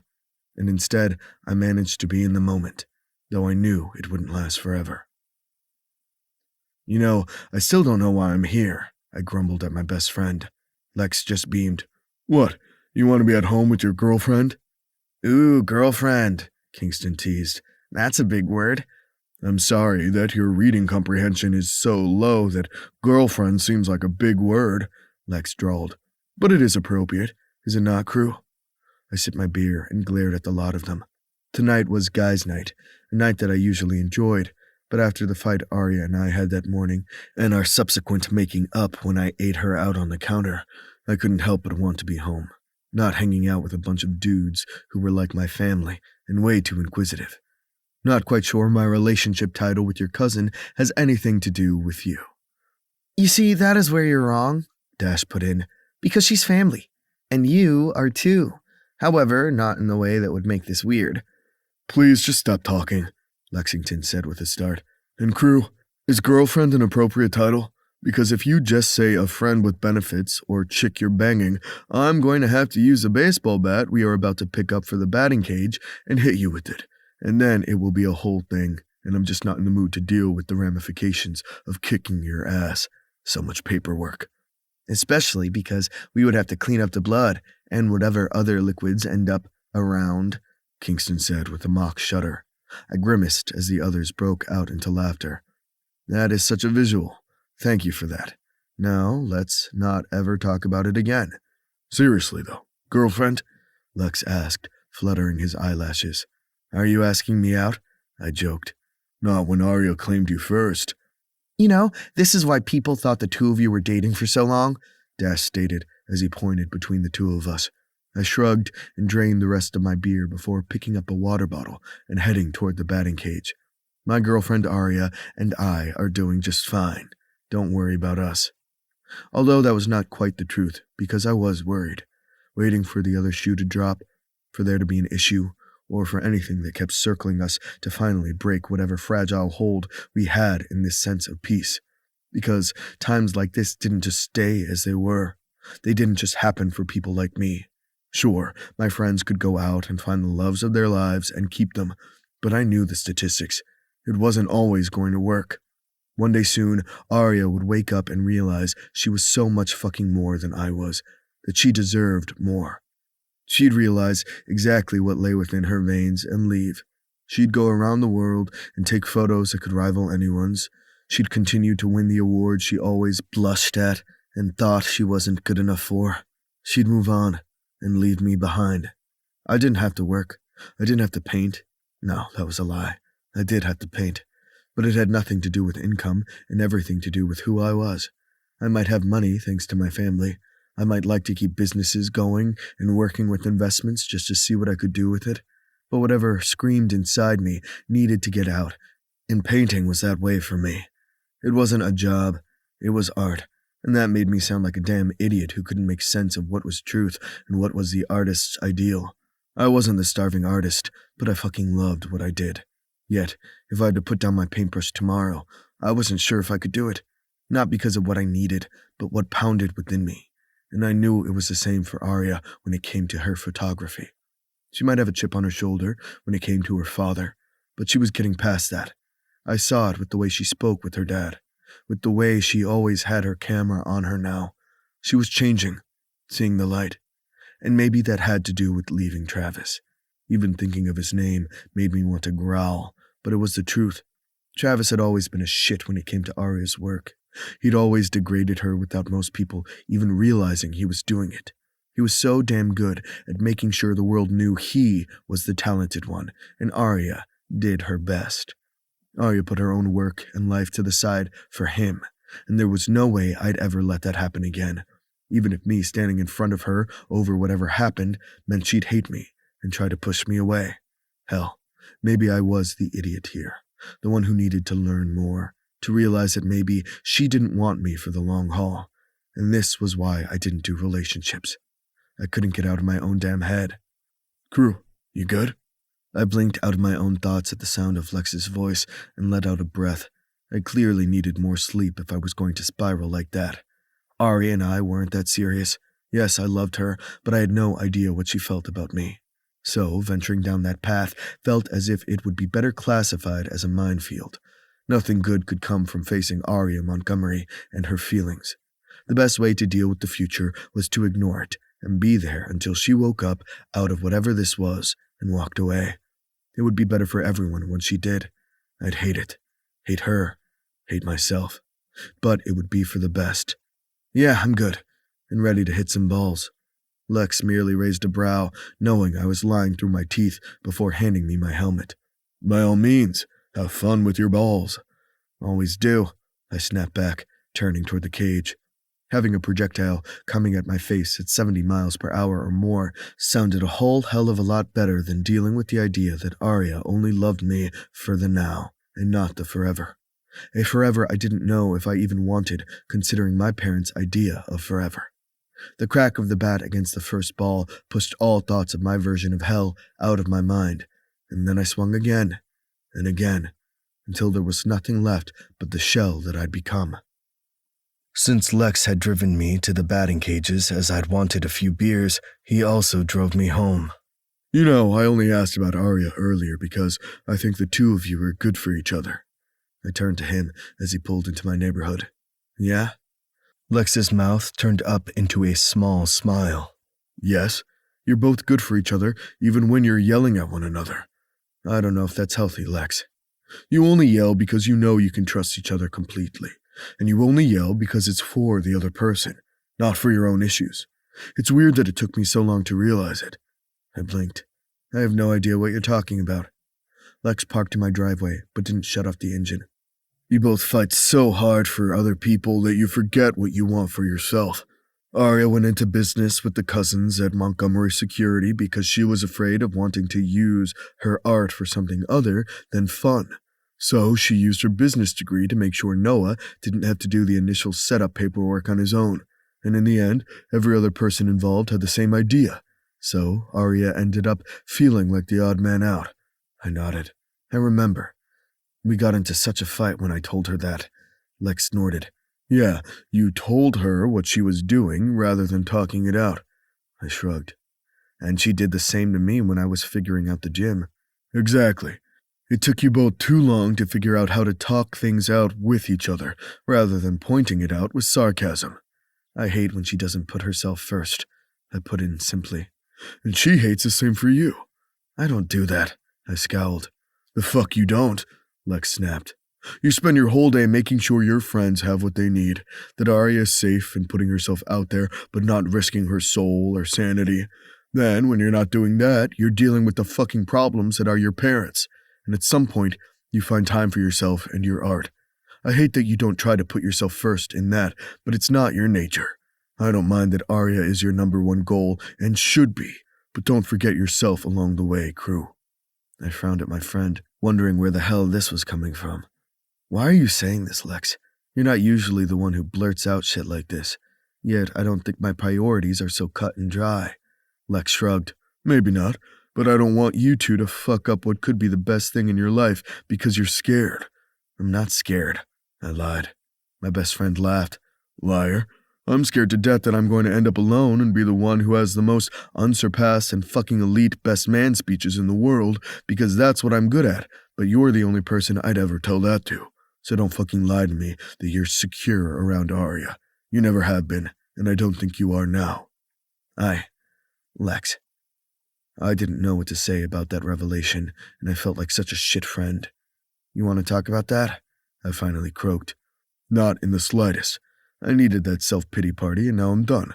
But I better be your best man. I shook my head. I'm not getting married. To the man who is going to get married next. That's the rules of a proclamation like that. Now, let's get inside because I have to pee since I had like 8 glasses of water, and I'm not in the mood to get into my feels anymore. Just don't fuck things up with Arya, and hurt her or yourself, and we'll be great. And with that, he got out of the car, and I joined him, wondering if maybe I'd had too much to drink since my mind couldn't help but whirl. We walked up the path toward my front door, but I paused before I made it fully to the porch. What's wrong? Lex asked. I don't know. Something feels off. The hairs on the back of my neck stood on end as I moved toward the garage. Then I cursed, pulling out my phone. Fuck. What is it?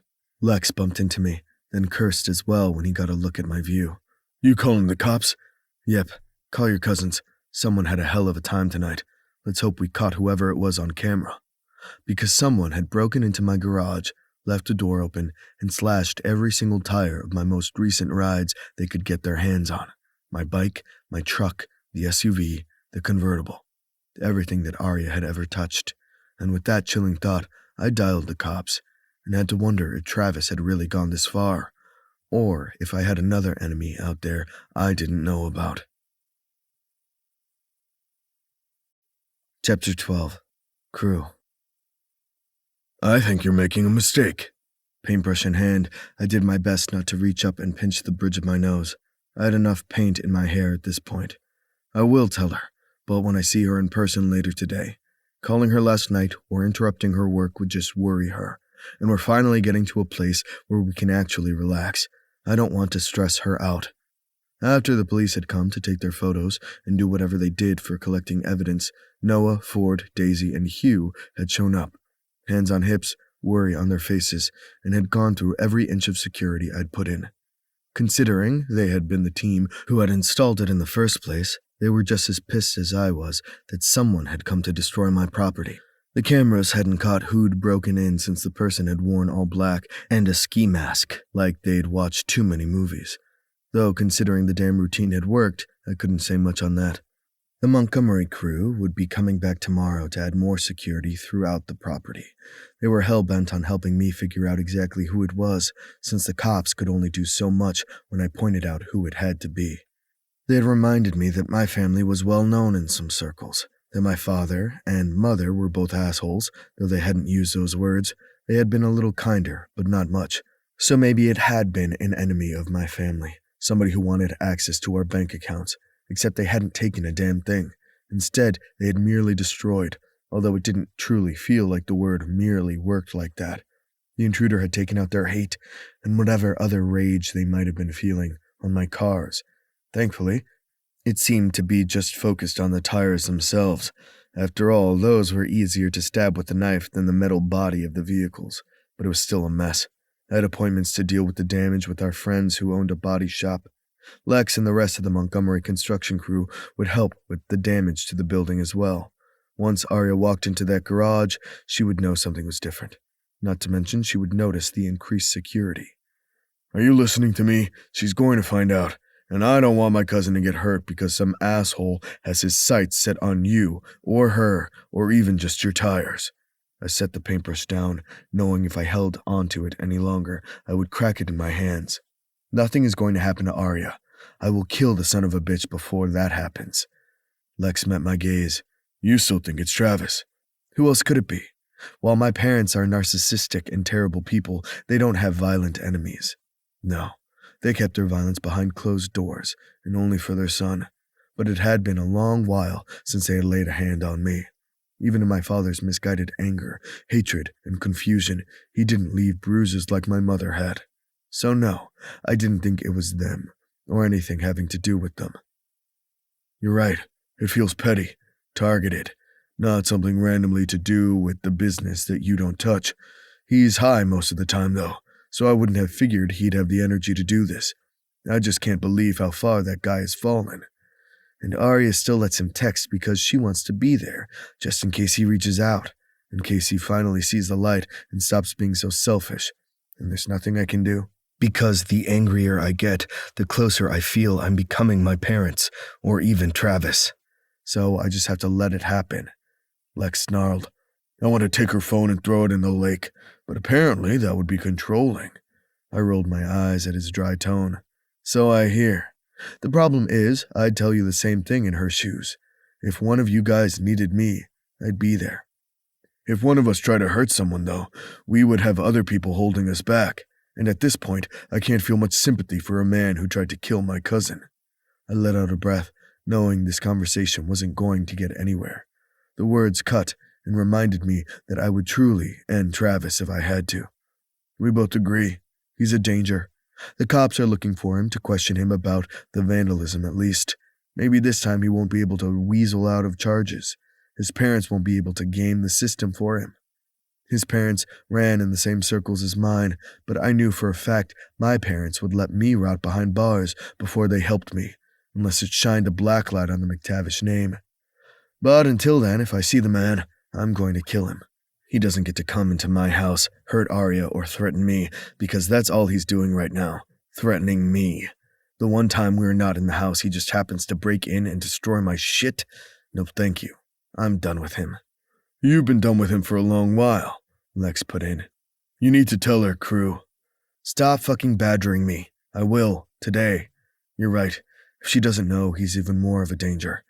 It's just going to put her in the middle of it, and that could lead to her getting hurt, so I'm not going to let that happen.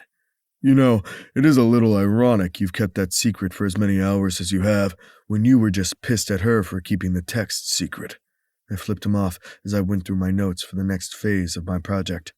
Don't throw that back in my face. I have my reasons. And so did she. I thought you were on my side here. Of course I am on your side, and hers. I love you both. Lex held up his hands. I don't love you like that. I swear, this family loves to put me into weird situations when it comes to you. You're the one who started it. I raised a brow. Other than wanting to talk about what happened, is there a reason you're here? Not that I don't love you, as my best friend, but shouldn't you be working? Lex ran his hand through his hair, looking far more lost than I had ever seen him. I had been so focused on my own life, things moving with Arya, my parents, that I was messing up when it came to my best friend. I'm just tired, and we finished our major project last week. I've been dealing with permits and contracts all day, so I took the afternoon off. I blinked. You don't take time off. You are worse than your Uncle Wes like that. Uncle Wes takes time off because Aunt Jillian makes him. But you're right, I don't take time off. Maybe I should go on vacation, see the sights, put down the hammer, do something for myself. Now you're starting to worry me. It's nothing. It's something. Gia is getting married. It took me a moment to realize who Gia was, and I blinked. Your ex? That didn't take long. Tell me about it. She found the love of her life, and apparently breaking up with me to do so was the perfect catalyst. You don't still love her, do you? I asked, carefully. I don't. which is probably an issue all on its own. I just had a bad morning and might have yelled at somebody, so I'm taking the afternoon off. Do you want to get out to do something? He shook his head. No, I'm here because I want to make sure that you're okay, that my cousin is safe. Whatever is going on with Travis scares the hell out of me. You're not alone there. I paused. You matter, you know. And we both know I hate talking about my feelings, so stop making me talk about my feelings. His lips twitched. You are so enlightened, it's hard for me to even breathe. However, since we are talking about feelings, do you want to talk about what the hell is going on with my cousin? As in, what are your intentions? Because I'm in the mood to be nosy. I gave him a look, barely resisting the growl escaping my lips. Not sure how that's your problem. Again, I'm a Montgomery. I don't know why you're so surprised about this fact, but stop being an idiot and talk to me. Or maybe this is going to be a surprise. Maybe you should talk to her about, I don't know, your feelings for fuck's sake. I blinked at the raised tone and shook my head. Why are you suddenly worried that I'm not? Because you've been in love with her for years, and you never did a thing about it. You watched her circle the drain while trying to help Travis, and you were always there to pick up the pieces. I was wrong. I thought that she loved him, but that wasn't the case. She wasn't in love with Travis. She wanted to help him because apparently she has a savior complex, much like we all do in this damn family. But every single time she felt right along with Travis, picking him up, you were there too, picking up her pieces. So, for the love of the gods, just tell her you love her and stop worrying that she's going to run away.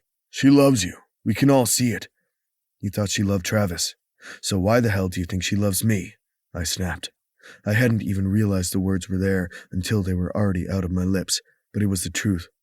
I had thought she had loved Travis in some way this whole time, and I had been wrong. So, who was to say that she loved me? Maybe this was all in my damn head. It's different, and don't tell me how I know, I just do. But I hate the two of you dancing around each other for so long, and I know you, crew. You're going to put her first, and in doing so, you might let her walk away to protect you both. What the hell are you talking about? We barely started even dating. You're not telling her about this. I can see the way your mind works. You're thinking that if you worked with her, maybe Travis will stay away. Maybe she won't feel so insecure about you. But if you push her away to protect her, she's never going to forgive you. We both know that. You have no idea what you're saying, although I knew that was a lie. I hadn't even realized that's where my thoughts had been going until he put it out there. I rubbed my hand over my chest and set down my notes. How did you know I loved her? It's written all over your face, man. I'm surprised she hasn't figured it out. Or frankly, I'm surprised you haven't. We both know I figured it out a long time ago, I muttered, looking at the canvas, wondering if I was ever going to finish this. It wasn't that it was a bad piece. I was just holding back. Each stroke felt as if I were ripping it from my soul, and the shades weren't aligning, the focus not quite there, because if I put what I wanted to on the canvas, she was going to see everything. And what if she didn't want that? What if I was the person she hadn't been expecting, and yet was the one who held her back? Just talk to her about everything. There's so much going on that if you don't, it's going to be thrown back in your face. Don't miss out on what could be because you're scared about what happened before. When did you get so introspective? I asked, deflecting his words. Maybe when I realized everybody was growing up and I was still figuring out what I wanted to do in my life. I studied Lex's face, wondering why he couldn't see the great man he was. No amount of me telling him, though, would change the way he saw himself, though I didn't have much to say on that, pot and kettle and all that. Lex, you are the most stable person I know. And isn't that a sad statement about the state of today's affairs? And on that note, I'm going to head out. I know you have to leave the studio soon and head back to see Aria, where I don't know, but maybe you can have a conversation. That might be good for the both of you. My best friend leaned forward, cuffed the back of my head, and kissed my forehead. Don't be an idiot. And with that, he walked out, leaving me confused, tired, and yet in the right direction. Because I needed to talk with Aria about so many things. She was going to be upset about the break-in, and maybe I should actually talk about what I was feeling rather than pretending it didn't matter. And didn't that sound like pulling teeth? Frowning, I went back to work, adding a few more colors and realizing maybe I could figure out where this was going. At least, I hoped so. I stayed an extra hour before heading back to my place. Arya, the hike with Dad went amazing. I am on my way to your house. See you soon? Me. That's good to hear. Me. See you soon. Me. Miss you, babe. Arya, I miss you too. I nearly texted that I loved her, and I wanted to yell at Lex for that. Just because I loved her didn't mean she had to know. Yes, I knew how stupid that sounded, but it wasn't time yet. What if she wasn't ready? What if she was? I shook my head. It took me a bit to get through traffic, and I knew Arya had probably beaten me home. I pulled into my garage, grateful that they hadn't gotten to this particular car. It had been parked on the other side of the house, so it had been spared. But I was going to have to tell Arya everything. I walked inside, the scent of garlic hitting me first, and I couldn't help but smile as Arya danced in my kitchen once again. She looked like she fit there, as if maybe she had always been there. I didn't know if I was projecting, or if this was just what I wanted, but damn it, I didn't want her to leave. I wanted her to stay here, to be mine, and for there not to be any more questions. Maybe Lex was right. Maybe I should shout the damn words. Arya turned then, a smile on her face. I am making dinner. I hope you're hungry. I blinked. Lunch and dinner? I leaned forward and brushed my lips against hers. She set down her mixing bowl, slid her fingers into my belt loops, and pulled me closer. So I put my hand around the back of her head, tangled my fingers in her hair, and deepened in the kiss. She moaned, walking into me, and my dick pressed against my zipper. If you're not careful, I'm going to eat you in this kitchen, not whatever you're making. You're welcome to eat me later, but first, I need actual sustenance. She winked, looking far lighter and happier than I had seen her in ages. Then again, this had been a gradual thing. She was digging more into her arts, spending more time with her family. Hell, spending more time with me. No Travis. No doubters at galleries telling her she wasn't good enough. This was the Arya that I loved, and I needed to tell her. I opened my mouth to just say the words, whether it was about what happened in the garage or what I felt, I didn't know. But my phone rang. I frowned, knowing it was usually on silent, but that was the ring of the memory care center, just in case of emergencies. Crap. I met Arya's worried gaze as I answered the phone. This is Crew. Hello, Mr. McTavish? We had an incident at the center, and we really need you to come down here. We cannot get a hold of your mother. I cursed under my breath. Of course they couldn't get a hold of my mother. She was only there to throw shit, then moaned, and tried to forget that any of this was happening. Though part of me wanted to do the same, the little kid inside couldn't. And I really hated that. I'll be there soon. I paused. Is he okay? I bit out, hating myself, or even asking. It wasn't like the man had ever loved me. He didn't even remember me now. Yes, he will be, but I think he could use a friendly face. I hung up, snorting, since I knew I wasn't the friendly face that he would want to see. But the old man didn't have anyone else. How messed up was that? How can I help? Arya asked. She'd turned off the burners and shoved everything into the fridge.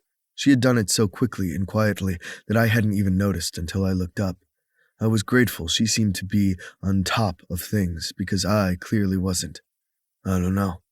The memory care center needs me down there. Something with Dad. I have no idea. I'm sorry. She gave me a soft smile. Don't be sorry. I know you have a complicated relationship with your parents. Believe me, I understand complicated. Can I come with you? I opened my mouth to say no, but she put her fingers across my lips. You know what? No. I'm going with you. You get to deal with me. You've spent so much time dealing with my problems. I'm not going to let you do this alone. My shoulders fell, and I leaned down to press my forehead against hers. It might be bad. All the more reason for me to be there. You don't have to do this alone. I think I remember a very sexy, bearded man telling me that once. My lips twitched. I hear he has a huge dick as well. I will have to do more research on that tonight. I'll let you know. I smiled, not even realizing I could in that moment, before brushing my lips against hers. It's not going to be pretty. I don't mind. I promise. I let out a breath and took her hand. hoping to hell this didn't ruin everything. Chapter 13. Crew. You don't have to come inside with me if you do not want to. I threaded my fingers with Arya's dread settling in my gut. I didn't want to walk inside that building. I wanted to walk away and leave all family obligations behind. And while I could do that with most things, I wasn't sure I could do that with the man whose blood ran in my veins. If you don't want me to go inside, I won't. But you're the one who repeatedly tells me that I don't have to do everything on my own, that I have an entire support system. And you were always not so quietly by my side, even when I didn't realize I needed help. So, let me be that pillar you lean on when it's too much. We stood in the parking lot of the Memory Care Center, and I turned, our hands still clasped, and I used my free one to push aside a strand of her hair. You were always too busy saving everybody else to worry about yourself. Somebody had to do it. Next time, just talk directly into a mirror when you say that. I let out a sigh before I began pacing in front of the entrance. I let go of Arya's hand, only because she stood back watching me. I want to get my car and take you away from here. I don't want to go in there. Then we don't? She said it so simply, but we both knew it was anything but. Yet she'd risk the world for me, just like I'd do for her. I had no idea how I'd been able to pretend to hate her for so long, when all along it was this fiery passion and love I had for her, this woman. And that meant I didn't want her to have to face my demons, ones I didn't want in my life to begin with. Doesn't that make me a terrible person? That's my dad in there. I pointed toward the glass doors. Nobody was outside, and with the angle we were at, the only people who could see us were those in the security booth. What would they think of my hesitancy? They probably had tons to say. Then again, if they knew who that man was, maybe they would be on my side. Arya moved closer then, her hand outstretched to cup my cheek. I paused in my pacing at her touch. That man is your genetic donor. You know that. I've only met him a few times, and you always got me out of there, since it was too much for everyone involved. You protected all of us before he showed his true colors. But I know so many of your stories, of the way he would belittle you, of the way he wouldn't stand up for you, but would shower your mother in affection after she did such terrible things to you. Why can't we just quit them? I ground out.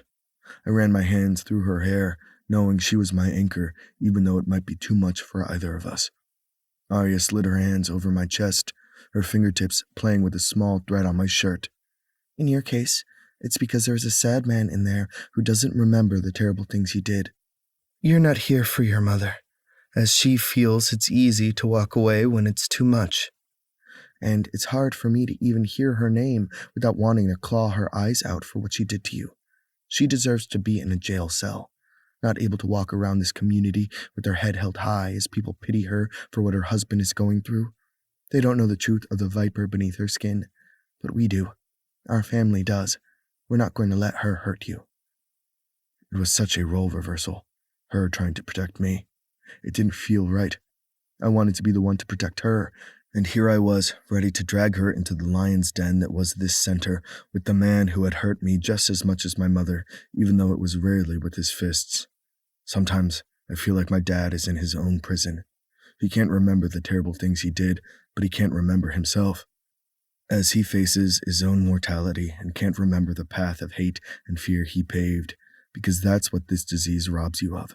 It's taking away a man who hated me and leaving behind a shell that doesn't understand the complexity of how I feel. Hell, I don't even understand. I'd never bared myself like this to anyone. Of course it would be Arya. There was only one person it could have ever been. We can walk away right now. You don't owe him anything, but you do owe yourself. If you need closure, we will help you get it. I just want to keep you safe, just like you always tried to do for me. I pushed her hair back from her face once more, wanting to kiss her, to hold her. I loved her so much in that moment, it was hard for me to focus. I didn't even know when I had first felt that pull toward her. That feeling had always been there, something I had hidden, pushed down. But it had always floated under the surface, waiting for me to acknowledge its insistence. And in the end, I couldn't ignore it, because here she was, the woman who had wrapped herself around every ounce of my being, and I never wanted to let her go. Only I knew once we walked through those doors, she could get hurt. So what kind of love was that? I let out a gruff breath. The nurse sounded scared or worried. Let's just see what happens, and I'll take it day by day. Okay then, but you're not doing it alone. I leaned down and brushed my lips against hers, just a soft caress to remind me I had someone to come home to. Though she didn't technically live with me, she might stay at my place more than I stayed at hers, but we were still separate, still trying to navigate this new facet of our relationship. I wanted so much, even though I was afraid to grasp it. That hope. I once again tangled my fingers with hers, and we walked inside the memory care center. "Hi, Linda," I said to the familiar desk nurse. She gave me a small smile before turning her attention to Arya. "Hello, you two. Crew, we have you all set up. I just need you to sign in. And who is this?" "I'm Arya Montgomery, a friend of Crew's." "Arya is my girlfriend, Linda." I squeezed Arya's hand, and she gave me a soft smile. I already have her and a few of her family members on the list. Arya widened her eyes as Linda smiled. "No problem. Let's get you set up with a visitor pass, and the doctor should be out soon to talk to you."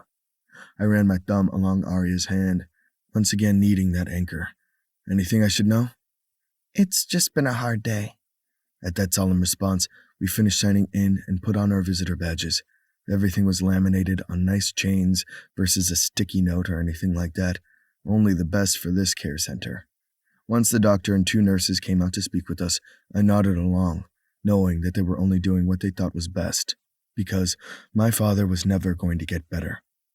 They had to have an inkling of the difficult relationship I had with that man, but they still told me the inevitable. Only I wasn't sure what I was supposed to do with the information. Soon he'd have to be moved to another center with specialized care, but I didn't want that decision in my hands. It should have been in my mother's. I couldn't help but think this was another way for my mother to hurt me. It had taken me far too long to realize that. It was as if there was nothing left for me. The train wreck of my childhood hadn't fostered the adult sense of self that could carry this burden, but the ones I met outside my house of terror had been there nonetheless. We made our way into the formal living room where my dad sat in his favorite chair, staring out the bay window. I did not know what he looked at, but he loved that angle. He had thrown books, his food, and any item he could get his hands on earlier, and had broken another window in the building. He had screamed and shouted before finally calming down, and was only now allowed to sit here with 2 burly orderlies watching. I nearly tripped over my feet when I realized that he wasn't the only one in the room. "It took you far too long to get here." As I hadn't been expecting her, I flinched at the venom in my mother's tone. She stood off to the side, staring out another window. She had on her pantsuit and high heels, her $20,000 bag on her elbow. I knew she had jewelry that was probably worth more than a small house covering her, as well as the $2,000 perfume she drenched herself in. I liked nice things. I knew how to spend money. Hell, the jeans I wore were a couple $100s because the cheaper ones I used to wear would wear out too quickly, and I decided to find a nice pair that would last. I knew my privilege, but my mother lorded it. I think what she wore bothered me because she was only skin deep, with poison beneath. "I didn't realize you could walk through those doors," I volleyed back. Arya squeezed my hand. "Don't get snippy with me. Your father needs you." "I do not." I turned as my father stood up, vitriol on his face, pure hatred. "You are no son of mine. For all I know, your mother spread her legs for some lowlife. My true son would have more meat to them, more dignity. Instead, you're covered with ink, paint, and have a whore by your side." I was moving forward before I even realized it, and Arya pulled me back. "He's not worth it," she reminded me, and I froze, because beating up an old and feeble man when all I wanted to do was drown the memories themselves truly wouldn't help anything. "If this is all tonight is going to be about, I'm done." My father narrowed his gaze toward Arya. "I remember this girl. They tell me I don't, but I do. She was always lapping at your heels. She probably wants your inheritance. Make sure she's good in bed before you give her anything, though. Just because they can suck your cock doesn't make them worth a ring. She's pretty enough, but not from good stock. She's good for the side, but you need to marry well to keep the family name going." My dad continued on rambling, and I finally realized that I didn't care. He could lash out at me constantly, but the moment he said anything about Arya, I was done. Completely done. "Don't call me again." I turned to head out, a quiet Arya at my side. I swallowed the bile rising in my throat, and it was only Arya's presence keeping me steady in this moment. My mother's voice brought me back to the nightmare that was my bloodline. He might be sick, but he's telling the truth. You have responsibilities to this family. I turned to her, chest tight. You had a responsibility to raise me, not to treat me like shit, not to beat me. She looked around since we weren't alone in the room, but I didn't care who saw her for who she truly was. You hit me, slapped me, pushed me down the stairs. You used Dad's belt. You made me put my face over the steam coming off a boiling pot of water. You and Dad did all you could to belittle me and torture to the point that I had zero self-esteem. If it wasn't for her family, I would be dead right now. I gestured toward Arya, knowing she had her chin lifted by my side. We both know that. Maybe that's what you wanted. But from what I'm seeing, you want some kind of legacy? No, I'm not going to be your legacy. Fuck you, fuck him. I don't care what happens anymore. I don't care what you want. Everything you have ever done to me, the lashes, the words, they took their toll. Fine, you went there, but I am done now. I don't care what you try to take from me, because I have already made myself without you. I have who I need, so fuck you. You are such a vulgar human being. Did you teach him that? My mother asked as she turned to the woman I loved by my side. I'm pretty sure the words that constantly flow out of your mouth did that. Arya raised her chin before I could defend her. You are a sorry excuse for a mother. You are supposed to love your children, protect them, but you couldn't even protect him from yourself, and you're still doing it. I get that you might be scared about what's happening in your life right now, but hurting your son repeatedly isn't the answer. So if you want to come at him again, you are going to have to come through me and everyone in my family. You do not get to hurt him anymore. I moved forward and gripped her shoulder. That's enough, baby. We can go. She's not worth it. Arya glared at me as my mother stared at us both. Such anger in her expression, I couldn't process who the hell this woman was, but Arya wasn't done. You don't have to defend me anymore, because she doesn't matter. My mother finally broke in. If I don't matter, then why did you send the police to my home? Why did you have them question me like I'm common trash, like this little girl? I had nothing to do with harming your precious cars that my family's money paid for. The woman who occasionally claimed to be my mother was lucky I refused to lay a hand on her. I wasn't that person, and I wouldn't become who she'd tried to mold me into. First, I paid for everything in that garage with my money I made from my art, that silly little hobby you hated. I guess I should thank you for not letting me starve and putting me out of the house when I was a little kid like you kept threatening. Because that roof you gave me over my head until I was 16 allowed me to get through most of school and learn how to paint. Thank you for not killing me. The sarcasm dripping through my tone was so thick I could practically feel it in the air. But there's a reason the cops talk to you. Because I don't trust you. You might not have stuck a knife in my tires, but you have done so many other things. We're done. I'm done with all of this. I swallowed the emotion in my throat as I turned to my dad. Only I knew he couldn't recognize me again. That odd look he got in his eyes when he thought I was a stranger came back, and part of me wanted to cry, because he wouldn't remember me, his own son. Yet wasn't that a good thing in some aspects? If he couldn't remember me, he couldn't hate me. And that was the family I came from, not the family that tried to protect. Goodbye, Dad. Goodbye. My voice nearly broke at the last word, and I turned, taking Arya with me. I tossed the visitors' badges in the bin next to the desk, ignoring the pitying looks on everyone's faces.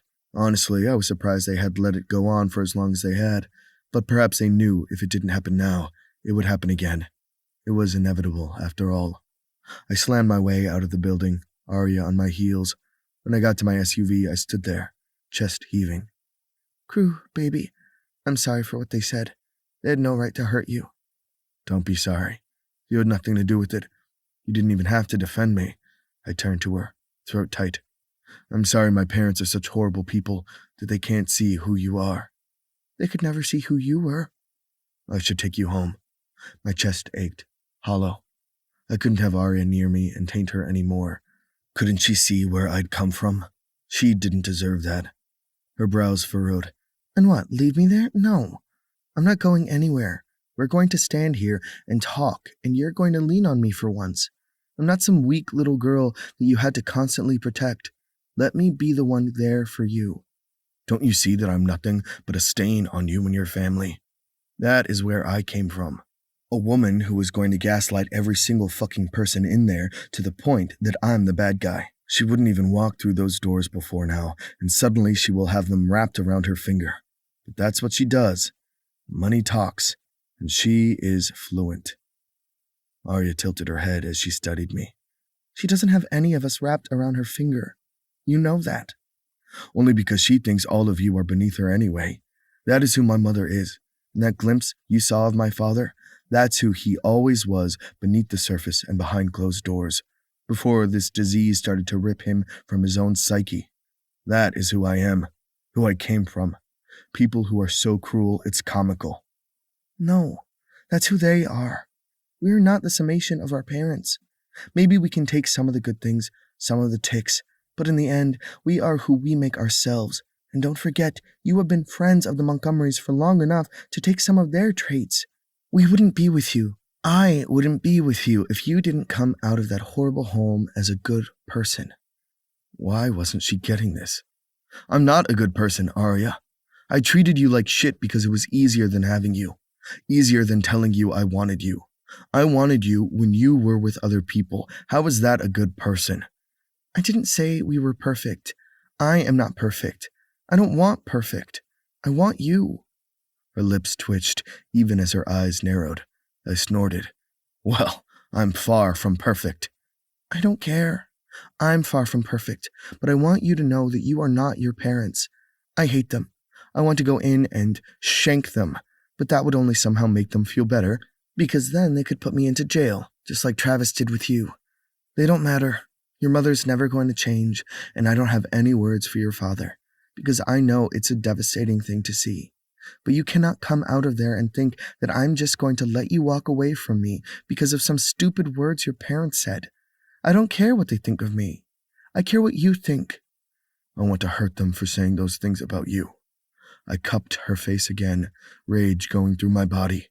And I'm the reason you had to deal with it anyway. They could have hurt you because of me. What they said means nothing. All that matters is what you and I say to each other. I'm sorry that might be the last time you ever see them, and yet I'm not, because every time you come here, a little part of you dies inside, and I don't want that for you anymore. You deserve more. She saw so damn much, it terrified me. I don't know what to say. I never want to go back. Then you won't. But I have one more thing to ask. She met my gaze, and I swallowed hard. What is she talking about with your cars? I flinched, realizing that I hadn't told her yet. Things had happened too quickly, and now I had messed up. The night Lex dropped me off, somebody had broken into the garage and destroyed every single tire they could get to. I explained everything that happened, including setting up more security. Each word seemed to cement the anger on Arya's face. Why didn't you tell me? I was going to tell you today, and then we came here instead. Let me get this straight. Everybody in my family that works for the security company knows. The cops know. Lex knows. I'm sure other people have details, but you didn't tell me. Why? Because you didn't think I could handle it? Of course not. I paused. I was just tired of so much shit coming at us. I just wanted one night where we could just be. I get the concept of that. I really do. But you yelled at me because I didn't know how to tell you about the text from Travis. And I was wrong. I should have told you. He hasn't texted again, thankfully, but I would tell you. So, I need you to tell me when bad things happen. We can't make this work if we're afraid of hurting the other person with our own burdens. I just want you safe, I whispered. I'm safer with information. You were with me when I made the wrong decision, and I'm with you. Good, because I love you, I blurted. Well, I love you too, she shouted. And then we stood there, staring at one another, a smile slowly covering my face. You love me? You love me too. And it feels kind of apropos yelling it at each other for the first time. And just like that, all thoughts of anger, denial, and pain backed away for the moment, and I cupped her face. I love you. So much so that it's hard for me to remember when it started, and I have no idea how to love someone, Arya. You're going to have to help me out, okay? Tears slid down her cheeks as she nodded, then slid her fingers in my belt loops and pulled me closer. I can do that. because I've never loved someone either. Not like this. And it's really scary. Terrifying even. But I'm not going anywhere, Crew. Even when we are scared that something in our lives could hurt the other, I'm in. All in. And with that, I crushed my lips to hers, ignoring the rest of the world. And just this once, the world let me. Chapter 14. Arya. Shoulders back. Focus ready. I snapped the photo. The shutter clicked. A scene frozen in time. I repeated the action, sucking in a breath as the fawn moved slightly to the left and its twin took center stage. Another shot. Another. The doe lifted her head, as if allowing the breeze to slide over her face. She had to be exhausted, dealing with newborn twins in the wild as predators and humans, while also nursing and trying to find food, had to take every ounce of her energy. But her babies looked healthy and moved around on near wobbly legs as they danced through the meadow as if they hadn't a care in the world. I did my best to capture that magic, the moment where the doe could finally feel relaxed enough in order to check on her babies. Thanks to where I had situated myself, the deer couldn't scent me, and I hoped there were no predators around for all of our sakes. I loved walking through the forest in the mountains, taking photos of what lay beneath. It wasn't a sunset, not just mountainous peaks that looked purple after a deep rain. Instead, I tried to take snapshots of life that crawled through, of the fallen log that had rotted from the inside out, with life persevering. Another tree that had been split in half by lightning, the dark brand of fire creating a scar. The rocks themselves created their own beauty, with the wildlife that belonged in these lands making the mark. I hadn't gone too deep into the forest and was still on the trail, but part of me wanted to go deeper, to spend weeks within the Rocky Mountain National Forest. I was on my way to working in every single national and state park I could find my way to. I wanted to travel the world and see what struck. Because while I didn't take photos of people often, my goal was to capture what humanity was slowly taking away. The litter that dusted the canyon, the stream dry from a changing climate, the broken tree limbs and craters left behind from a mudslide, thanks to the erosion our deforestation and building had created. Countless marks upon the earth from humanity, because we all left scars and carried some of our own. In this moment, however, I snapped a photo of life, and then I turned to the side and took one more shot. Crew didn't look up, but I saw his brow raised. He sat on a rock, booted foot over his knee as he sketched whatever was in his mind. I knew he wanted to get a few ideas for a showcase, and so we decided to take our date on a hike. He had packed a lunch because he was better at sandwich making. I hadn't known that was a thing until he had mentioned it offhand. The ensuing fight reminded me of the good old days, where we spent more time fighting with each other, only to make up, than we did laughing. I pressed my thighs together at the memory, though that didn't help much. "What is on your mind?" he asked, that deep voice of his sending shivers down my spine. Just thinking about lunch. "I did have a damn good breakfast before we headed out." He smirked, and I rolled my eyes, considering what his breakfast had been. He had laid me out on his kitchen counter, my hands on my breasts, and had his fill. My thighs had been around his face, legs wrapped around his head. He had licked, sucked, and speared me with 2 fingers so quickly that I had come once, and then another time when he continued his motions. I loved the way that his beard scraped the inner silk of my thighs. There was just something about Crew that always kept me on edge, whether it was the tension or just Crew. "I suppose I had my breakfast as well," I said dryly. He merely grinned, closing his notebook, because I had ended up on my knees, his hand in my hair, as he slid that thick cock down my throat. He had been the one in control, fucking my face as he moved his length between my lips. I had flattened my tongue and swallowed the tip of him as deep down as possible without gagging. Then I'd made myself come by holding the dildo he'd bought me, rotating my hips up and down to fuck myself, as I had my other hand on his thigh to keep steady. Then I had swallowed every drop of him as he had come down my throat. Seriously, the best way to wake up. In the 3 weeks since I had finally realized I loved him and told him, it had been like this. The two of us doing our best to find our pattern in life. Staying at each other's houses, going into the studio together, doing things like this. Me trying to capture what I wanted for my next large project, and Crew coming with me so he could find new inspiration. And throughout it all, it felt like we were back to a new normal. Still arguing, still making love, and just being. No more mention of his family because, in the end, they weren't what was important. But plenty mention of mine because they were always in our hair. In fact, a couple of my cousins had wanted to come out with us today, but I had nipped that in the bud. Frankly, I just wanted time with Crew. Everything felt so new and fresh, and it felt like if I didn't latch onto it now, it could fall at any moment. I hated that feeling. "What's with that face?" Crew asked as he reached out to cut my cheek. I leaned into his hold and sighed. I'm just worried that I'm too happy. He gave me a look. "I swear you overthink more than anyone I know." I'm good at it. He raised a brow.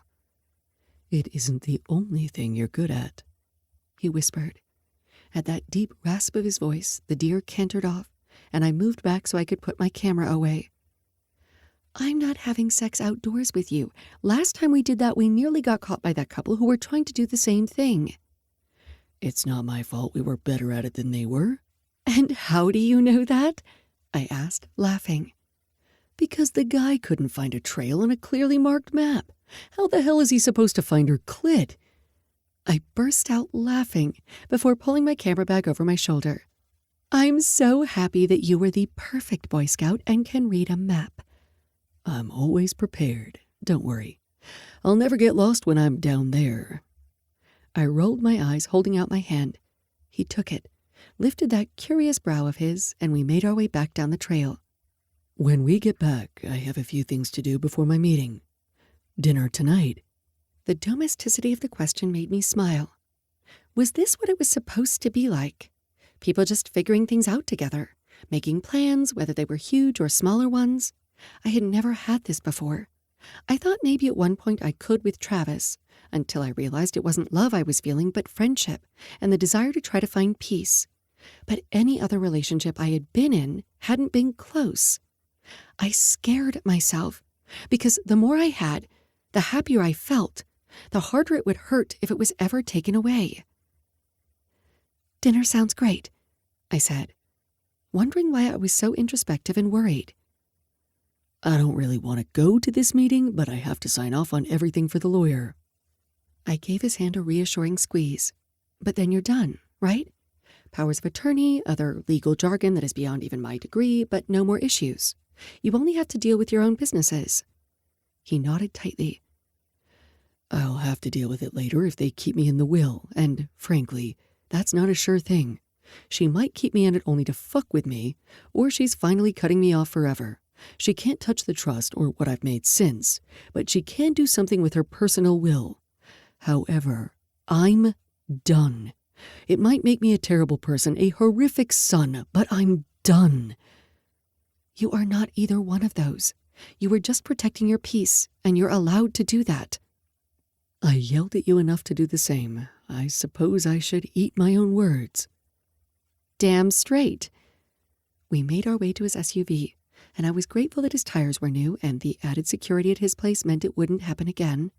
Still, an unsettling feeling slid through me as we got inside and made our way out of the state park. They haven't found anything else since they spoke to Travis, right? I asked, blurting the thought before I could even formulate it fully. The hand that wasn't on my thigh tightened on the steering wheel. "After they questioned him, they didn't have much else. No evidence, just a feeling. So unless something else happens, they are out of luck. And he's been a good boy since, according to the authorities. His parents are keeping his nose clean." So let's just go with nothing happening. "That sounds like a damn fine plan for me." After the authorities had spoken to Travis, I received a few more threatening texts.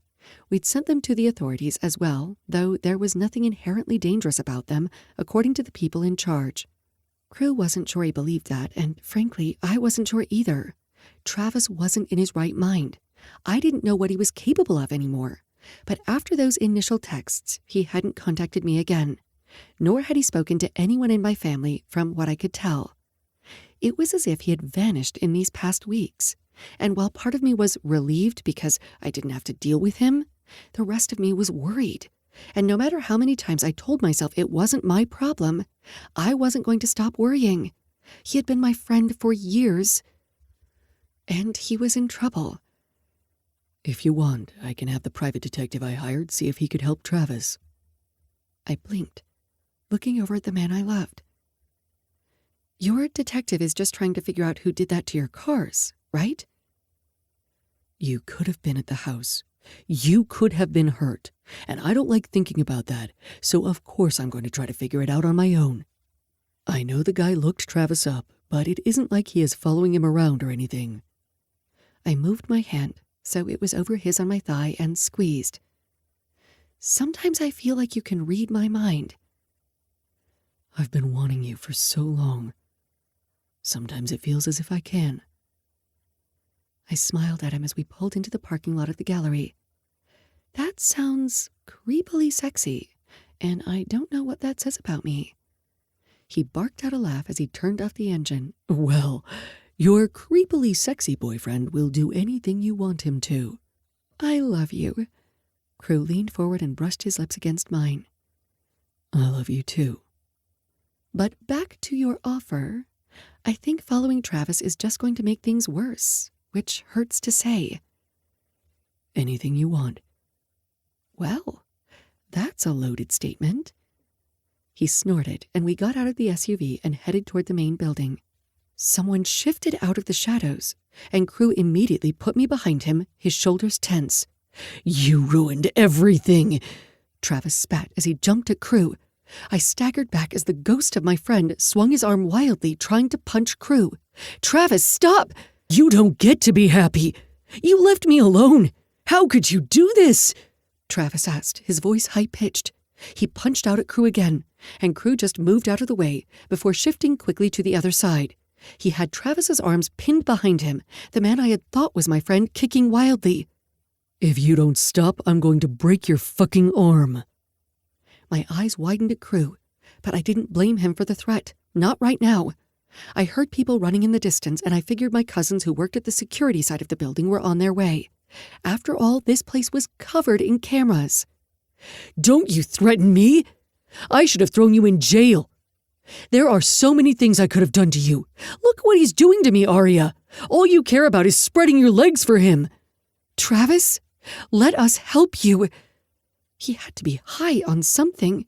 His eyes wide, his body so thin. It looked as if he'd lost another 20 pounds. He had already had a small frame. Now he just looked like a shadow of who he had been. Ford and Noah were there, arms outstretched because I knew they wanted to help the situation, but Crew seemed to have it in hand. I don't need your help. If you had wanted to help me, you wouldn't have sent your pet cops at me, wouldn't have left me alone. But you're nothing. I never want to talk to you again. But you are here. Let us help you, Travis. I know you're angry. I know nothing makes sense, but if you are hurting, let us help. He spat at my feet before kicking Crew in the knee. My boyfriend didn't move. Instead, he just growled under his breath. There's nothing you can do right now. You need to stop, Travis. Come on, Travis. Let's get you a cup of coffee, Ford said calmly. I'm fine. I don't need your help. I will come back. I don't need you anymore, Arya. You never came when I needed you in the first place. So why do I need you now?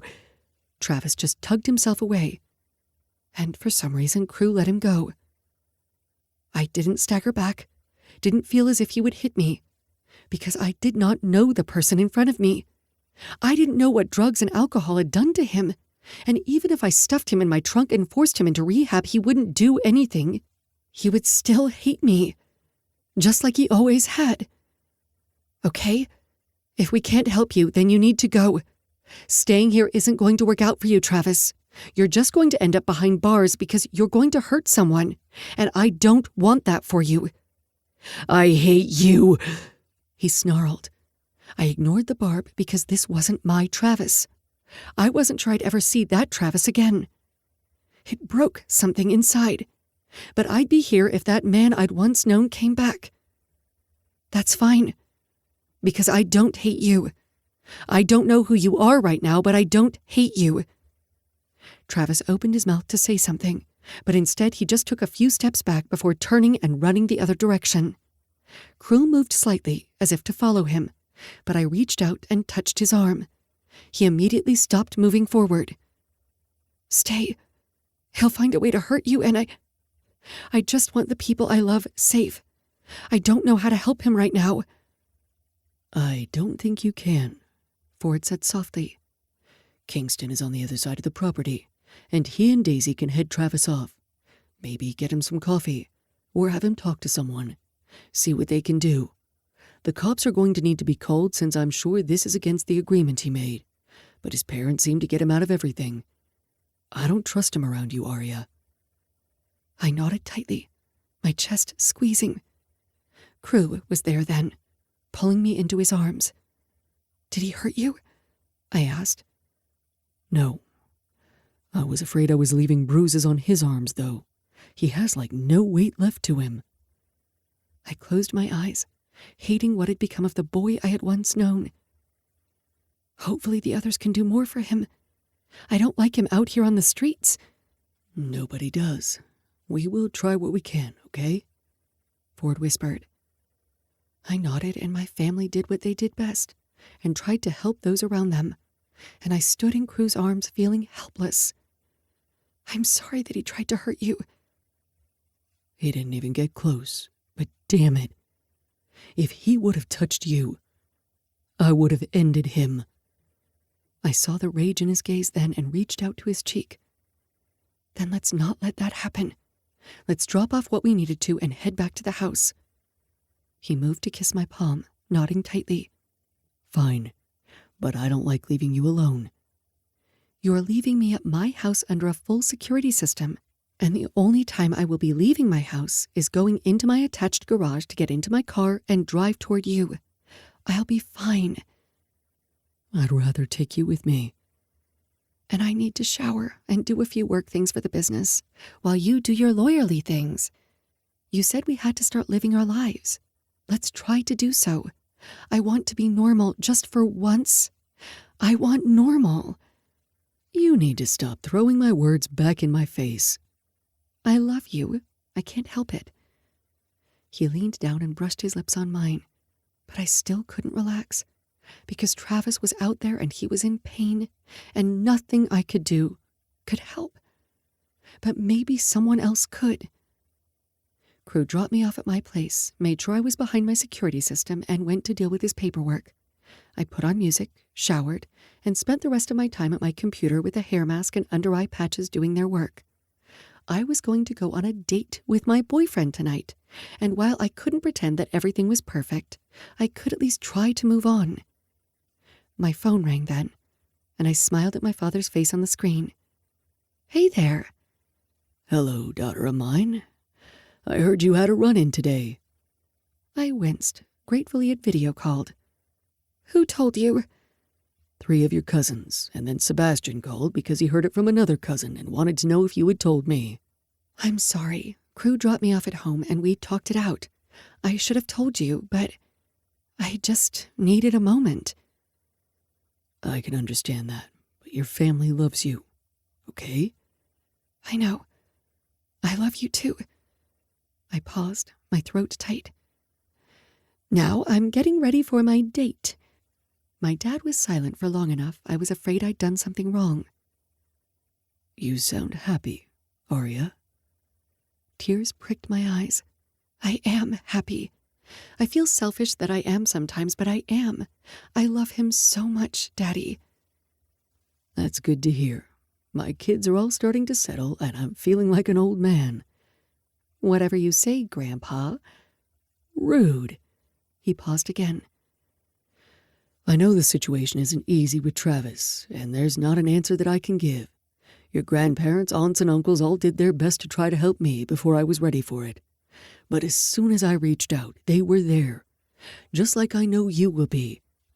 Even though it pains me, because I want you out of harm's reach.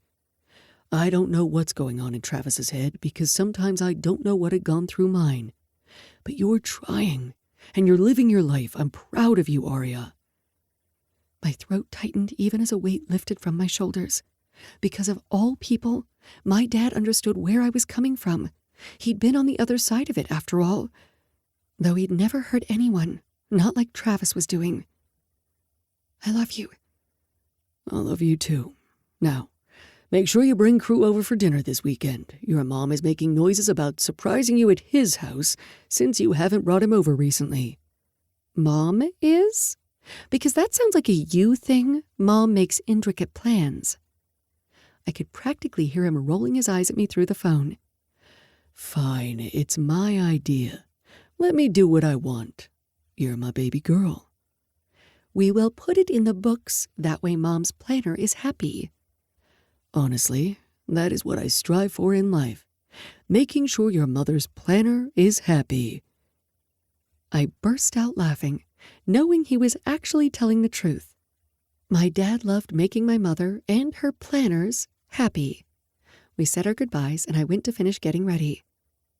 Crew, are you sure you don't want me to pick you up? I'm almost done here. Me. I am spending the night at your house, and I want a car for tomorrow. I'll meet you there. Then I'll let you finger bang me in your truck later. Crew. Now I'm talking to my lawyer with a hard-on. Me. You're welcome. I snapped a photo of me in just a towel, my breast nearly falling out of the fabric, and laughed when he sent back a middle finger emoji. I dressed, added lip gloss to my look, and went to pack a bag, only to realize everything that I needed was at Crew's house. Hell, when had that happened? I shook my head, wondering exactly what that meant, and grabbed my purse. I went through my garage and walked to my car. A small sound echoed behind me, and I turned, only to meet with darkness as something slammed into the side of my head. Chapter 15. Crew. I pulled into the restaurant parking lot feeling lighter than I had. I was no longer connected to my family. Perhaps in a few weeks I would feel differently about the decision. Right now, it was as if that the albatross around my neck was no longer there. The people who had done the piss-poor job of raising me were not my parents. They hadn't truly raised me. They had done their best to try to form me into what they thought would be possible. I never knew their endgame. They wanted me to be perfect, so they would break me to get there. Honestly, they didn't make sense. Perhaps it was because they never tried to. They wanted power, and I wasn't going to give it to them. Not when I had finally grown old enough to protect myself and find the family that I should have had along the way. Tonight, however, wasn't about them. It was about new steps. I was finally going to ask Arya to move in with me. She practically had already, and I hadn't liked leaving her at her place. Not that I didn't love the cottage-style house that the Montgomerys built 20 years ago. The construction company continued to keep it up to date with everything, and it was a beautiful home. But I wanted her in my bed every night. I wanted to wake up with her nestled in my arms or dancing without panties on in my kitchen. I didn't like her having to meet me at the restaurant because she wanted her car at my place. I wanted it to be our place. Hopefully she wouldn't fight me on it, though I never knew with Arya. Then again, fighting was what we did best, because the making up had its perks. I looked at my phone to see if she had responded to my latest text, but she hadn't. When I looked around the parking lot, I frowned. Her car wasn't there. I looked over the large truck beside me and realized it wasn't parked on the street either. Weird. Maybe she hit traffic. I pressed her name on my phone, and it rang a few times before being put through to voicemail. But it hadn't rang enough to do that naturally, meaning she had pushed me to voicemail. What the hell? I continued to pace and called again. Same thing. I texted, no answer. I quickly called Daisy, worry starting to sink in. Hey there, I thought you were going to be on your date. Have you heard from Arya? She must have heard the tension in my tone, because she didn't crack a joke. No. You texted a few times when she was getting ready, but I thought she would be on her way to you by now. Is she not there? She's not answering her phone, nor has she texted me back. I have a bad feeling. Was her phone ringing at all? Daisy asked, and I heard the clicking of keys telling me she was probably at her desk, her laptop at hand. Yes, so I don't think it's off. Okay, that's good. It's probably nothing. She's probably just in traffic. Let me check. You can track all of us? Of course we can. With the normal apps and our own apps, we've all become hyper-aware of things with recent events. I nodded, not wanting to think about exactly what had happened to Arya's family members and my friends over the past years. There were too many hospital visits, too many stress factors. Her phone is on Huntington Bridge. That's weird, as it's not in between the house and the restaurant you were going to. Were you still going to Parmigiano? I was already running back to my car as she spoke. Call the cops. Do something. Anything. I'm on my way to the bridge now. I'll do that, and I'm calling the team. It's probably nothing, crew. I heard the doubt in her voice, even as she was trying to reassure me. It wasn't working. Travis attacked us today, and somebody broke into my house already. If it wasn't Travis, it was someone else. Somebody that wanted to hurt us. I don't have a good feeling. You're not trained for this, crew. We are on our way. Don't do anything stupid. Then get there before me, I snapped, before ending the call and trying to call Arya again. No answer. Another chink in my heart and nerves. I knew I was probably breaking a few traffic laws as I drove the few miles to the Huntington Bridge, but I didn't care. I needed to get to her. I knew Daisy would handle everything else. That's what she was good at, what she trained for. I just needed to get Arya. Maybe it was just her phone, maybe it was a bad connection, maybe it was nothing, but I didn't think so. I shouldn't have left her alone. Huntington Bridge was a small metal bridge over the river that bisected the edge of the suburb. It wasn't too tall, so during high precipitation times, people did jump off it for recreation, but there were signs plastered everywhere that you weren't supposed to. People had no idea what was beneath the surface. There could be logs, sharp rocks, or the river could be shallower there than in some other places. However, the bridge was one of Arya's favorite places to sit and take photos when she needed to clear her head. There were countless angles, backdrops, and people that could create stories for her, so she could focus on what she needed to for her next project. We'd been there recently, so I had an idea of how high the water was, but it still made me fucking nervous. Hell, I drew Huntington Bridge countless times because I sat next to Arya as she worked. We had almost gone there today instead of our hike. Some part of me hoped she had gone there to snap a few photos and got lost in her art, but that wasn't who Arya was. We were all worried about what happened today, so she would answer if she could. The fact that she couldn't sent chills up my spine. I ran a stop sign, ignoring the honking car beside me, and slammed on my brakes as I made it to the side of the road where I could see the edge of the bridge. There was nobody else there, since it was not a high-traffic time and there was a slight chill in the air. The scream echoing through the air made my heart stop. I jumped out of my SUV and ran toward the bridge. I knew the moment I saw the tableau in front of me, I'd break if I let myself. The picture in front of me would forever haunt my dreams. I would never paint it, never see it on canvas or in any media. But I would know every shade, every angle, and every moment until the end of my days. Arya stood in the middle of the bridge, on the other side of the railing, holding on for dear life as Travis stood behind her, a knife to her throat. There was blood matted in her hair and some of it on her cheek, and I knew she had to be hurting because she was unsteady. One slip and she would fall into the river below. From what I could tell, the river was moving fast enough that it was probably at the right depth that she wouldn't immediately break her neck if she fell. But there was no way I could know that. My blood grew icy, digging into my spine as I moved forward, not knowing what the hell I was going to do. It wasn't as if I could come up from behind Travis at this angle and stop him. Even if I did, one wrong move and he could slice her neck or pull her down off the bridge. Travis, you don't have to do this. Put down the knife. We can just talk. Arya's voice sounded so calm, but I heard the fear beneath it. I didn't know if I wanted Travis to hear that fear. You never want to talk. You always tried to lecture me.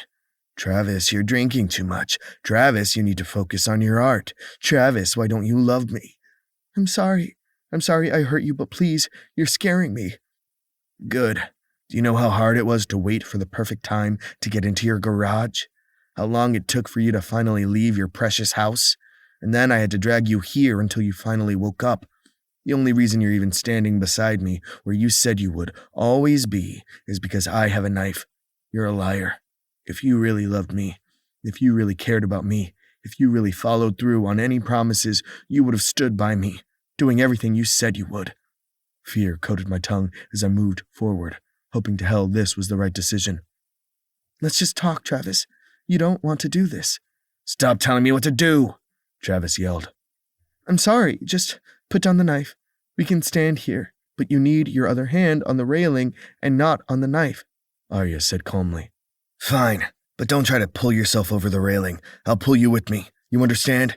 You go with me just like you always promised you would. I could see Arya's face pale from here, but she nodded slightly against the knife at her throat. Okay, I understand. Travis swallowed hard before he dropped the knife. It fell into the river below, and I tried not to think how far it had to go before it hit the water. I didn't want that to be Arya, nor did I want it to be Travis, because as much as I hated the man, I didn't want that, because Arya would never forgive herself, and I didn't want her to see that. Let's talk. I'm done talking, Travis cried out. Then talk to me, I blurted, afraid because Travis had just put his hand on Arya's arm. Travis jerked slightly, and Arya's foot fell off the side of the bridge, and she let out a soft squeak before clinging to the side again, her foot finding purchase. What are you doing here? Travis shouted, his eyes wide. I'm just here to talk, Travis. You don't have to do this. Yes, I do. Don't you see everything is ruined? Everything I touch turns to ash. It drowns itself in sorrows. I thought Arya understood, but she doesn't. Nobody understands. Arya faced the bridge, her gaze darting between me and Travis. I saw fear on her face, etched in the lines beside her eyes, the furrowed brows, but there was nothing I could do other than try to talk him down. If he moved too quickly, he could pull her down with him, with the way that he was holding her, unless she kicked out and released his grip for him to fall. She was stuck where she was, in Travis's hold, or beneath the bridge itself. I just wanted to stop, Travis said, tears streaming down his face.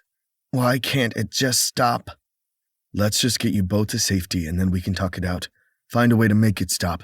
I swallowed hard, one hand outstretched, the other holding the railing as I continued to move toward them. I hadn't bothered getting on the safe side of the bridge, instead walking on the minuscule piece of metal that they were standing on. I wouldn't be able to help Arya if I had to climb over the damn railing as well. Travis hadn't moved with each of my steps, so I kept going, hoping I could reach Arya in time. I don't want your help. I just wanted her to do what she promised. Arya cleared her throat. I'm here, Travis. Please, let's just talk. I'll do it. All of my promises. I don't want to talk anymore, Travis whispered, and everything went in slow motion.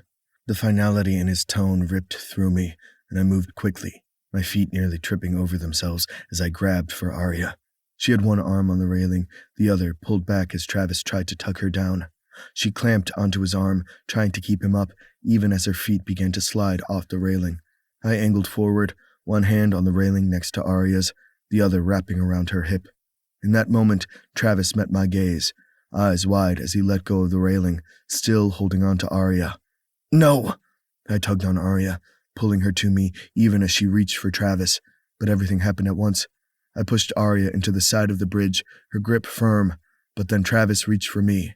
I didn't know if he had second thoughts or if he wanted me to be hurt right beside him, but he gripped my leg and I slipped. The water from the previous night's rain beneath my shoe couldn't keep me steady. I slid back, Travis's weight pulling me down. For some reason, the water felt as if it were much further down than it had been when I had been looking at it. Or maybe it all happened in a split second.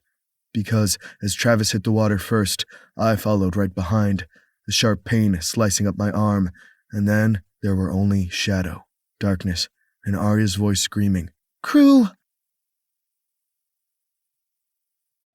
Chapter 16. Arya. Travis's body hit the water first and Crew followed him. There was a curse, a shout, and I didn't know if it was them or me. But they sunk underneath the water below and neither one came up. People were shouting, bystanders making noises I couldn't decipher in my panic, and out of the corner of my eye I thought I saw Noah. But I couldn't focus on them. I could only focus on the river below, in the fact that Crew wasn't coming up. Crew! I knew I was screaming and it wasn't helping anything. If he had hit his head or worse, he wouldn't be able to come up. Crew! And standing on this bridge screaming for him wouldn't help. So I did the one thing I could do, Most likely the most idiotic thing I could ever do, and I jumped. This time it was Noah screaming my name as I jumped into the ice-cold water. The jump wasn't as far as I thought it was going to be, and the impact slammed into my feet, then my knees. But thankfully the river was deep enough. Just the day before, I had seen people jump in and be perfectly fine, and the river was deeper than it had been yesterday thanks to the rain. I knew the fall wouldn't have killed me, but I was damn lucky I hadn't hit anything beneath the surface. Only I was so fucking terrified that Crew had, since he hadn't surfaced yet. I dove down, holding my breath, and reached out for anyone. My first pass didn't touch anything, just rocks and wood. I was forced to go for breath again, and then dove back under, ignoring the shouts telling me to stop. I needed to find him. He needed to be okay. And just as my lungs screamed, and I was ready to try to break the surface, my hand caught on flesh. I didn't know if it was Crew or Travis, but in that moment, I needed to get them above the top of the water. So I pushed on the bottom of the riverbed and pulled whoever it was to the surface. I sucked in a deep breath as I broke through the water and looked at Crew, unconscious in my arms. Tears fell down my cheeks as strangers and my family began to swim toward me. Teeth chattering, I looked around for Travis, but I could only focus on Crew because there was blood on his arm, and he wasn't waking up. Someone cursed beside me, and I kicked out, trying to get closer to the side of the river. "We've got you. Never do that again," Noah spat as he wrapped his arms around me, and Ford and Daisy took Crew from my arms. We swam to the bank, Noah keeping me upright and above the water. "Is he okay? Is he okay?" I asked through chattering teeth. "Let's get to the bank," Noah answered without actually answering. I looked past him and realized that strangers had pulled Travis out of the river, and the man who had tried to kill me and Crew was awake, blood on his forehead as he shook in the stranger's arms. I would deal with that later. Travis, the adrenaline and emotions running in my veins, I'd face it, face him. But not now. I just needed Crew to be okay. We made it to the bank, and I couldn't fully track what was happening, my body shaking. "He's breathing," Daisy said as the authorities came forward, taking over. And at those words, I leaned into my cousin and burst into the tears I had been holding back since I had woken up in Travis's hold and with a knife to my throat. "He has to be okay." I choked through tears against Noah's chest. My cousin didn't say anything. Instead, he held me close before the paramedics took me away. And Crew didn't wake up. "Should we call his family?" somebody asked, but I didn't know who. It was hard to think through the fog as I waited to hear the person I loved more than anyone in the world would wake up. He had to be okay. He had risked everything to protect me, to save the person who had hurt him countless times, and there was nothing I could do. "No," Lexington said from my side. He had shown up after I had been admitted into my room, complete with stitches in my forehead, and worried because I had been in the river for long enough it was an issue. I had a few new shots on my arm, and they were keeping me warm, watching me in case of infection or shock. My family was in and out of my room, and I knew others would be doing the same later, all while we waited to hear about Crew. Daisy, Noah, and the others wore scrubs, their hair finally dry, and all looked worse for wear. "Don't call them," I repeated. "We are his family. I'm his family." Lex squeezed my hand but didn't say anything. We were waiting for the doctor to tell us when Crew would wake up, not if. I refused to hear that word. It would be when. Sebastian took Lex's place soon after and glared at me. "Never do that again." I'd already gotten this lecture, and while my choices were stupid, I wasn't going to regret them. I didn't want to think about how much longer Crew would have been in the water while we waited for others to wade to the center. I'd made the only choice I could, and I'd do it again. He could have died. Of course I was going to follow him to make sure I could save him. "I can't lose my twin. You understand that?" I swallowed hard, his words hitting hard because I knew it wasn't just because of this moment. "I'm sorry that you're here. In this hospital." This hospital was where everything had changed for him. But he didn't react, other than squeezing my hand tightly for a moment before letting out a breath. I'm here because I love you, twin of mine. Stop worrying about me. I'm sorry for scaring you, for scaring everyone, I said as I looked over at my parents and my 2 other siblings. My mother moved forward and fluffed my pillows. I'm just happy you're okay. And Crew will be fine soon, and then I'm forcing you both to stay with us for a little while so I can pamper you and put you in bubble wrap. My lips twitched even as I looked at my mom's watery eyes. I don't think Crew would like that. Crew is going to have to deal with me as his new mom. She held up her hand. I'm not talking about your relationship. I mean, yes, I love you both. But Crew needs a mom and dad right now, and he is stuck with us. That gets a little incestuous, Gus mumbled. Gus Montgomery. My dad growled. I'm just saying. I'm not talking literally. My mom shook her head in exasperation. I'm talking about the fact that I love you, daughter of mine, and I love that man who risked everything for you. So I am going to pamper him and show him exactly what a mother should be, because I want to have words about that woman who calls herself a mother. Your mom is about to curse. Beware, Dad said softly, and I knew he was trying to keep the banter light. Fuck off, Alexander Montgomery. My babies are hurt. My mother immediately broke into tears as my father held her, and I had to look away for a moment before they broke apart and stood next to my bed. I just need to see him. I let out a breath and leaned into my mother's hold. We will make that happen, she said so fiercely that I knew if anybody could make it happen, it would be Tabitha Montgomery. It took another 3 hours before I was able to see the man I loved. I had never seen Crew so still before. Even when he slept, he constantly moved as if to protect me. That was just who he was. He boxed, he drove too quickly around curves, he hiked, painted, ran multi-million-dollar businesses, and did countless things to keep busy.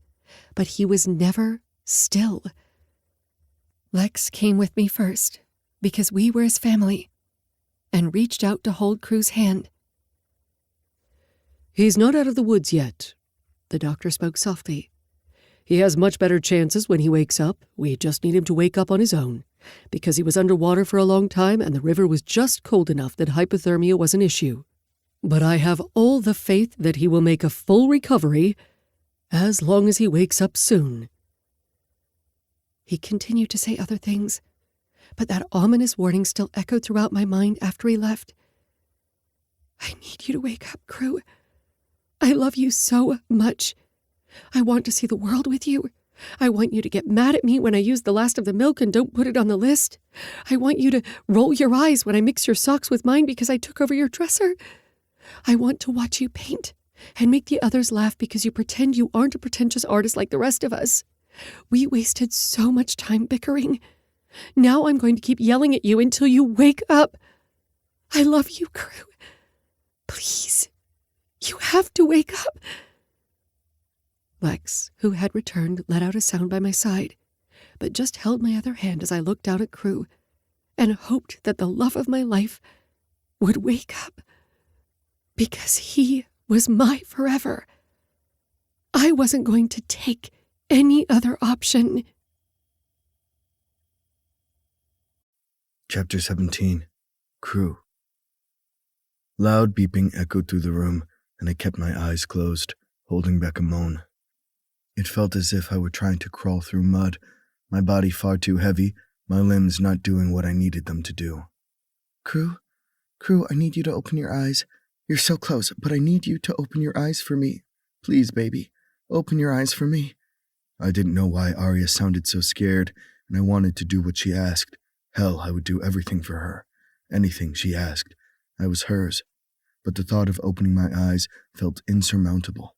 Instead, I let the quicksand take me under once more, the beeping growing distant, everything feeling far heavier. The next time the beeping returned, it was slightly louder, a sharp staccato against my temple, although I didn't know if it was a machine making noise or the sound of my pulse. What an odd thing to wonder, considering it felt like something I should know. Arya, you need to get some sleep. At least take a shower. You might be my twin, but you don't get to physically haul me out of here again. I am your twin, and though we don't have that psychic twin thing that people always say we should have, I know you're in pain. I always thought it was weird that Dara and Gus got that so-called psychic thing, and we didn't. They were just messing with us. Were they? Maybe. I can't leave his side, Sebastian. What if I leave him and he's afraid he can't open his eyes again? Because he opened his eyes at one time, I wasn't making it up. There was a rustle of fabric, the sound of a chair squeaking. I know you weren't. He's going to wake up. They keep telling me it's going to happen, but they also say the longer it takes, the worse it could be. And I don't want it to be worst-case scenario. But if it is, I'll be there, right by his side. I don't want to let him go. There was a shuddering sigh and another squeak of the chair. I'm sorry. I know being in this hospital probably isn't the best place for you. We already talked about that. I'm always here for you. But you need to shower. You really stink. I wanted to growl. How dare Sebastian be so mean to Arya when she was clearly not feeling well, but I couldn't get the energy to move. Arya wanted me to open my eyes, and I was going to do it. I just couldn't. I sunk back into the quicksand, and perhaps not as deeply as I had the first time. The next time, sounds echoed through me. It was a deeper voice at my bedside. You're really starting to scare us. You're not one for dramatics, but then again, I didn't realize my best friend was going to jump from the bridge. I know you loved that one show from back in the day, but you didn't have to reenact that teeny bopper crap. And don't tell me you didn't love it, because you knew exactly who the characters were when Arya was talking about it with Daisy. So instead of reenacting it, wake up and tell me I'm an idiot. Just wake up, please. Did Arya really jump into the river? I croaked, and immediately regretted saying the words. It felt as if fire licked up my throat, and my parched lips parted. Holy hell! Lexington barked before he scrambled up, and I realized my eyes were opened. The lights were dimmed down, thankfully, so I didn't feel as if I were being blinded, but from what I could tell, Lexington hadn't slept for shit, and Arya wasn't there. My best friend had dark circles under his eyes, his clothes rumpled. He looked like he had spent hours running his hands through his hair so it stood on end. I could only imagine what I looked like. Did she? I asked, wondering exactly what I was talking about. Lexington just smiled at me, his eyes filling with tears. Arya did. Haley was wearing that wedding dress, remember? She would have sunk. But Arya jumped into the damn thing after you. Don't scare me like that again, crew. I should go to the doctors, the nurses, the National Guard. Hell, the Montgomerys. I will go tell the Montgomerys you are awake, and they will handle it. I'd never seen Lex so discombobulated that I just lay there, my limbs still too heavy, and tried to get into the present. I will be right back. I tried to reach out for him, but my hand was too slow, and my fingers nearly brushed his skin. Lex froze before turning to me. You're going to be okay, crew. They're going to explain everything, but Arya is going to kick my ass because I was here and she wasn't. Water? I rasped. Lex cursed under his breath before he scrambled to a plastic cup and pitcher next to the bed. And that's when I realized I was in a private hospital room, with oxygen filling my nostrils and an IV in one arm. There was a pulse oximeter on my finger, and probably a dozen other things that I couldn't quite figure out. There were also flowers, a couple of bags, a makeshift bed on the couch underneath the window, and photos that had to be from Arya. Still a little dizzy, I couldn't quite make them out, but I knew I would, one day, trace my fingers over all of them, because those were Arya's, what she saw, what she wanted me to see. Below them were hand-drawn colorful pictures I knew had to come from the kids, all of the Montgomery children who were starting to multiply. My damn family had left their mark on this room, and I had no idea how long I had been here. I didn't even know if my blood family had visited me, but they didn't matter. It had taken me a long time to realize that, almost too long, but in the end, my family was here, including the man who was practically my brother in a twisted way. Lex stood over me, plastic cup of water in his hand. It hasn't been that long, really. We just threw the photos and things up an hour ago, or so, because we needed something to do with our hands. Okay, I'm going to get you some more water, and then I'm going to get the others, because if I don't, I'm going to have to deal with all of the Montgomerys, and they may be my family, but I'm frightened of them. A tear fell down his cheek, and I smiled before nearly dropping the cup. Lex took it away from me and shook his head. I think I saw in one of those TV shows, if you have too much, you could throw it up. I'm not sure. This is why I need a professional. Who the hell are you talking to? Sebastian asked as he walked into the room. He froze as he looked down at me, before a wide smile covered his face and he clicked his tongue ring against his teeth. Well, damn, you're a sight for sore eyes. I'm going to go get my sister before she escapes our parents' clutches. They're trying to feed her right now after we hosed her down in the shower that the hospital let us borrow after she checked out. That girl would not leave your side. Not that I blame her. If Raven was the one in that bed, hell, I would have done the same. Sebastian shuddered, and I knew exactly what he was thinking of. Marley, the woman that he had loved and who had died in childbirth. No wonder Arya had been so worried about Sebastian being there. Arya's twin tilted his head. So you were awake for that. I hadn't even realized I'd said that out loud. I clearly wasn't all here yet. I shook my head and immediately regretted the action. Not really, but I thought I heard voices. Those are always the best voices to hear, Lex rambled. I'm so fucking glad you're awake. Don't scare us again. I'll try not to. Sebastian left then, Lex following him, and before I could wonder why they left me alone, the room was filled with nurses, staff, and people I assumed were doctors. They shined bright lights in my eyes, took readings, and asked how I felt. I thought I answered. I couldn't quite remember or care. All that mattered was the woman who finally walked through the doorway, her wet hair pulled from her face, wearing clothes I knew her mother or another family member had brought for her from home. She was so pale, her face clear of makeup. She was the most beautiful person I'd ever seen. Hey, baby, I said softly. If you ever think about jumping near that bridge again, or being somewhere where you can trip near it, I'm going to do something like burn down your house. Don't make me an arsonist. I chuckled roughly, and then reached up to grip my side, the pain shocking me. Okay, now that you're really listening, let's go over exactly what happened, the doctor said. And then Arya was by my side, holding my hand, as a couple other Montgomerys stood in the corner, and I listened to the doctor explain what had gone on. You've been unconscious for the past 2 days. 2? 2 of the longest days of my life, Arya muttered. I pulled her closer, trying to get her into bed with me. However, she wouldn't budge, and I was pretty sure the nurses weren't going to allow it, at least for now. I was going to get what I wanted soon. Yes, 2 days. You were underwater for long enough that we were worried about brain damage. However, from what we can tell, all looks good. We are going to keep you a few more days to monitor you, and we're going to want you to come back to do more tests, but you should recover completely. You did break 1 rib and bruise 3 more. You also have 18 stitches on your arm from where you sliced it as you fell. However, Miss Montgomery here got you out of the water in time. I glared at the woman I loved more than anything. I can't believe you jumped in after me. What the hell were you thinking? See, this is exactly how I thought things would go, Lex whispered. Can we have some privacy, please? Arya asked as she lifted her chin, glaring at me. We will be back soon for more tests, but yes, let's clear the room so Mr. McTavish can rest. I didn't know exactly who said that, and I didn't care at the moment, because all I had eyes for was Arya, and I was damn angry. You could have died. Excuse me? That's where you're going?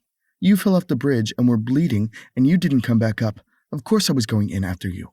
Her whole body shuddered, and I sucked in a breath as I leaned over, shivering slightly. Get in bed. I'm going to hurt you. You have a broken rib. It's going to be broken no matter what. You can't fix that. I've done it before, remember? I met her gaze, and I knew she remembered exactly what happened. When my mother had pushed me down the stairs when I had been a teenager, I had broken ribs then. Then again, when I was rock climbing with Lex and had tripped, this wasn't my first time around a broken rib. Get in bed with me. I need to feel you by my side. With that, she let out a breath and carefully slid into the hospital bed next to me. It was a tight fit since I wasn't a small man, and it hurt to move, but that just meant I could feel her warmth completely. I am still so fucking pissed off you jumped after me. You think you were angry? You fell off a bridge saving my life and trying to make sure Travis didn't truly hurt himself. After all he did, you still tried to talk him down. I pushed her hair from her face, the strand that had fallen from her ponytail, and finally asked what I hadn't, what I had been avoiding. Did Travis make it? Her eyes went dark, a solemn expression covering her face. Yes. The other bystanders were able to get him. I don't know what's going to happen to him, what charges still need to be made, but right now he's on an involuntary hold, and hopefully he'll get some help. I'm so sorry I didn't walk away, that I didn't push him out of my life completely. You could have died. Fuck that. Her eyes widened. Crew. Fuck that. If you had iced him out completely and blocked his number, he still would have found a way to you. I was wrong. You are the kindest person I know, and you still held your space. You kept people that you loved safe. This is Travis. As much as I hate the fact I have to say that, because I know he's hurting, but I'm fucking angry with him right now, so I'm going to remain angry for a little while longer. Yet I also feel sorry for him. Something is wrong with him, something that we can't fix, but hopefully he figures it out. I'm just glad that he's still alive, because if he would have died, I let my voice trail off, knowing I didn't have any good way to finish that sentence.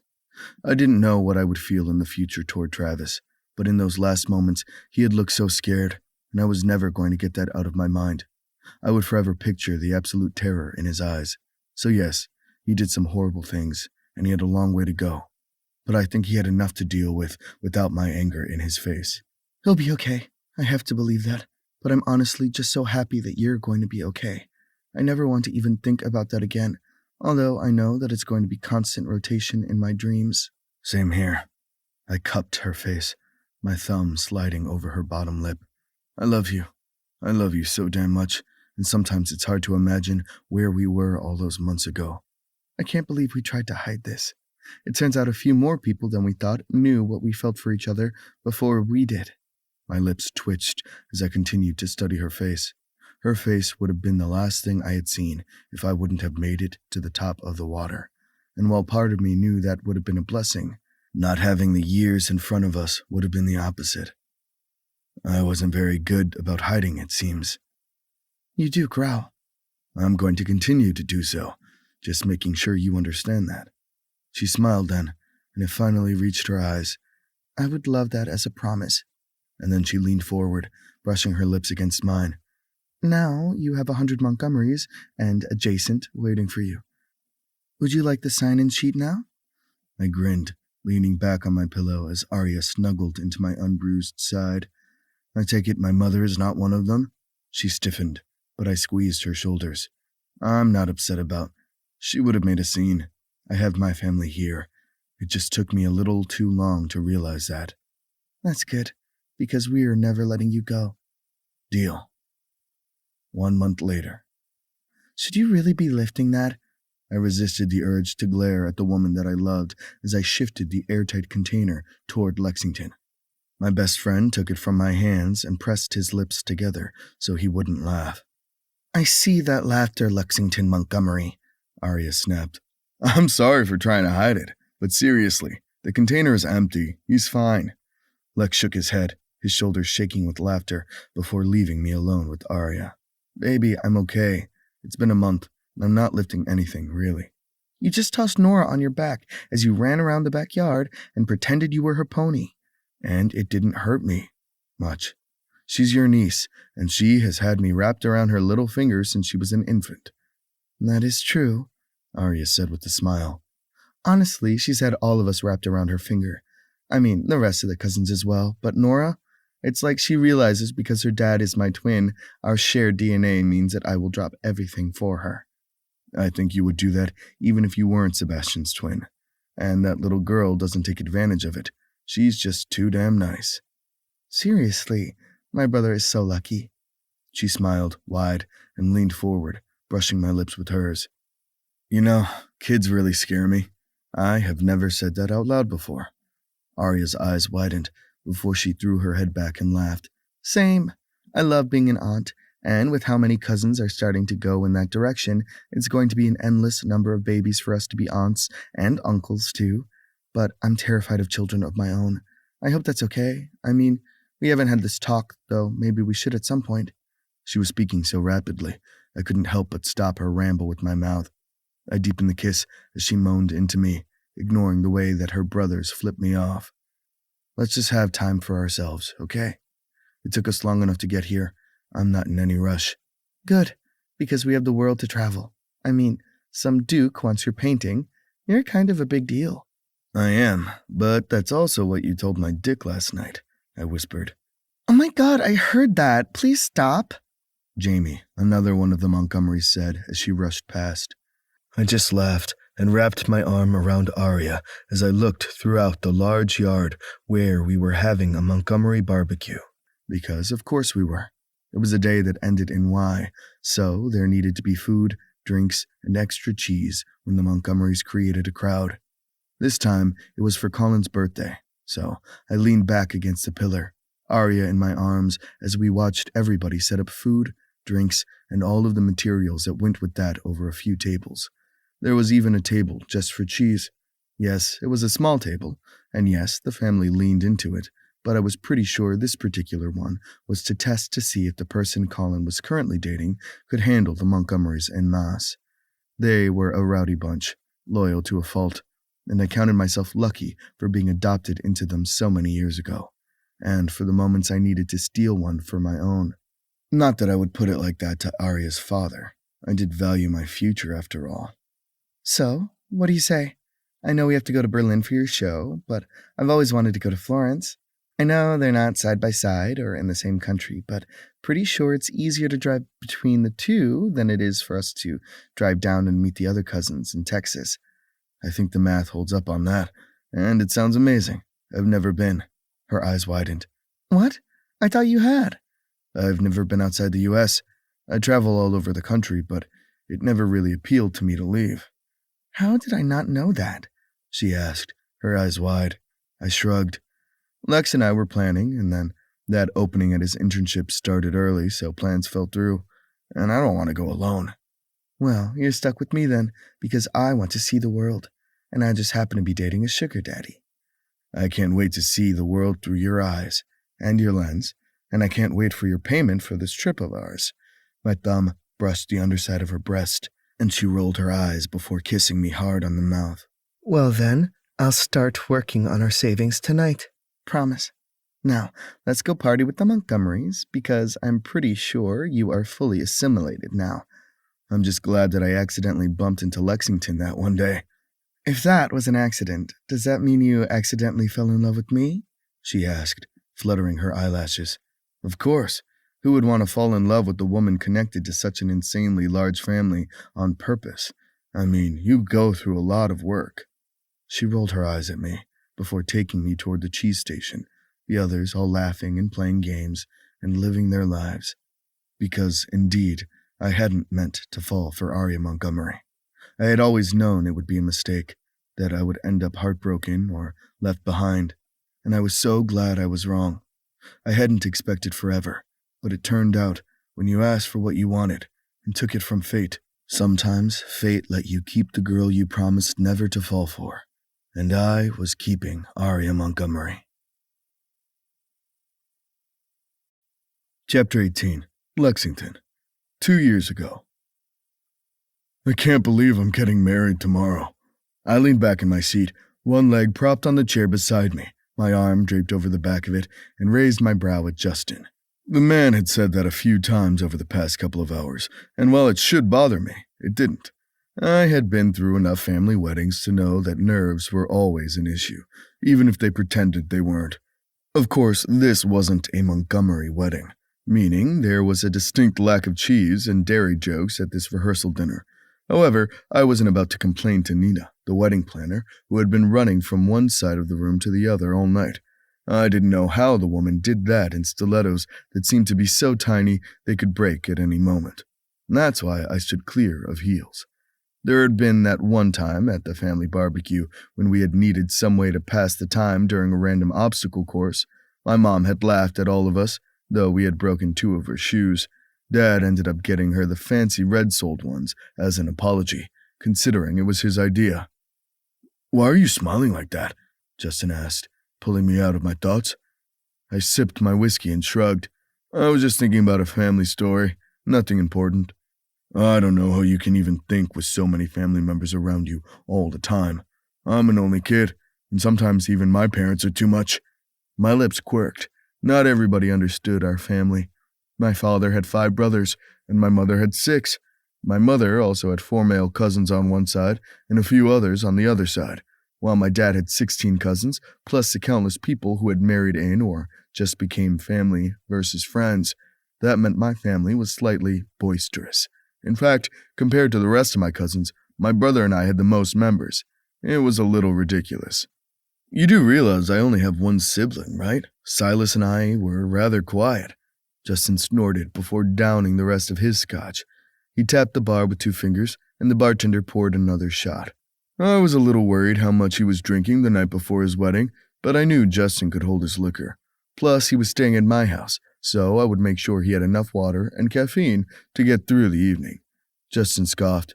You say that, but you hang out with your cousins more than any other person I know. It's nice, but it's a lot.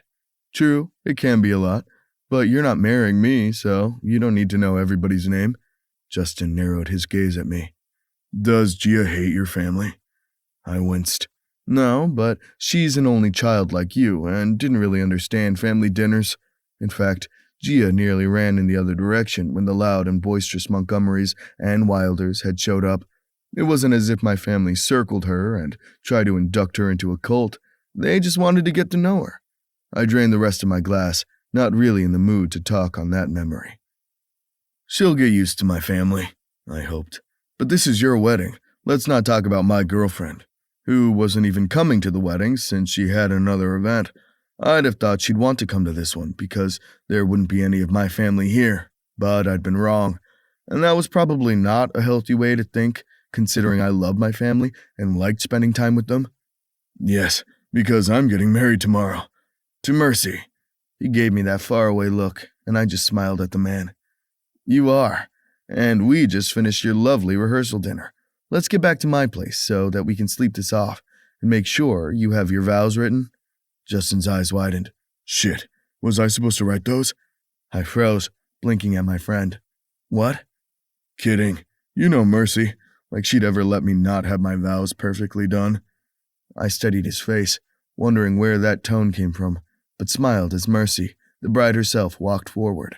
Her long, dark blonde hair was piled up in a weird bun thing, and she'd painted her lips bright red. She had on a dark gray dress that matched the bridesmaids in some form of theme, and I lifted my water glass in a toast. Hello there, bride. She rolled her eyes at me.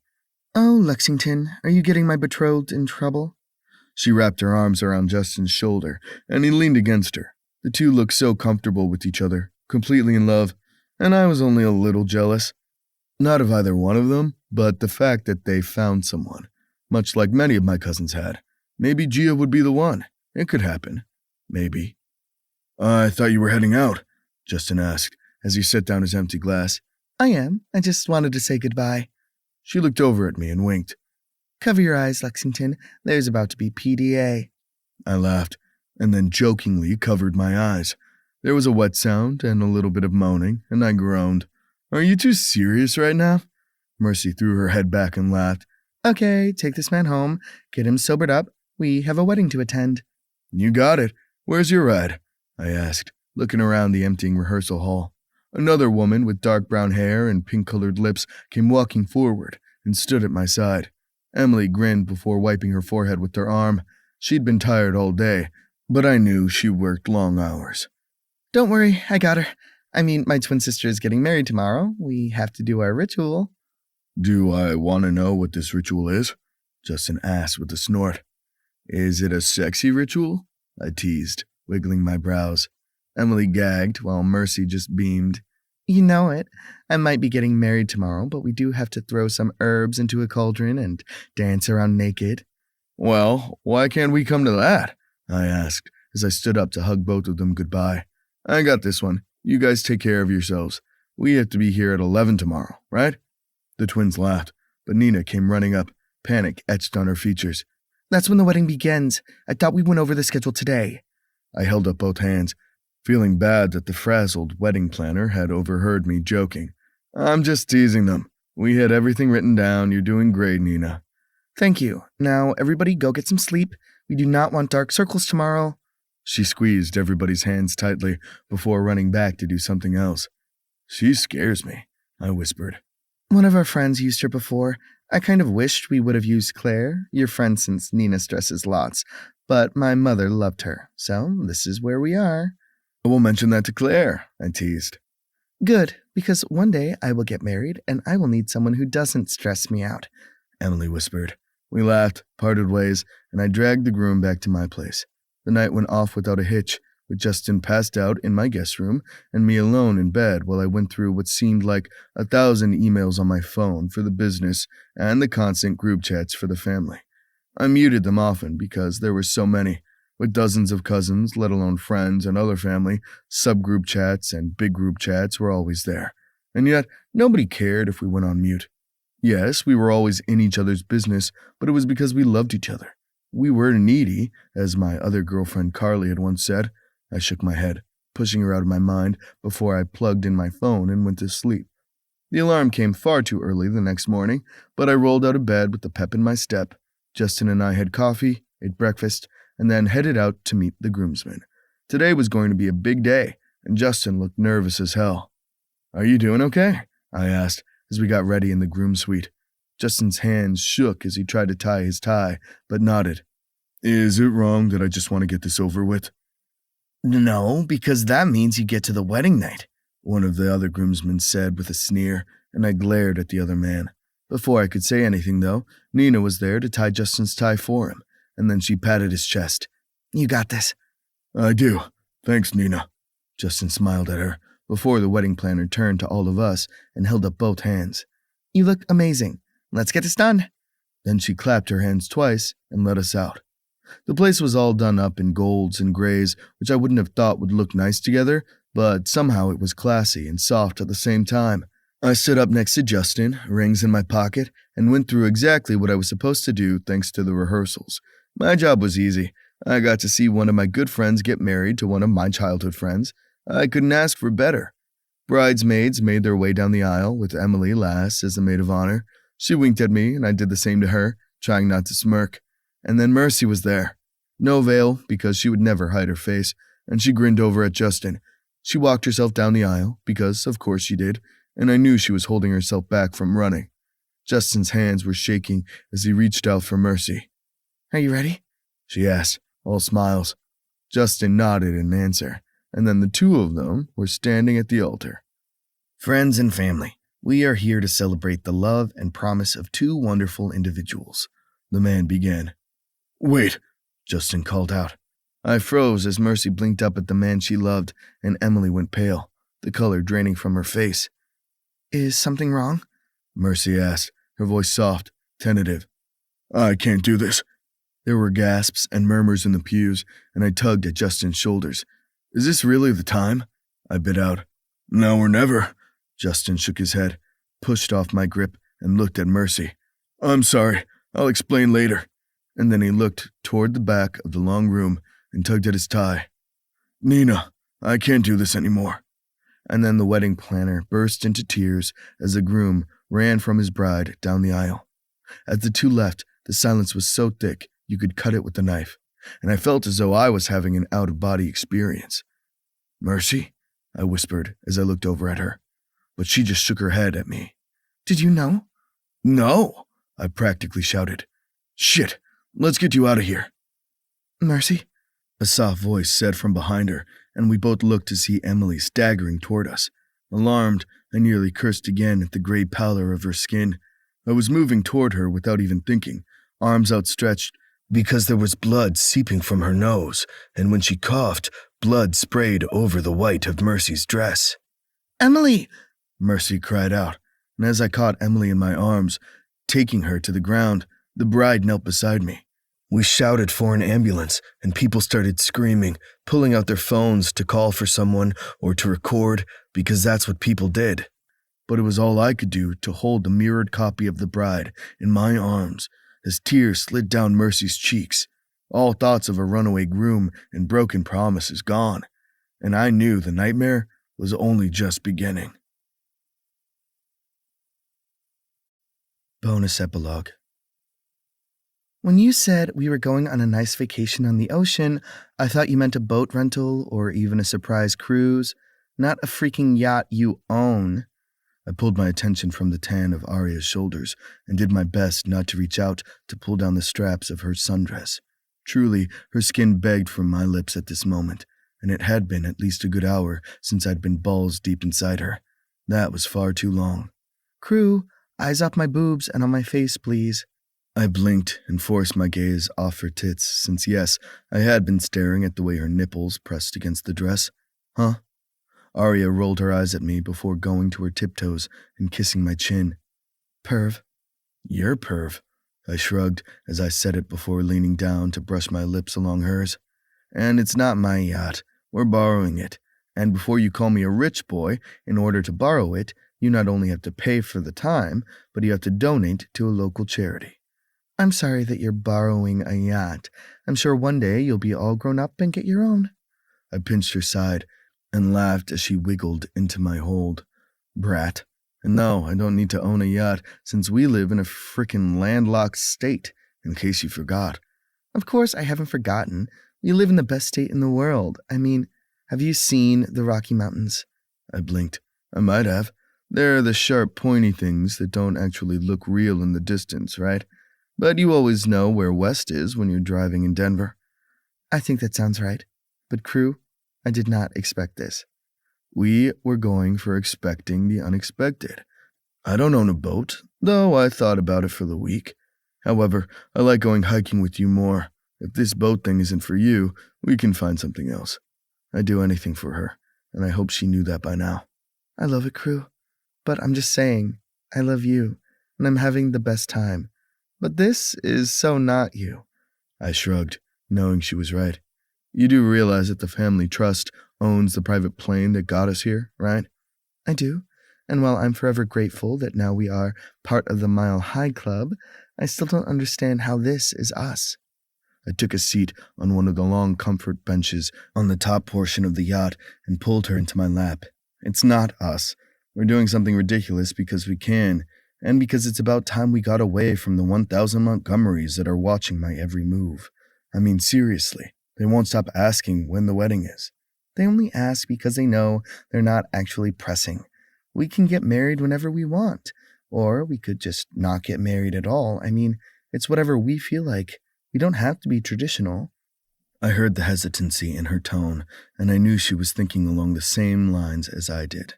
I would propose when it was time, when I knew Arya was ready for a big wedding and all the trimmings. Hell, she was on the damn yacht with me. She was going to get everything she deserved and more. She shook her head, leaning forward, and kissed me softly. I love you. I love you too. I'm never going to get tired of saying that. Me either, which is weird because it feels as if I've loved you for all of my life, which would have been pretty weird when you were dating my cousin. I let out a groan. You're never going to let me off the hook with that, are you? Of course not. I mean, we made you sing the Frozen song so you could be your own Disney prince at our last karaoke night. You did amazing. I am no Jonathan Groff, though Lost in the Woods is pretty catchy. I knew you wanted your boy band ballad. If you keep teasing me, I'm going to put you over my knee. Her breath caught slightly, and as she stood between my legs, I slid my fingers along her upper thigh, below her dress, and around her hips. I paused in the action, narrowing my gaze. Are you not wearing panties on this boat? I'm not wearing any underwear under this dress. I mean, if I were to stand in front of that sunset light bar, you'd be able to see everything. I growled, and so would everyone else on this yacht.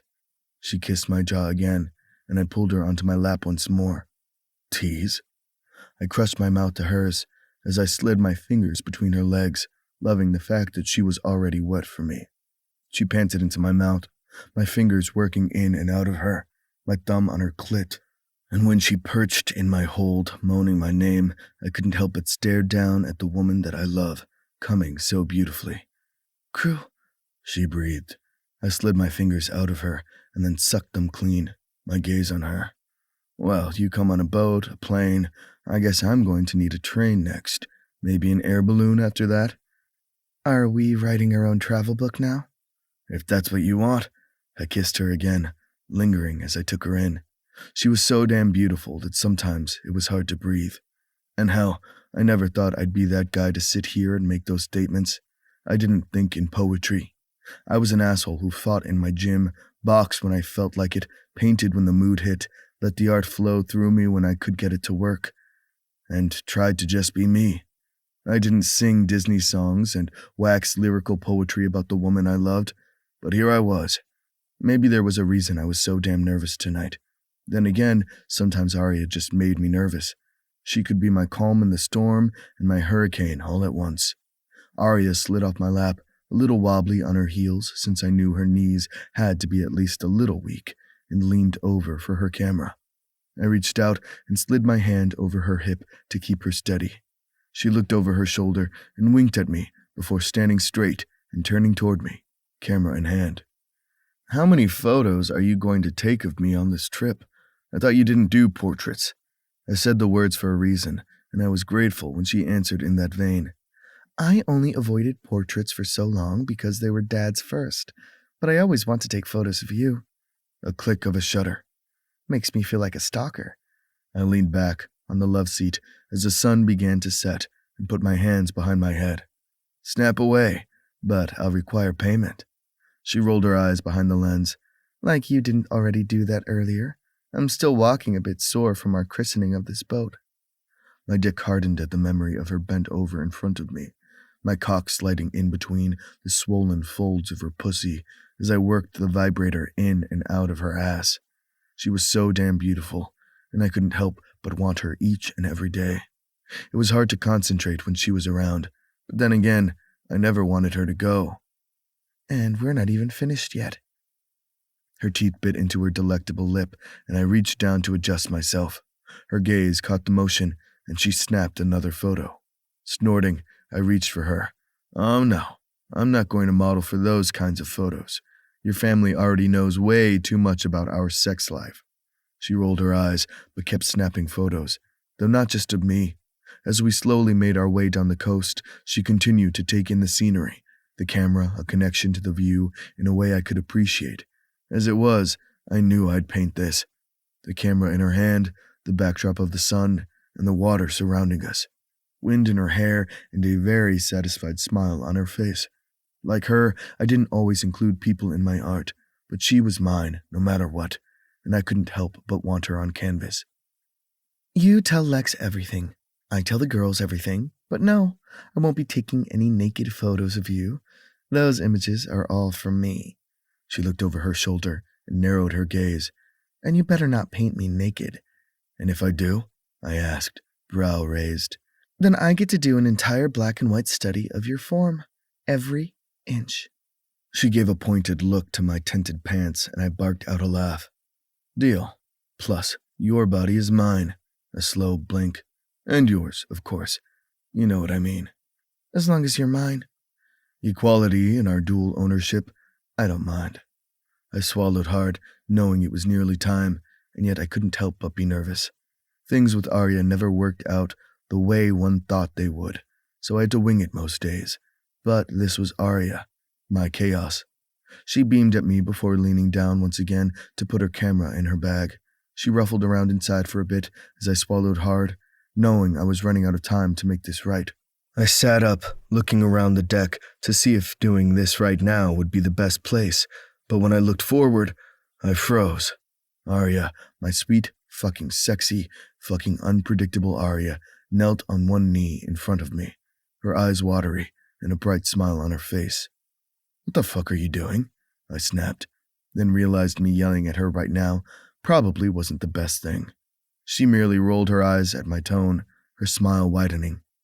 "I'm doing something that will annoy you to no end, but will bring me immense joy."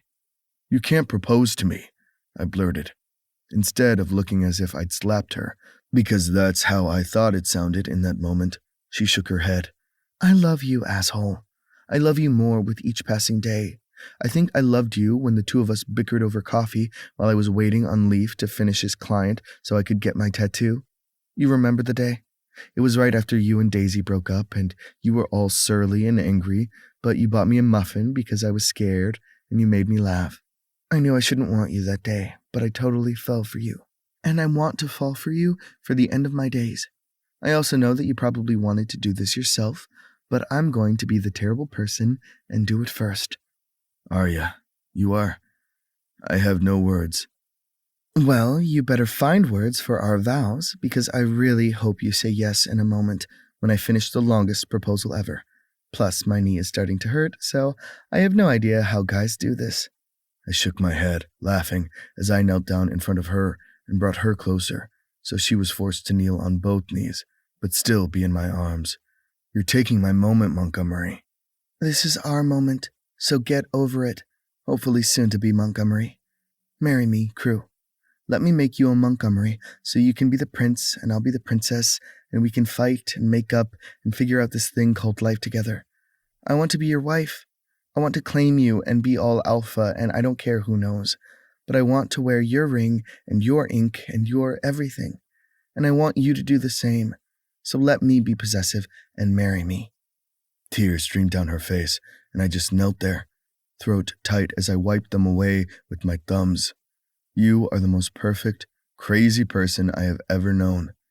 The romance, Crew, the romance with you is bursting right now, she said through her laughter. I looked down between us at the black wedding band she held and let out a sigh. Yes, Aria Montgomery, I'll marry you, but only if you do one thing. She blinked at me, her smile falling. If it's that I take your name, sure, but you get to take mine too. Sorry, but you wanted to marry Montgomery, so that means you get the name. You know the rules. Plus, you love us. You're already part of the cult. A rough chuckle escaped my lips as I kissed her softly. Crew Montgomery has a nice ring to it. I'll take it, but you have to do this. I reached into my pocket and pulled out the jewelry box. Her eyes widened, and I couldn't help but keep laughing. You are the queen of the unexpected, so I should have known you'd make this the best, most unpredictable day of my fucking life. Wear my ring, Aria. Let's make it full circle, because I love you so much it hurts to breathe. I want to see the world with you. I love seeing it through your eyes, through the lens, and on canvas. I just want to be with you. Your family is a bonus, but I'd take you without them. Know that. I'd take every ounce of you in any way I can. Marry me as I marry you. Let's be the most ridiculous end of a Disney movie yet. And while she didn't say yes, as her mouth was too busy with mine, she did wear my ring, just as I wore hers. This was the woman I had accidentally fallen for, the woman I would love until the end of my days, and I knew there could be no other ending than this. My Montgomery, I whispered. I knew you'd catch one of us at some point, she teased, and I kissed her again, claiming her as she claimed me, and there was nothing else I could ask for.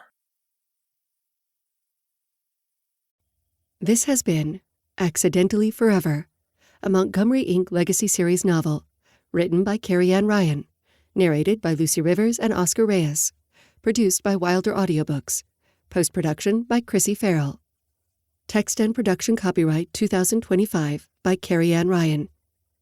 Thanks for listening, and keep an eye out for Last Chance Seduction, the next book in the Montgomery Inc. Legacy Series. Audible hopes you have enjoyed this program.